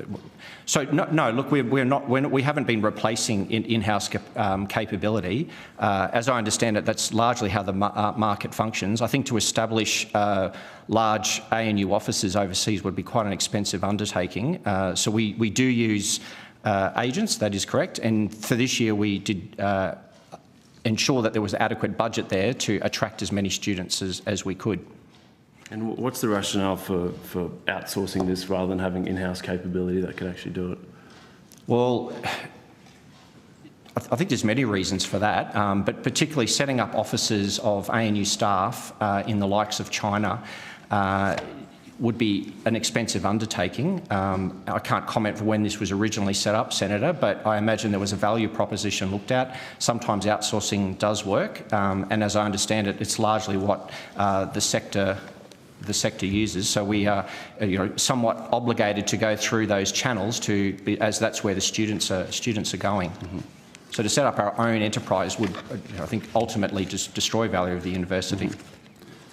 And I assume you're familiar with this document? Yes, it was provided to me after I joined the ANU. That's correct, because it was the budget for the year last year. And do you dispute the findings in this document that show that the ANU vastly overstated the depths of its financial difficulties? I don't understand your question, Senator. So the rhetoric I've heard from the Vice-Chancellor and others just simply is not in line with what is in your projected budget over the forward estimates. So this was a budget that was compiled at the last 3 months of 2023, and it was a projection of what was potentially going to happen in 2024. As we've told this particular room, there was about $60 million missed in international student revenue, which you have referenced. Mm-hmm. So that was a budget at a point in time. There were a number of factors. That international student revenue was one of the particular large variances that led to what was ultimately a $140 million deficit. And we have talked in here that partway through the year, due to a number of factors, that loss of revenue relative to budget, coupled with higher expenditure, we thought we could be up to $200 million. So this plan was a projection for 24 and then out. What we have then been communicating, and there's another budget for this year, which is for the year we're in, is a $110 million deficit. So these things will change year on year as you get more information and you get a year further down the track. Mm-hmm. Yeah, it just seems it seems pretty extraordinary that we're hearing such doom and gloom, where I think even if you take in those adjustments, it just doesn't seem like you're in as deep a hole as we're being told you are. Well, Senator, since COVID, there's accumulation of, if you add all the years up, there's about 500. This is post-COVID, though. Sorry, that's correct. That's correct. Yep. So if you take the actuals in there from, and I don't know, I can't quite 23. So there were some years prior to that. There's $520 million is the addition of those operating deficits year on year, and 2024, despite it being under the $200 million projection, at $140 million was still the largest deficit we've had since COVID. So the trend was moving in the, I suppose, the unfavourable destination direction. It does return to surplus over the forwards. That's correct. Yeah, but and we outlined this to our community earlier this year. That key assumption was based on two things. One was material increase in international students, which you now have. We did not achieve it, Senator. I'm happy to share. Well, that's surely on on university leadership then? Well, it's on a range of factors, but the reality is that income hasn't come in. So the income hasn't come in. We can't spend it. We didn't. There's no pot. You know, all we're doing here as a university, we get income in a big pie, if you want to call it that, and then we've got to cut that up. If that projection doesn't come in, we then have to reduce that pie we're cutting up. If hopefully that's making sense. I would also draw your attention, Senator, over that 5 years that are in here, there was over $170 million of expense cuts that were required each year through efficiency savings. The reason we've had to accelerate those is because we did not achieve those, what were quite, in hindsight now, optimistic revenue targets. Given you now have an increased international student, effectively a cap, does that change the budget? I guess just as a... Look, if we can get those students, yes. If we get more revenue in on those students in 26, yes, that will lessen the burden of the university. As we've said multiple times here, we're not here trying to strive for some large profit. We're actually just trying to balance the books and, you know, use resources which largely come from the government in a responsible manner. So yes, if we get more income, yes, that will lessen the expense budget pressures across the university. And I guess just in closing, like a couple of things really stand out to me, that we're having a Senate inquiry into university governance and the ANU can't even provide a single person who's actually on council to this inquiry. Like, that is such poor form. And I think the fact that we're talking about a university that's in dire straits financially and is the only group of 8 university that can't supposedly attract international students, like, that surely talks to some serious issues in terms of governance and management of a university, given your reputation. So there's a couple of things there, Senator. This meeting was called at relatively short notice. Some of our external council members are much in demand. As I understand it, a number of them had board commitments in place for today. We did make the committee secretariat aware of who could attend on this day. We did offer to be rescheduled when more members were available, Senator. Yeah. In terms of growth, we're disappointed that we haven't met our NOSC. Our student load profile is a bit different to other universities in the sense that the majority of our international student intake particularly was in semester 2. With the current ministerial directives, once you hit 80% of your NOSC, the visa processing time extends. And so it just so happened that the timing of our semester 1 and semester 2 intake was quite unfavourable, and we hit a slowdown in visa processing at an unfortunate time for us. We are doing many things to grow student numbers, Senator, including establishing pathway colleges that we'd previously had but shut down before COVID when we made the decision to stop growing as a university, Senator. So we're doing many things to try and turn back on student growth. I think some of this is a bit of a legacy of our unique decision not to grow the university pre-COVID. Everybody else in the group of 8 that you referenced, Senator, was trying to grow as much as they could, and we wanted to be a distinctive human-scale university, not to be a 50,000, 80,000 student university. So that was a strategic choice that was made before the pandemic. The pandemic exacerbated our decision then to reduce the number of international students, and so our student pipeline took a particularly significant blow. We turned a number of things off, like a preparatory college that we have re-established, and so it is our determination to grow within the managed growth environment the government sets for us. Okay, I'll put the rest on notice. Thank you. Thanks, Chair. Thank you. Thanks for your attendance. As Chair, I wasn't aware that there was a suggestion of an alternative date put to the committee. And as I stated earlier, our committee is ongoing in its work, so we may well see the ANU again. But I do note that you have taken questions on notice, asking for those to be returned to us by the 26th of August. And also, of course, you do have a right to read and reply to some of the issues raised in earlier hearings as well, which the committee will give due attention to. The committee will take a short suspension now and return at 2:45. Thank you. Thank you.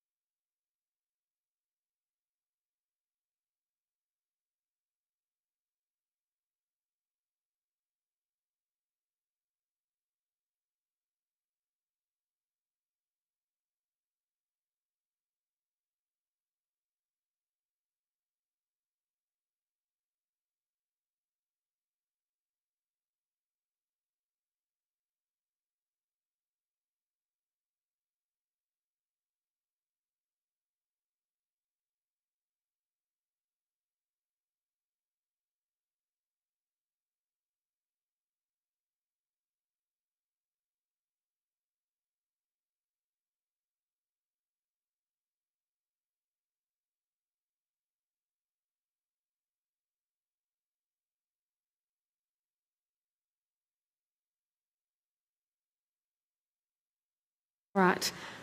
In that case, the committee will now resume.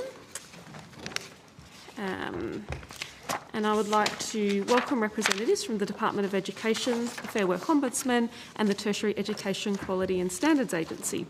I understand that information on parliamentary privilege and the protection of witnesses has been provided to you all. The Senate has resolved that an officer of a department of the Commonwealth or of a state shall not be asked to give opinions on matters of policy and shall be given reasonable opportunity to refer questions asked of the officer to superior officers or to a minister. This resolution does not preclude questions asking for explanations of policies or factual questions about when and how policies were adopted. Commonwealth officers appearing today are also reminded of the Senate order specifying the process by which a claim of public interest immunity should be raised, and a copy of that order is available from the Secretariat. For the Hansard record, can I ask each of you to state your full names and the capacity in which you're appearing today? For ease of comfort, we might start here and work our way down. Thank you. Great. Thank you, Senator, for the opportunity to be here today. Professor Kerry-Lee Krause, TEXA Chief Commissioner. Thank you, Senators. Jen Bain, Executive Director, Regulatory Operations of TEXA. Mary Russell, TEXA CEO. Jessica Moore, First Assistant Secretary, Policy Payment and Data Division in the Department of Education. And Ben Rimmer is in transit, arriving shortly. Thank you very much.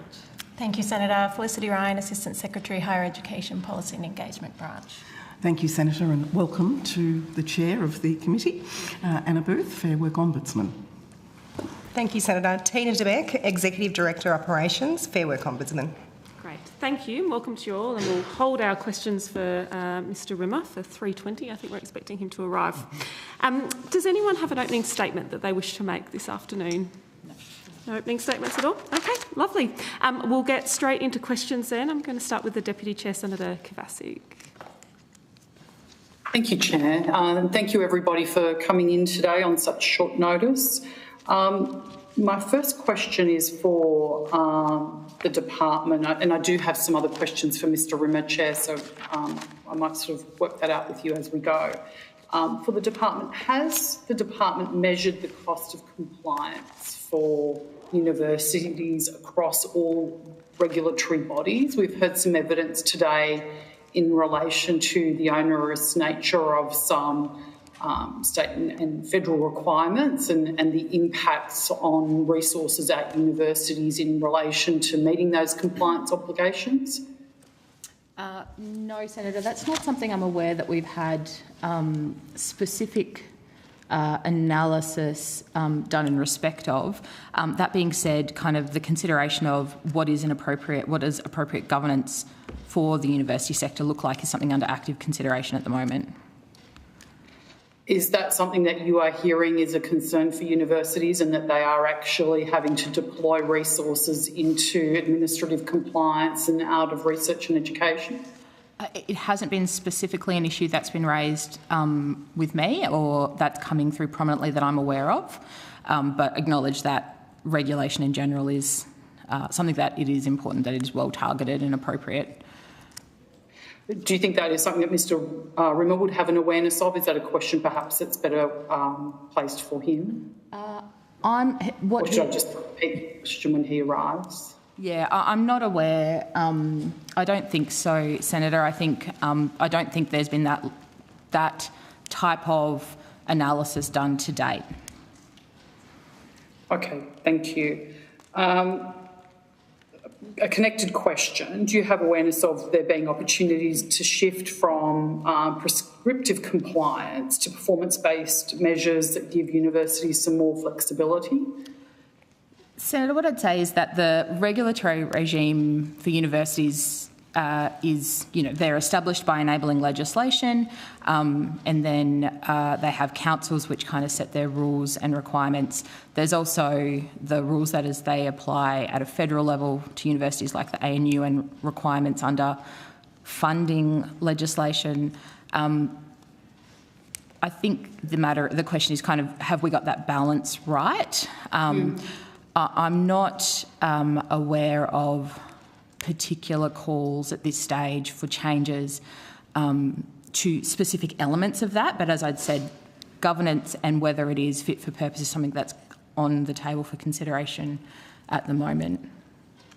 Okay, it's just interesting because the UA evidence was around that compliance cost of around that 20% mark, which is really quite significant, right? If you had any commercial enterprise where a compliance or regulatory cost was, 1/5, then you would sort of be going, well, hang on a moment. So I'm just curious that it's not something that has been flagged with you or is even on the department's radar, given what UA has said today. Yeah, it's certainly on the radar, and I think it's about the kind of consideration we're giving to university and university governance in general is what is fit for purpose for the landscape that we're finding ourselves in at the moment, which obviously goes to the costs of it as well. Yeah, because I guess the concern for me is the evidence I'm hearing today is around, the requirements to cut costs, and then there's also the evidence in relation to the increasing regulatory burden, and then there's the evidence on impact to, frontline education and research and resourcing for students. So it's quite obvious that universities are struggling to do a lot more with less. So if these compliance elements that are being placed, as something that they must do, they must comply with, then obviously we need to look at, is this making it impossible or much, much harder for them to actually do their job of educating? And why are they using those resources to meet regulatory compliance requirements rather than educating students? Yeah, certainly, Senator. I know there are obligations in respect of that we impose on universities in respect to some of the quality standards, can I say, that is expected, and I wonder if TEXA might be a better place to answer some of that. Senator, if I can assist, one of the principles that is observed very closely by the department, by TEXA and by other related entities is that universities and higher education providers provide data once, and then all agencies access and use that data for our own regulatory and compliance purposes in order to manage that burden. So examples of those sorts of data would be the PRISMS database that relates to enrolment of overseas international students, the TAXI database, and agreements about sharing information such as the one that TEXA has with the student ombudsman. The other thing that I would say about compliance for higher education providers is TEXA has adopted an approach where, to the greatest extent possible, we leverage off the type of data that universities generate in the normal course of their business for their own internal compliance purposes. So we are using the data that they use for their internal auditing, for their assurance processes and the governance and oversight of their governing bodies to minimise the burden, but to look at data that in a meaningful way that is applied to their operations. So what you're saying to me is none of that regulatory burden comes from TEXA, the regulatory burden already comes from somewhere else, and you're just using the data that they provide to wherever else it's required to go? There is some regulatory burden from each entity. I'm helping to respond to your question about how the measures that are in place to minimise that burden to regulate effectively. Okay. So each do have something. Okay. Thank you. For the department, your submission identified a key area of the government's work being, and I'll quote, membership of governing bodies ensuring additional involvement of people with expertise in the business of universities. Could you please tell me what this actually means? And is it... and in my mind it might be, in contradiction to several submissions that highlight the detrimental effect of such modes of thinking when we're trying to provide free and open academia. Can you just refer me to what page of the submission you're talking about, Senator, so that I can make sure I'm answering it accurately? Sorry, Senator. Sorry, I'm just apologising, Senator. I've got the submission in front of me. I'm just trying to find the right page so that I can make sure that we're answering it effectively. Yeah, well, if you like, you can take that on notice. So I have to go look for it now myself as well. I didn't mark it up. So that's fine if you're happy to provide that notice. Could you also answer for me what the nature is of interaction between HESP and TEXA when recommending and advising government ministers? And is this sort of another layer of this sort of bureaucracy that we've been talking about, and how that impacts perhaps efficiencies and reporting obligations for tertiary education institutions? Sure. Why don't I? Thank you, Senator. I'm happy to take that question. So, the Higher Education Standards Panel is legislated as part of the TEXA Act, and the panel is there as an advisory to the Minister, specifically in relation to the Higher Education Standards Framework, or the threshold standards as they're called. And in particular, the Higher Education Standards Panel, of which I was a member and most recently chair before taking on this role, hence my active interest. That panel on a regular basis considers the fitness for purpose of the current standards, and at any point in time a minister may refer a request to review one or more standards, given changes taking place in the sector and also updates to legislation, etc. The Higher Education Standards Panel also has representation on it.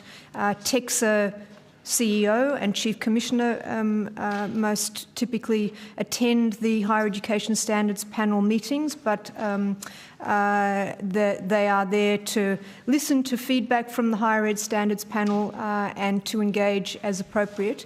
And TEXA does not have a role in making changes to those standards, so it is the vehicle, if you like. TEXA is the vehicle for ensuring the regulation takes place once those standards are confirmed. Thank you. And this is my final question, Chair, prior to the arrival of Mr Rimmer, and it's to TEXA. Is TEXA afforded then, based on what you've said, adequate powers to actually monitor and enforce university governance? Thank you, Senator. So you will know from our earlier submission to the to this committee that TEXA has suggested that additional powers would help us to better respond to acute risks, so urgent risks, but also to respond to risks that not so much on an individual provider case-by-case basis, but to proactively and effectively respond to risks that occur for many or all providers across the sector. The other additional power or additional kind of consideration that we've requested relates to giving more prominence to the interests of students amongst the regulatory principles in our Act, which at the moment require us to consider the necessity, proportionality of regulatory action. Thank you. Thank you, Chair. Thanks, Senator Kovacic. We'll endeavour to circle back. Senator Delega, and then I'll go through Key Pocock and circle back. Thank you very much. Just a question for each of the agencies or departments, if I may. What specific weaknesses in university government structures have most significantly contributed to non-compliance? And if we could start with, I guess we'll go from left through to right, if that's cool, like just from each agency's position, if that's okay. So, Senator, your question is about structures. I would observe that the composition and structure and obligations of each university differs according to its active establishment. So there isn't a uniformity around that. So questions such as the composition of a university council or senate actually vary between institutions. If I may raise an issue that I think is central to the considerations of this committee, it is the manifestation of conflict of interest that can arise when elected or nominated members of council are perceived or perceives themselves to have accountabilities to entities outside the council that give rise to a conflict with their obligations and their fiduciary obligations within the council. And many of the issues that have been raised and talked about today about elected staff or elected student members have been framed in terms of perceived conflicts or absence of trust in the maintenance of confidentiality, and there is a fundamental tension that is unresolved in many councils that makes the roles of those elected members difficult, that some councils handle really poorly, and that fundamentally often means that the councils don't have the benefit of the experience and perspective of those elected members because it's perceived that they are conflicted in a way that in some instances they are and in others they aren't. So if you're talking about structural related matters, I think that is absolutely fundamental. Thank you very much. And if I can just build on that, I think from the department's perspective, considering this from a kind of policy and a whole of system angle, we have the Accord that its interim report last year provided or suggested to the government as a matter of priority that ministers should take action to strengthen university governance and improve workplace relations compliance, and in that kind of set out 10 priority areas for action, which it had identified through its significant consultations as areas that it thought needed specific attention. Happy to take the committee through that if that's helpful, but they do go to kind of board composition, diversity of the board, transparency of arrangements. So that is some work that is in progress at the moment in respect of the Expert Council of University Governance that is going to provide some advice to both the Australian Government Minister and State and Territory Education Ministers on ways to take those matters forward. Thank you for that, and just over to the Fair Work, please. Thanks, Senator. So the Fair Work Ombudsman's focus, of course, is the regulation of workplace terms and conditions of employment that I know the committee is familiar with, have in many ways been honoured in the breach in many universities. And you'll recall that in our submission to the committee, we've noted system-wide and systemic breaches of workplace standards. Governance, of course, is more than mechanisms. It's more than councils. It's more than forums. It's the whole set of procedures and processes that go to ensuring that an organisation is focused on its objectives and achieves them. And what we've noted in our examination of the number of universities that have been investigated so far, and Ms de Beck will talk in more detail about that, is that the focus at all levels of the university was not appropriately targeted to ensuring compliance with the Fair Work Act and its instruments, including even the enterprise agreements that were entered into by the very universities in question. So flipping that from what might be regarded as a criticism to the positive way forward, our enforceable undertakings that we've entered into with 7 universities to date set out some specific changes that the universities have committed to and which we would regard as remedying those governance breakdowns. And they include auditing and having permanent oversight through risk committees and indeed governance bodies themselves of compliance, education of those who are charged with administering workplace relations terms and conditions, which of course, as we've said in previous hearings, was a failing of universities to allow academic level managers who are effectively more concerned, perhaps quite rightly too, with the education of students, but putting them in charge of administering terms and conditions of employment with no training to do so. So training has been part of our enforceable undertakings, and I would point out too the importance of what I regard as you might say, an informal part of governance, but the involvement of all participants in the university life. So we have entered into agreements that either require the establishment of or adding to the agenda of existing tripartite consultative mechanisms, so mechanisms that include the university, the workforce and the National Tertiary Education Union, and how that if you shine a light constantly on the standards that apply to people who are working, then you will find that you discover breaches much sooner. You can remedy them more quickly, more painlessly. There'll be fewer people involved, and we won't have a repeat of what has really been a torrent of underpayments. I'm going to ask Mr. Beck just to say a few things about the kind of things that we've found and why we think we've found them. Thank you, Anna. Thank you, Senator. So our investigations to date have largely concerned casual, professional and academic staff. Some of the trends that we've seen that have led to the systemic non-compliance is the high engagement of casual staff members. As Ms Booth just mentioned before, poor governance and management oversight practices, a lack of centralised human resource functions, HR and pay-related issues commonly dealt with by academic managers who lack the relevant expertise, and also a lack of investment in payroll or timekeeping systems.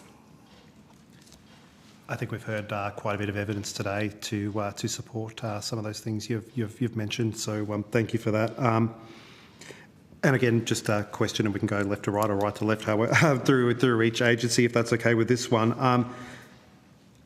In your view, as an agency, how effectively are university governing bodies balancing the need for business expertise with sector-specific knowledge to address critical issues like student wellbeing and staff employment? I know that probably borders on an opinion, so perhaps just answer it the best way you can if you choose to, or Senator Delega can rephrase the question if needed. I'm happy to go first if that's helpful.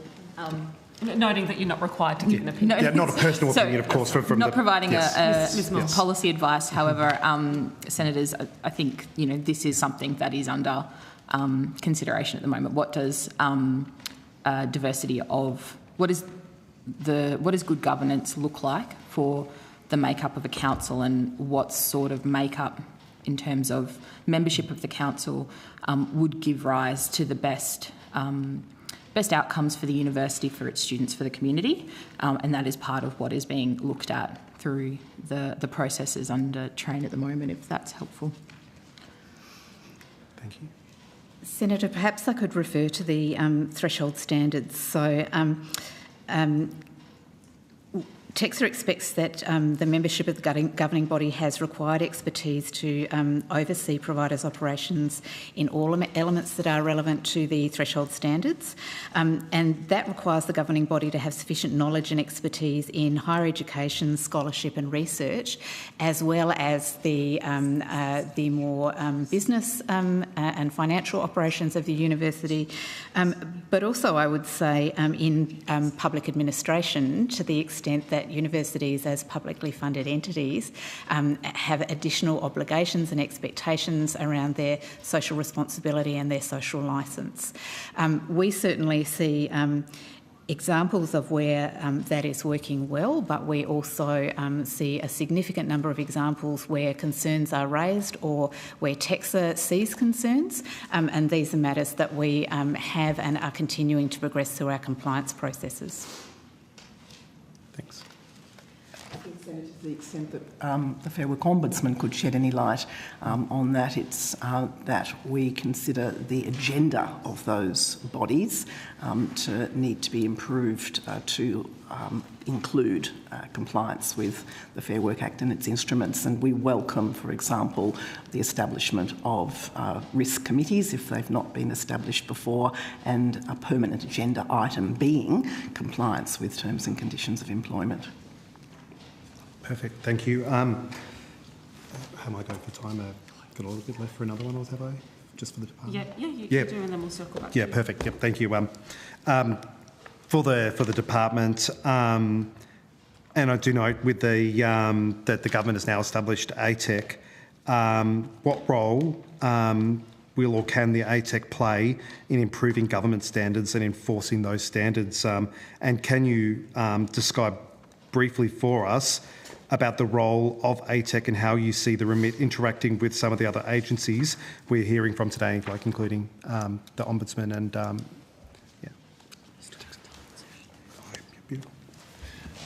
Thank you, Senator. Ben Rimmer, Deputy Secretary, Higher Education. I apologise for my late arrival. The logistics of today got the better of me. I have been listening in the car on the way.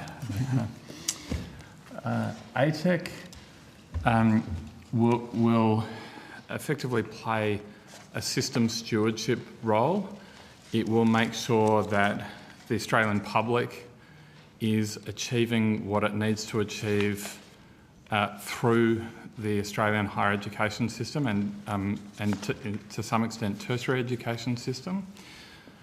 It will be a source of expertise about skills and education and research for government, but also help the sector to better understand government's objectives and the best way of ensuring alignment between national interest as determined in this building and the activities of tertiary education providers. It is now established in interim capacity. The interim commission are up and running. The government's intention is to legislate for the permanent ATEC later in 2025. There will be an important relationship between TEXA on one hand, which is really about the quality and regulatory oversight of the sector, and ATEC, which is more about the strategic direction and the funding arrangements and the management of overall student load, university strategic objectives, how the mission and purpose of individual universities comes together to form an overarching impact that is something that is achieving value for the Australian community. So that's the relationship that's being established. Thanks, Mr. Rimmer. And in addition to meeting their Commonwealth obligations, each university, with the exception of ANU, is established under the State and Territory Acts, which usually covers governance arrangements. Can the department clarify if state and territory governments also have powers with respect to the composition of governing bodies and other governance requirements?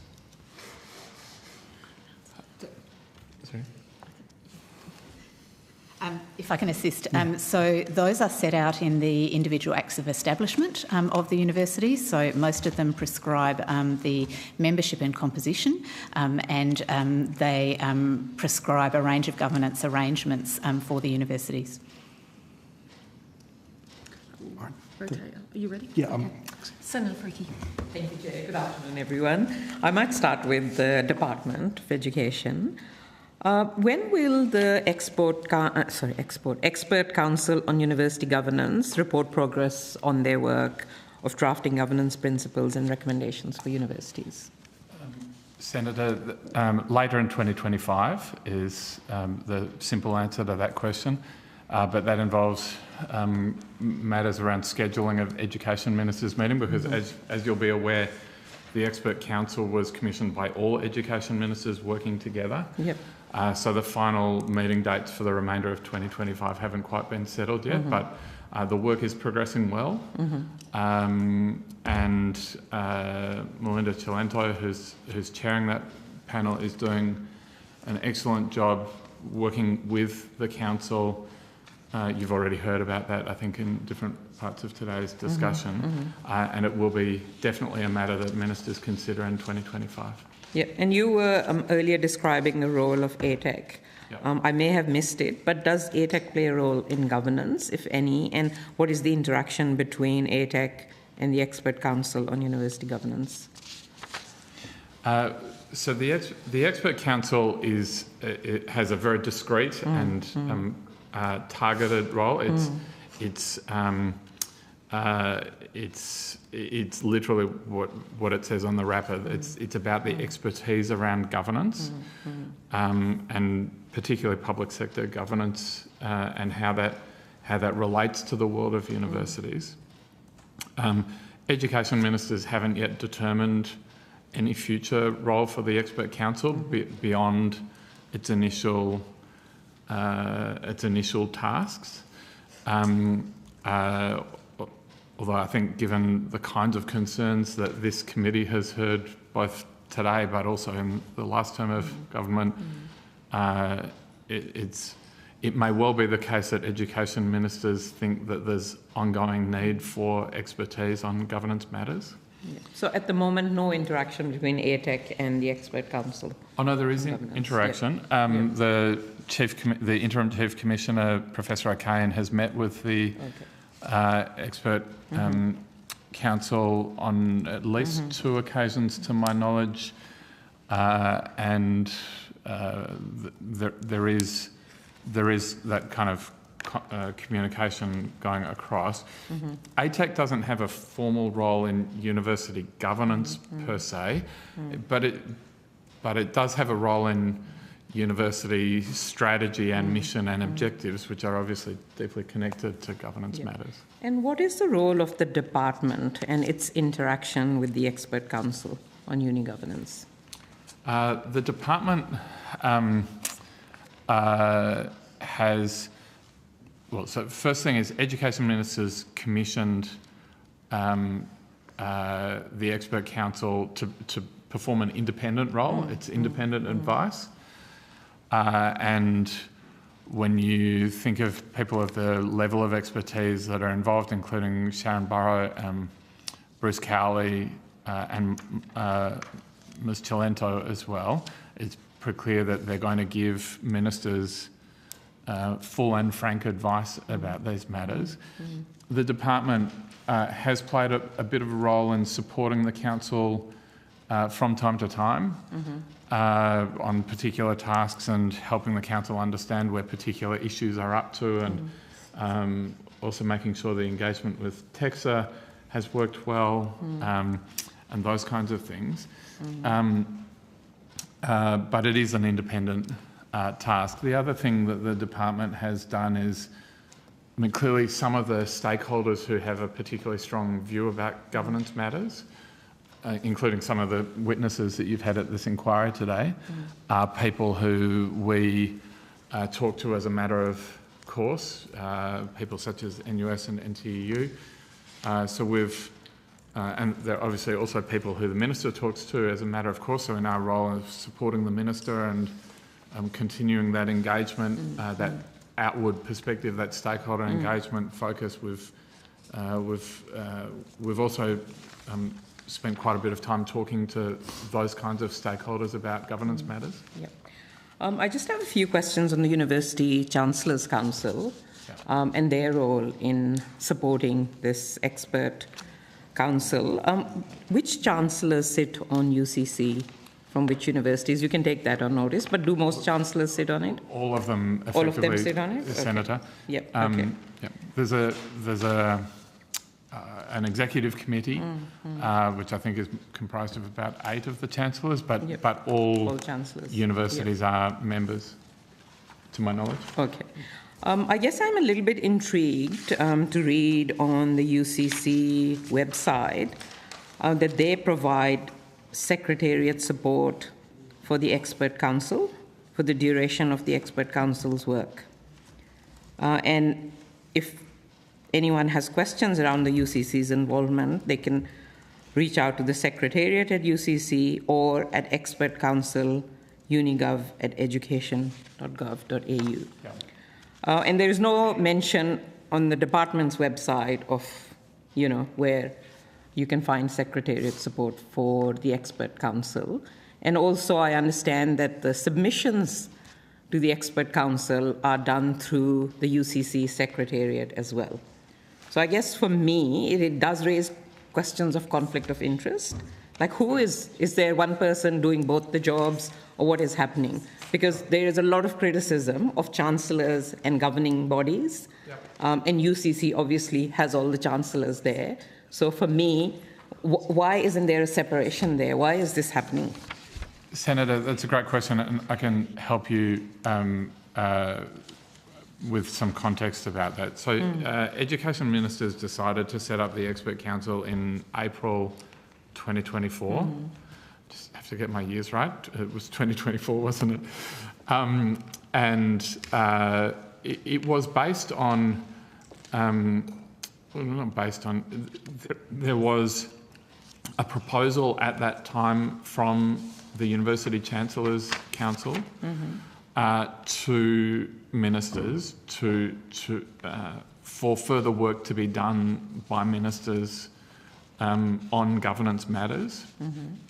And I think that reflects some quite good work from the University Chancellors to ensure that governance was improving.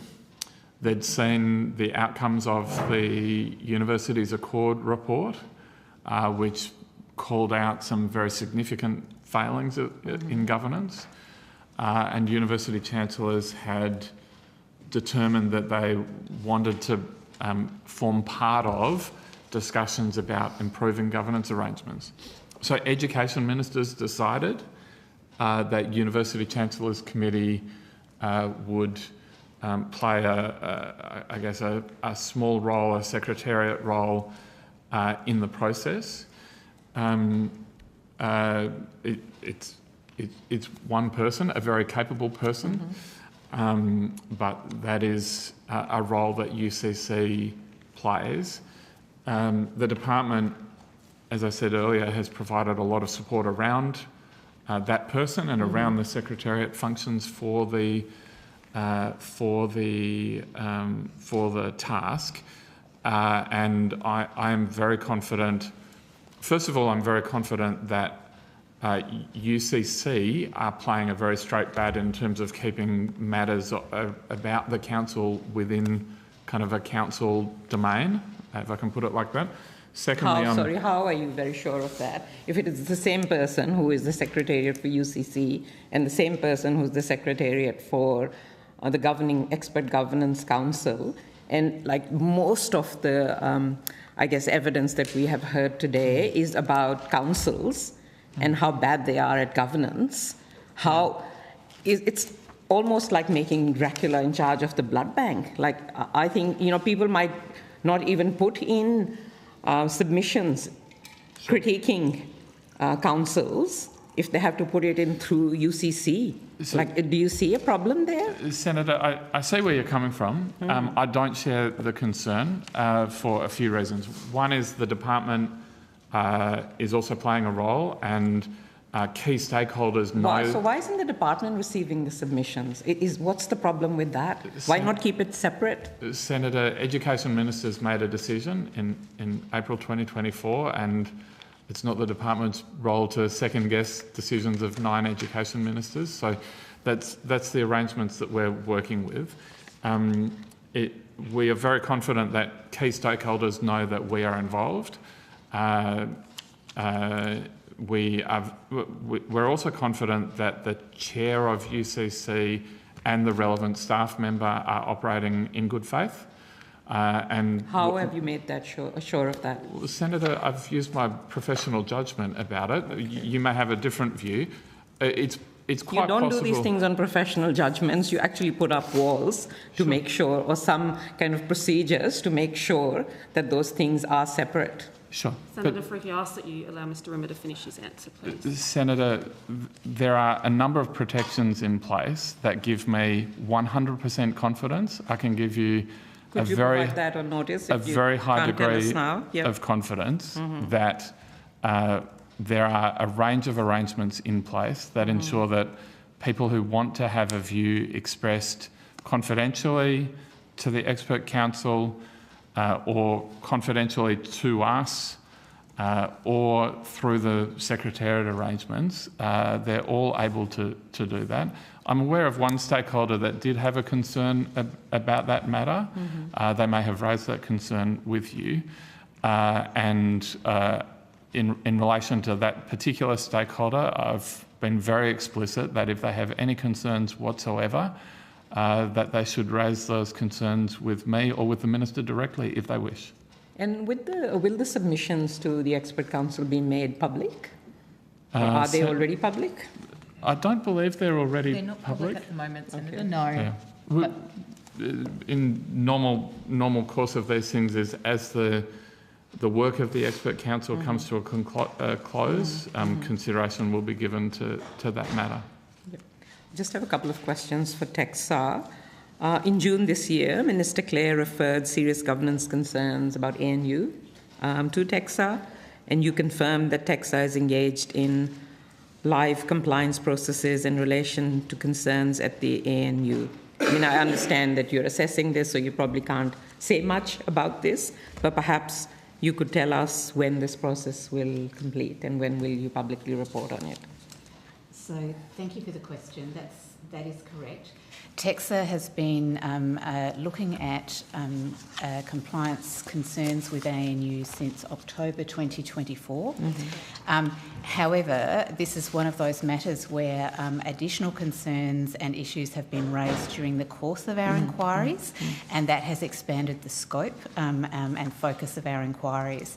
So that matter has been moved from the preliminary stage into a formal compliance assessment, and we're in the process of gathering information about that now. The course of that will depend on the information we receive at each stage. It's iterative, and there are a number of quite complex steps that we expect to undertake. So far, we have asked the ANU to provide us a self-assurance statement, which is something that we typically obtain early in many of our regulatory matters as a key kick-off point, but there are a number of other steps that we expect to take that will be quite lengthy due to the complexity of the matters and the importance, as we see it, of making sure that we provide every opportunity to staff, students, other stakeholders, members of the university community to share their concerns and for us to make sure that those are addressed in our process. So there's no ballpark months or years or nothing? Not at this time, I'm sorry. Yeah. Okay. Just a last one, Chair, if I have one more question to the Fair Work Ombudsman. The new laws that came in for job security for workers last year, closing the loopholes. And I think a few people have raised with me directly, and also the NTEU have raised as well, that some universities are trying to take the low road and seeking to circumvent these job security laws. And engaging teaching academics on short-term contracts that do not provide for regular hours of work, for instance, 2-week contracts with hours allocated on a weekly basis. So they're trying to, kind of circumvent that system, which did try to make those changes to casual employment. I'm just wondering if you are aware of any of these, or anyone has contacted you or made any complaints about how universities are trying to circumvent these laws. So I'll just clarify which particular piece of legislation, and I think you're referring to, and then I will ask Mr. Beck to give you any information that we have on it. I think you're referring to the employee choice pathway to convert from a casual to an ongoing employee. Yes. Okay, thank you. And a definition as well of casual employment. Of course, yes, the definition was set out a lot more clearly. That's right. Yes, thank you for that. Mr. Beck, do we have any specific matters raised with us either through our through our inquiry line, through our requests for assistance, or have any particular matters such as this turned up in any of our investigations? Thank you, Senator. I would like to take that one on notice just so that I can give you a fulsome answer. To the best of my knowledge, based on the matters that we have investigated to date, the issue of the casual employee definition or the casual conversion hasn't featured, like underpayments have, for instance. But I'm more than happy to take that on notice to ensure that I give you a fulsome answer. Okay, and if you could just provide us as well, I know I ask this every time, the latest on wage theft and how many universities are still under investigation. We can do that right now, Senator Faruqi. So would you like to do that, Absolutely. So today, Senator, we've been in contact with 38 institutions. We have 28 ongoing matters in total under investigation at the moment, 19 of which are in the public domain. And recoveries, at this point in time, we've recovered over $218 million for more than 110,000 employees. $218 million? Yes. Okay. Every wow. time And so 38, 38, almost all universities, almost. Right? We've only got 4 left this time. Wow. And you'll note, Senator Faruqi, on each occasion you ask that question, the amount of money increases and the number of employees increases, and we are very much looking forward to the point at which we can give you an answer that goes in the other direction. I hope that is coming soon. Thank you very much. Thanks, Chair. Senator Pocock, and then I'll circle back to Senator Kovacic and myself. Thank you, Chair. Thank you all for your time. I've got some questions for TEXA. Senator Faruqi was asking about the complaint from Dr. Allen that the Education Minister told me that he'd referred to you. What dates did that investigation start? So as I said before, the investigation the assessment of compliance concerns from ANU has been ongoing since the 24th of October 2024. The issues that you raised, Senator, via the Minister have been added to the scope of concerns and are captured in the Notice of Compliance assessment to the ANU, along with other concerns that we are looking at. Okay, so it was just added to an ongoing investigation. That is the way we do it, and it is actually a preferable way to look at governance concerns because they are systemic. So we will take account of individual events, information, experiences that are part of that, but to look at some of the issues such as culture that have been raised about culture of governance. It's important for us not to separate the matters but to look at them in their totality. I understand from the Vice-Chancellor that TEXA asked the ANU to complete a self-assurance report by today. Is that correct? So that report, they've asked us for an extension, which we have granted because a number of the staff who were integral to finalising that, I understand, have been unwell, including the Vice-Chancellor herself. So they have an extension until the 19th of August. Yep. 19th of August. And how is it appropriate to do a self-assurance report given the concerns we've heard are into the leaders of the ANU? Thank you. So, look, I'm pleased to answer that because a self-assurance report is often mistaken for a self-assessment, and it's wrongly presumed that that's the basis on which TEXA will finalise its own assessment. That's not the case.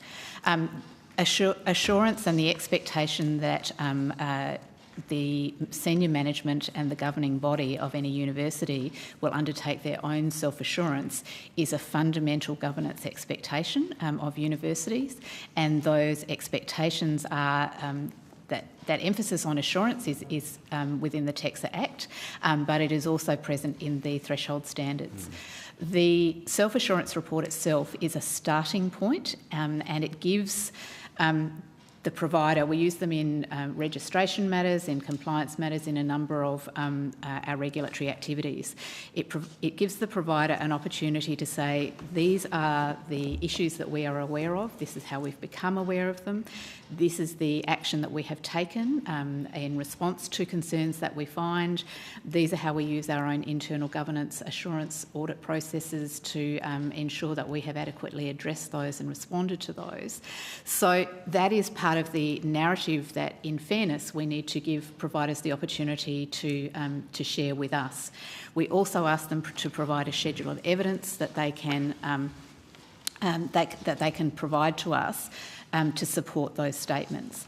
That has the effect of affording fairness to the provider, but also allowing us to test the strength of their evidence, the strength of their ability to identify and respond to those things. So it provides us with a really good way of accelerating our compliance inquiries. It often means we have much earlier access to information that is really important to our inquiries, sometimes information that we wouldn't otherwise have known to ask for, but it is not the end of the matter, it is just the starting point that we work from. Mm-hmm. I guess to many people it would seem, given there's serious allegations against the university, for them to do their own assurance process. I understand that there's sort of more that can be done, but so say they come back on the 19th and their assurances don't assure you, what happens then? It helps us to target the next stage of our inquiries. So if I can step away from ANU and give you a hypothetical example. Let's just forget hypothetical, let's just talk ANU. What will happen after the 19th if I can be less specific than I otherwise would be able to.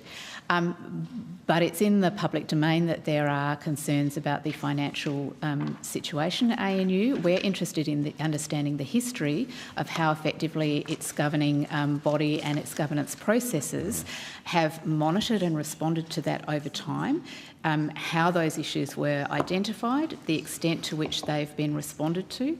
Now, understanding some of that background information is going to be critical to us framing the right types of questions in our next round of inquiries, particularly looking at the Renew ANU process. So it provides quick and easy access to some of that information and helps us to also... A lot of what is important in a self-assurance statement is what is not said. It helps us to identify the gaps, the issues that have clearly not been adequately dealt with or are not accounted for, and we target those in our compliance inquiries. Do you think you've got sufficient regulatory powers to deal with this sort of complaint that you've seen? This is what we would call an individual provider compliance matter. Our requests for additional powers particularly focus on urgent and pressing matters, but also systemic matters. So at the moment, we haven't encountered anything in dealing with the ANU inquiries that we cannot manage within our existing powers. We have compulsive powers to require evidence if that is not offered or afforded by a university. We have power to impose conditions on the university if we feel that is necessary. And sort of mass redundancies and job losses isn't urgent under your sort of criteria? So we must respond to any compliance matter with reference to the standards. It's the requirements of us under the TEXA to act and the assessment of the extent to which a provider is or is not meeting their obligations under the standards. Now, the standards set out requirements for providers to ensure the financial viability and sustainability of their operations. For many providers at the moment, that means they are looking at structural change, changing their offerings, changing the way that they organise their income and their finances as well as their expenditure. So those are obviously important things where we need to be satisfied that they are meeting their obligations about sustainability. But as they go about this process, there are expectations that they are sufficiently consultative, that they are alert to and responding to their obligations around staff and student wellbeing, around the quality of teaching, the quality of research. So we reference those things in relation to the standards. There is nothing in the standards that explicitly says that providers should or should not do certain things in relation to job cuts. In fact, it's more specific in their enterprise agreements. Okay, thank you. And just back to Dr. Allen's complaint, we've heard that the ANU appointed an independent investigator who subsequently resigned because of interference from ANU leadership. Are you aware of that? We've heard that evidence today, and that will be part of our inquiries. I have also written to ANU and put them on notice that we will be appointing an independent expert as part of our own inquiries, and we would expect that that expert would invite individuals to speak with them, as well as having scheduled conversations with members of Governing Council, with the Executive, and to review documents. Is TEXA investigating reports about a disproportionately high number of students receiving high distinctions in the School of Cybernetics? That's one of the issues that has been raised with us. That is already part of our inquiries. Yes. Okay. And so just on the 19th, will there be public comment, or is that when can people at the ANU expect to sort of know the outcome of all of this? So there's a few. I'm aware that transparency is a particular concern for the ANU community. I am happy today to table the notice of compliance assessment that sets out the scope of concerns, so that can be publicly available, and an explanatory letter that I subsequently forwarded to the university about a couple of the components. So to clarify the self-assurance report and the fact that we will have an independent expert who will be making inquiries. So I'm happy to share those. The self-assurance report is something that the ANU itself may choose to share. It is evidence of their governance processes. It's an early document in our inquiry, in our compliance processes, and we do not normally publish those. Okay. Thank you, Dr. Russell. I just have one question for Mr. Rimmer. What impact has the government's expert council on university governance had since its announcement in January? Senator, the Expert Council has heard from a wide range of stakeholders. It's got a number of key leaders in the world of governance and high-quality public sector and kind of other analogous governance together, focus on the question of university governance. It's in the process of producing a report. I'm very confident that that report, when considered by education ministers, will have high impact. The council have, in the course of their work, talked to a range of different stakeholders, including some of the people who've appeared before this inquiry, I can say that I think I can say without verballing the expert council that they've been very concerned about a lot of the matters that they've heard about, and that they're very focused on the fact that improvements in governance need to happen, not just in the context of one university, although that is important, but in the context of the next 12, 18, 24, 36 months and for all universities. Thank you. I'll look forward to seeing that when we get it. Thank you, Senator Pocock. Senator Kovacic with Mr. Rimmer in attendance. Thank you. Mr. Rimmer, would you be able to tell me if the department has provided advice about including governance requirements in the university's mission-based compacts? Senator, mission-based, so we currently have legislated mission-based compacts under HESA. To my knowledge, I don't believe they have explicit content about governance. The interim ATEC is currently considering kind of new model mission-based compacts as recommended by the Universities Accord, which will be very, very different in nature, but that process is still very much a work in progress. It's not yet finalised. It's something that the interim ATEC will be consulting the sector and other stakeholders about over the next few months. Is there any particular reason why it's not included now, or it's just something that hasn't been done? It just hasn't been included for whatever reason? Senator, it really goes to that question about the threshold standards set principles-based regulatory benchmarks, if I can describe them in that way, that include governance matters, that all universities, in fact all higher education providers, have to meet. So it would probably be duplication to require the same kind of content in mission-based compacts. But I think one of the things we'll all be thinking about as ATEC is established and as the expert council comes to a conclusion, and for that matter, as this inquiry comes to a conclusion, we'll all be thinking about how do we drive both the regulatory system and the overall funding arrangements in such a way that it produces better governance outcomes. Yeah, without all the regulatory burden as well, I guess, as well. Yeah, and Senator, if I may, I heard your earlier questions about that. I think if I can just add to the content that my colleagues provided earlier on this, and the Universities Accord process really formed a very strong view that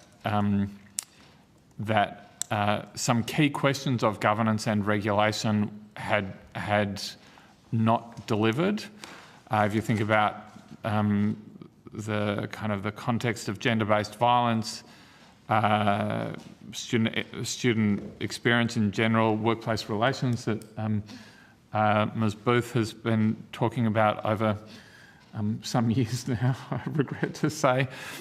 And even if you get into more recent matters around anti-Semitism, racism, Islamophobia, there are some clear areas where the current regulatory arrangements are not delivering the kind of expectations that, from my perspective, it appears that Parliament wishes the sector to deliver. And there have been a number of inquiries in this place that have gone to those very issues.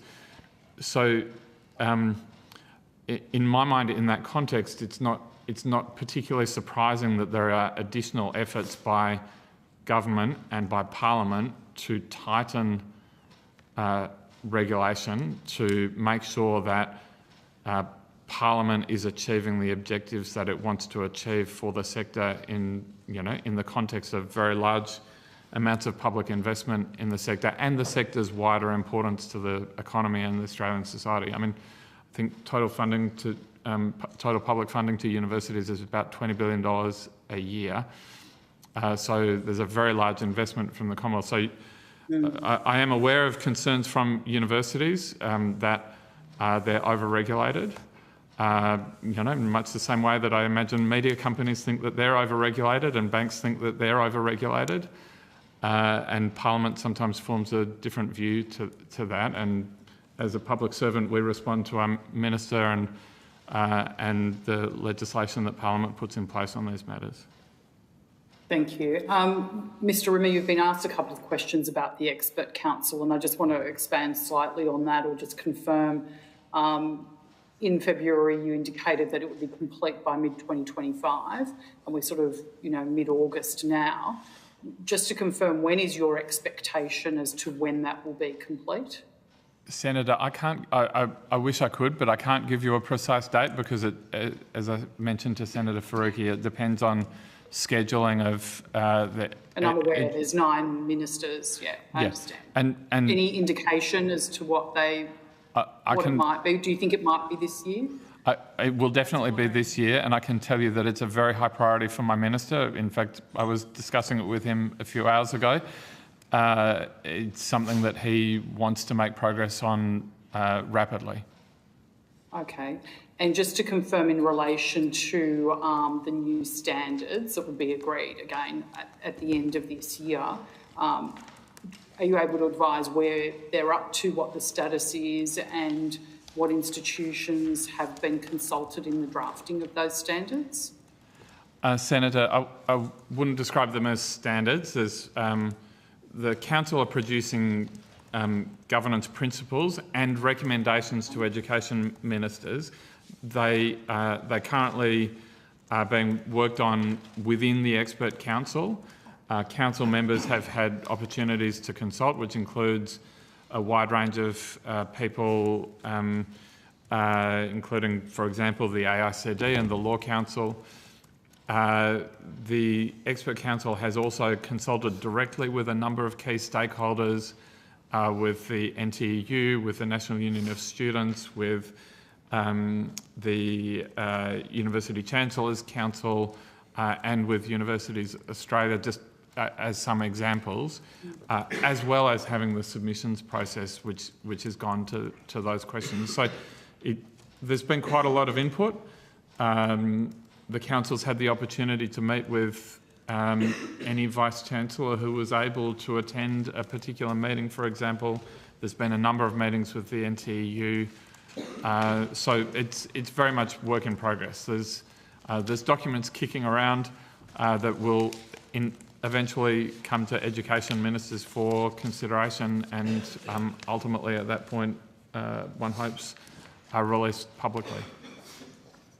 Sure. And just one final thing on that. I know standards, and that's what they were or how they were described by you in February. Has there been a change to call them principles, or it doesn't really matter, it's just an exchange of words? I'm just curious as to that. Sorry, Senator, I missed a key word in that question. Would you mind repeating? I do apologise. Oh, that's all right. In your evidence in February, you actually called them standards. So I was just curious whether there's been a reframing or a change. Just curiosity. I would say carelessness on my part. I apologise profusely. Not a problem. I just wanted a clarification. The original understanding.